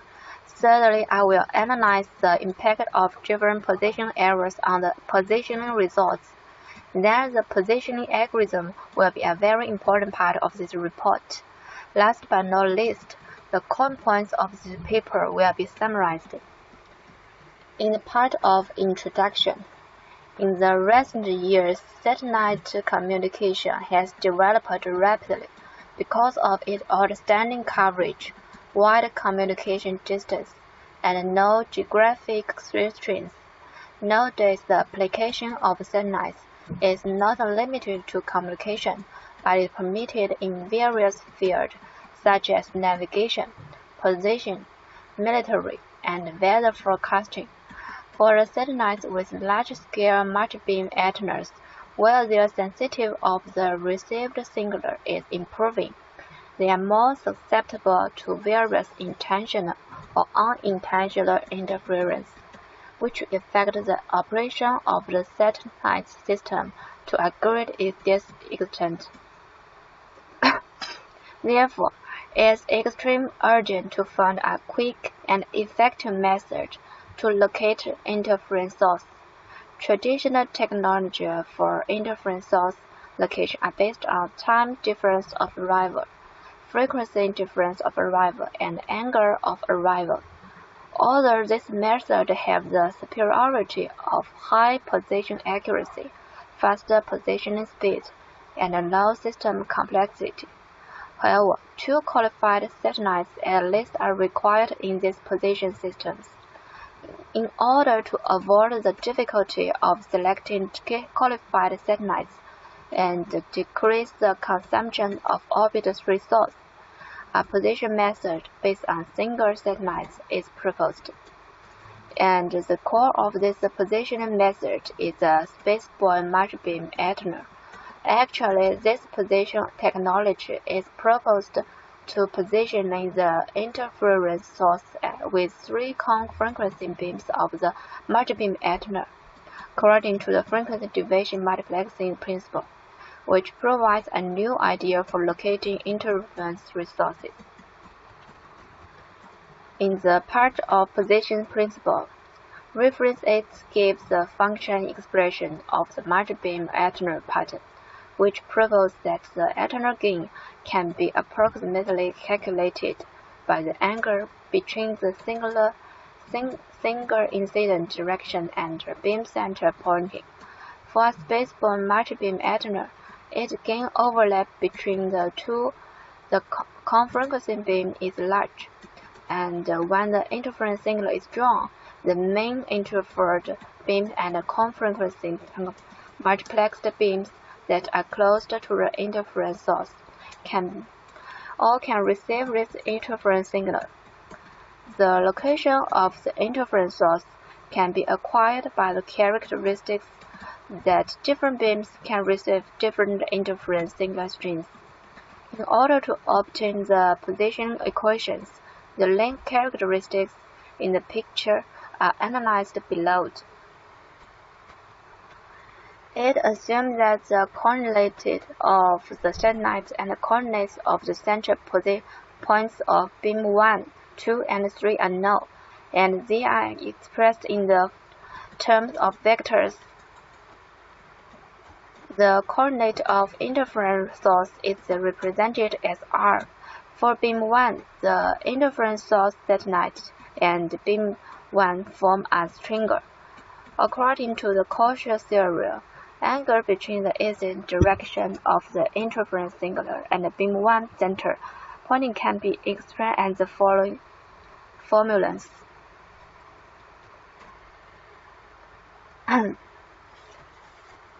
In the part of error analysis, the following is derivation process for location interference sources. If you are interested, you can try to understand the following derivation process. In order to discuss the performance of the position method proposed above, this section analyzes the influence of some errors on final position accuracy.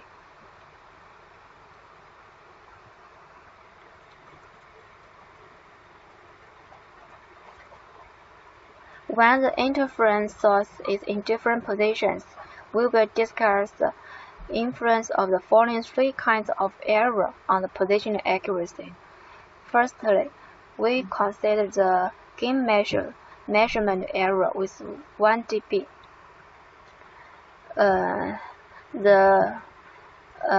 Secondly, we consider the beam center operation duration of 10,000 meters. Thirdly, elevation error of 10,000 meters. The result I show in this picture. In the first picture, we can see that when the interference source is close to the center of a center beam, the position error is small. However, when the interference source is close to the center of area surrounded by these three beams, the position error becomes large. In the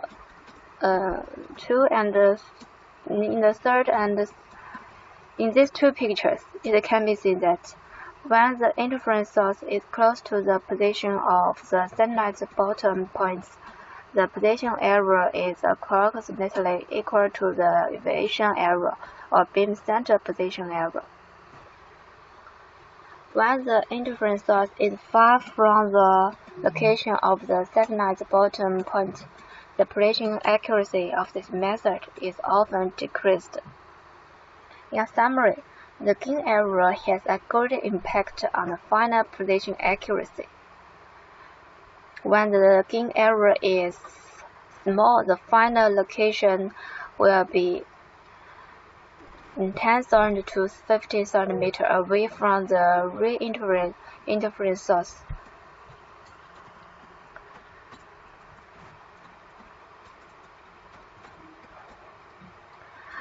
In the algorithm part, consider the formula annealing function.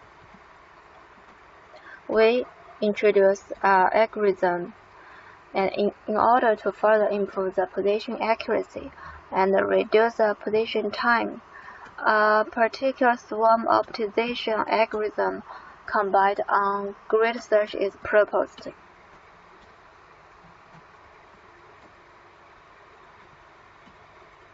Compared with the traditional particle swarm algorithm, the algorithm main replaces the search task of some populations by dividing the grid and randomly taking points in this grid.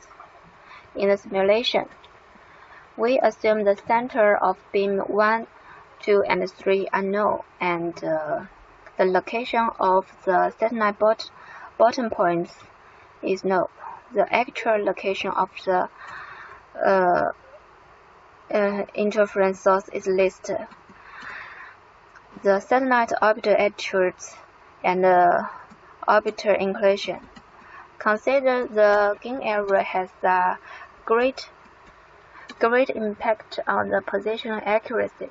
The gain error with 1 is introduced in the process of solving the equations. Based on the Monte Carlo method, 100 simulations were performed,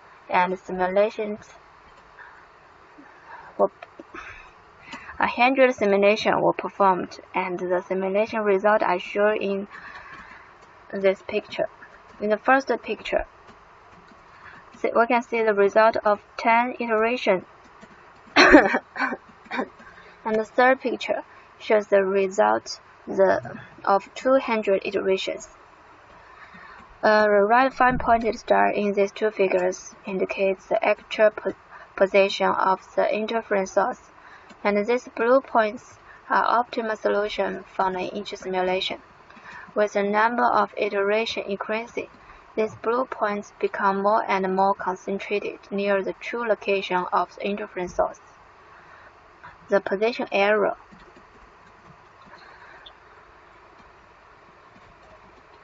In order to prove the superiority of this algorithm, it's compared with the traditional particle swarm optimism algorithm. One uses the traditional particle swarm algorithm to solve the position equation. We set the maximum number of iterations to 200 and the population size to 10. However, when use the improved algorithm to solve it, we'll reduce the population size to 10. For the grid search part of the new algorithm, the grid is divided 5 times and 10 points are randomly selected from each subgrid. The simulation result as shown in this picture shows the relationship between iteration times and position errors. The first picture shows a comparison of position accuracy.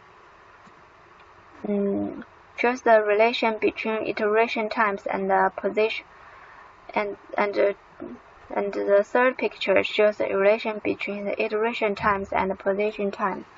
In these two pictures, the red solid line represents the traditional particle swarm algorithm, and the blue dotted line represents the improved algorithm. Meanwhile, Table 1 shows the position error and the position time of these two algorithms in 200 iterations.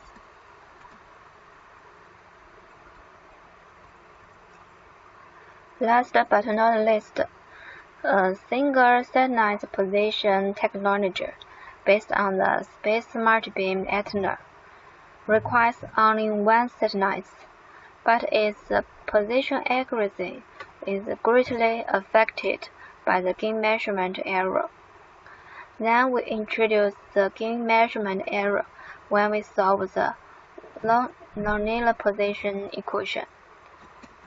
Meanwhile, a particle swarm algorithm based on grid search is proposed to assist this experiment. In order to demonstrate the reliability of this new algorithm, we compare it with the traditional particle swarm algorithm in terms of speed and accuracy. We choose the superiority of this new algorithm. Thanks all. That's all. Thank you for listening.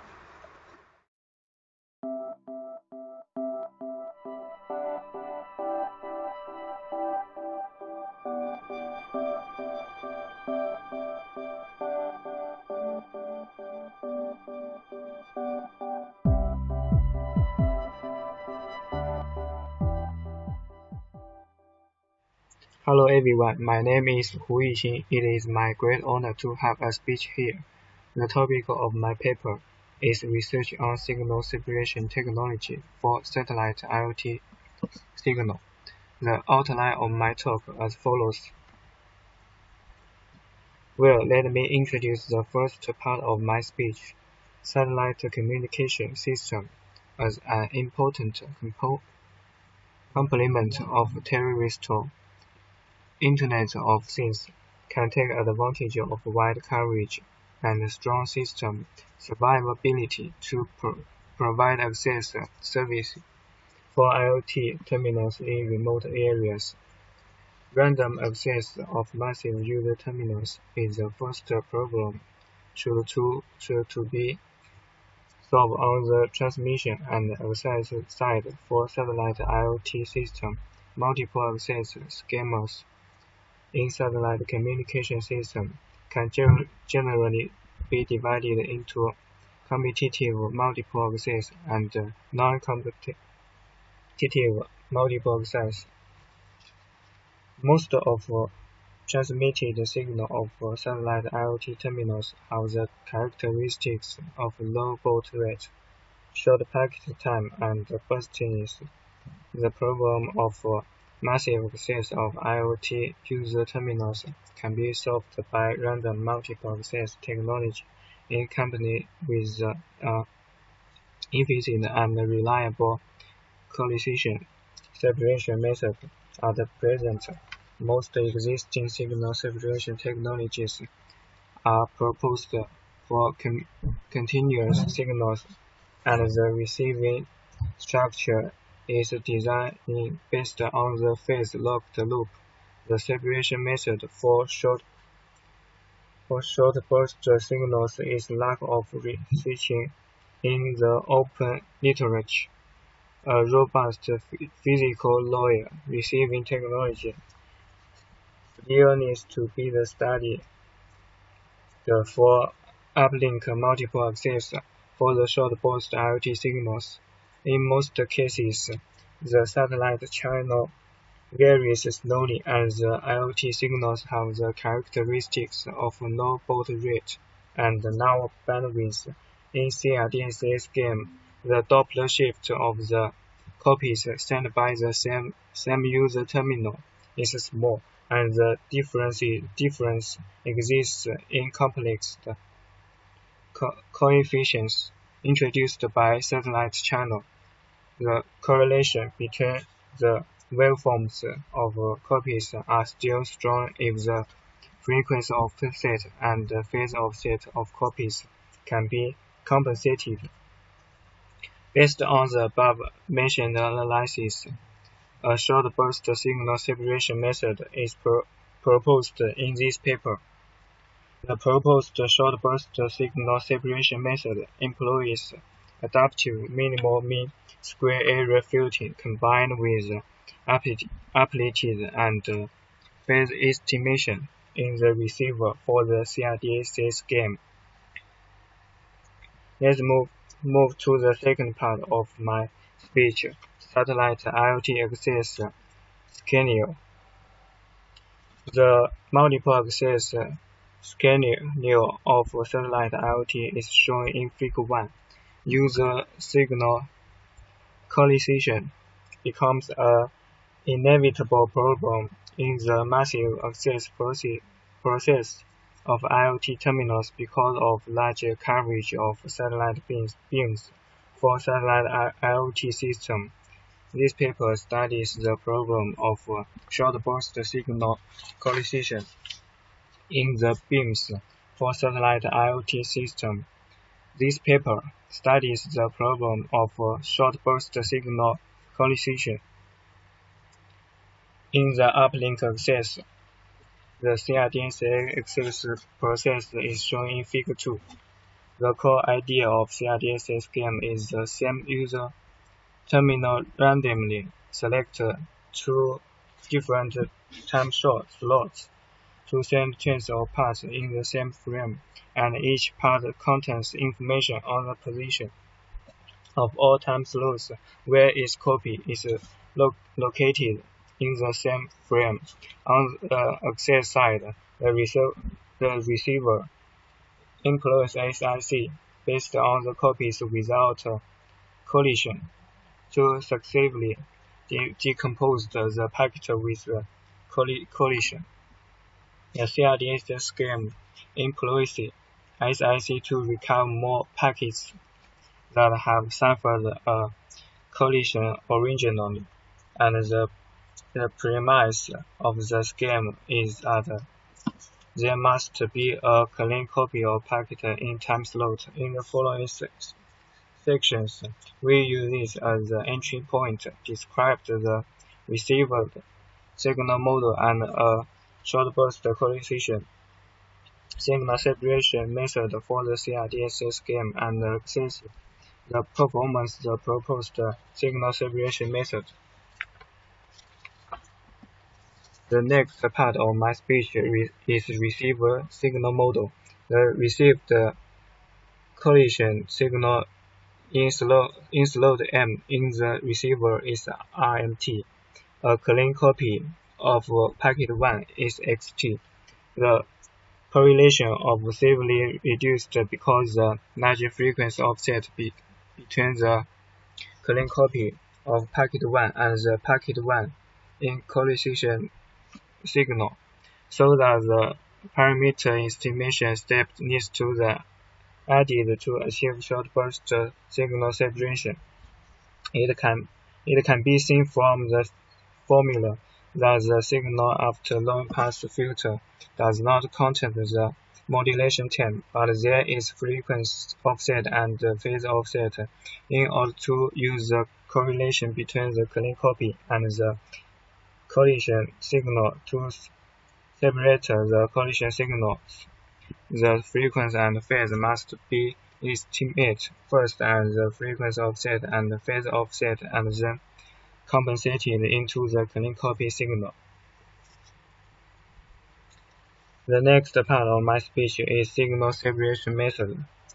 Considering the APESO signal can be employed to estimate frequency offset and phase offset of short burst signal. The APESO signal breaks through the limitations of traditional fast Fourier signal and still has a high frequency resolution. For short-term signals, it can not only accurately estimate the frequency of the signal, but also calculate its amplitude and initial phase angle. Sampling of the low-pass filter signal as the input signal of filter, and it is assumed that the frequency of transmitted signals of the two user terminals is the same. That is omega E equals omega 2. We consider designing tapped FIR filter so that the signal with the desired frequency offset delta omega equals omega pass through the filter without distortion, while suppressing other frequency concept of signal and noise as much as possible. The frequency offset and the phase offset of the clean related to packet 1 in collision signal can be accurately estimated employing APES strap estimation based on the power difference between the clean copy and the packet 1 in collision signal will show a peak at frequency offset. The result of frequency estimation can be substituted into obtain the amplitude and phase of the signal at the frequency offset. The frequency offset and the phase offset between the clean copy and the packet 1 in collision signal are compensated into the clean copy after APES estimation to improve correlation between twins sent by the same user terminal. In the following, we can make use of the correlation to separate the collision signal based on the MMSE. Let the clean copy of packet 1 after compensated the frequency offset and phase offset as the input signal of the MMSE filter and define the estimation error of the collision signal separation as En. Define the average power of the estimation error Kc omega.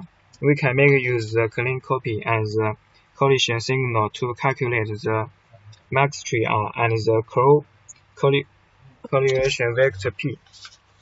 To minimize the mean square error,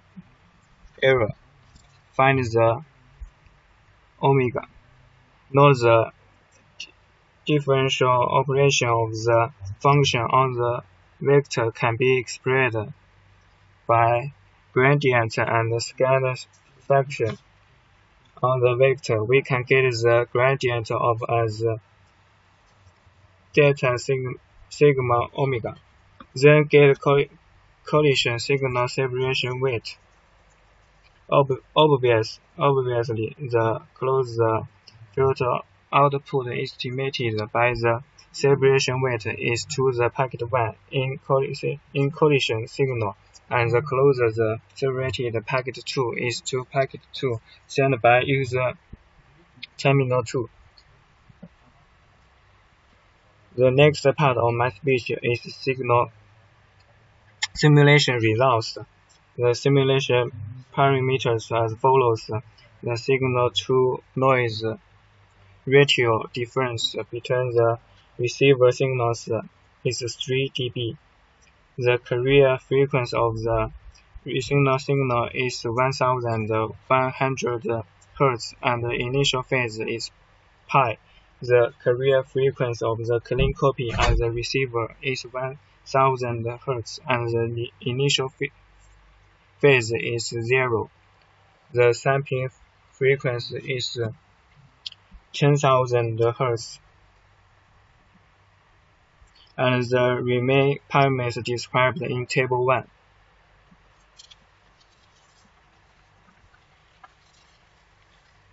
The condition signal separation performance curve has been derived in figure for various SNR as shown. The bit error rate gradually decreases in company with the SNR increases.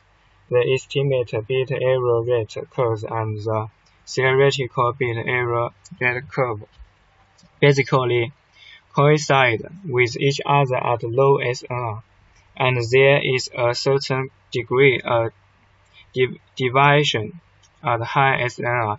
The difference between the signal-to-noise ratio of the two signals is 3 dB, and the demodulation error rate after separation is 1.1 dB, lower than the theoretical value at 10 to power minus 4. The final part is conclusion. In this part, a short burst collision signal separation method employs adaptive MMSE filtering combined with APES estimation on the receiver side. Based on the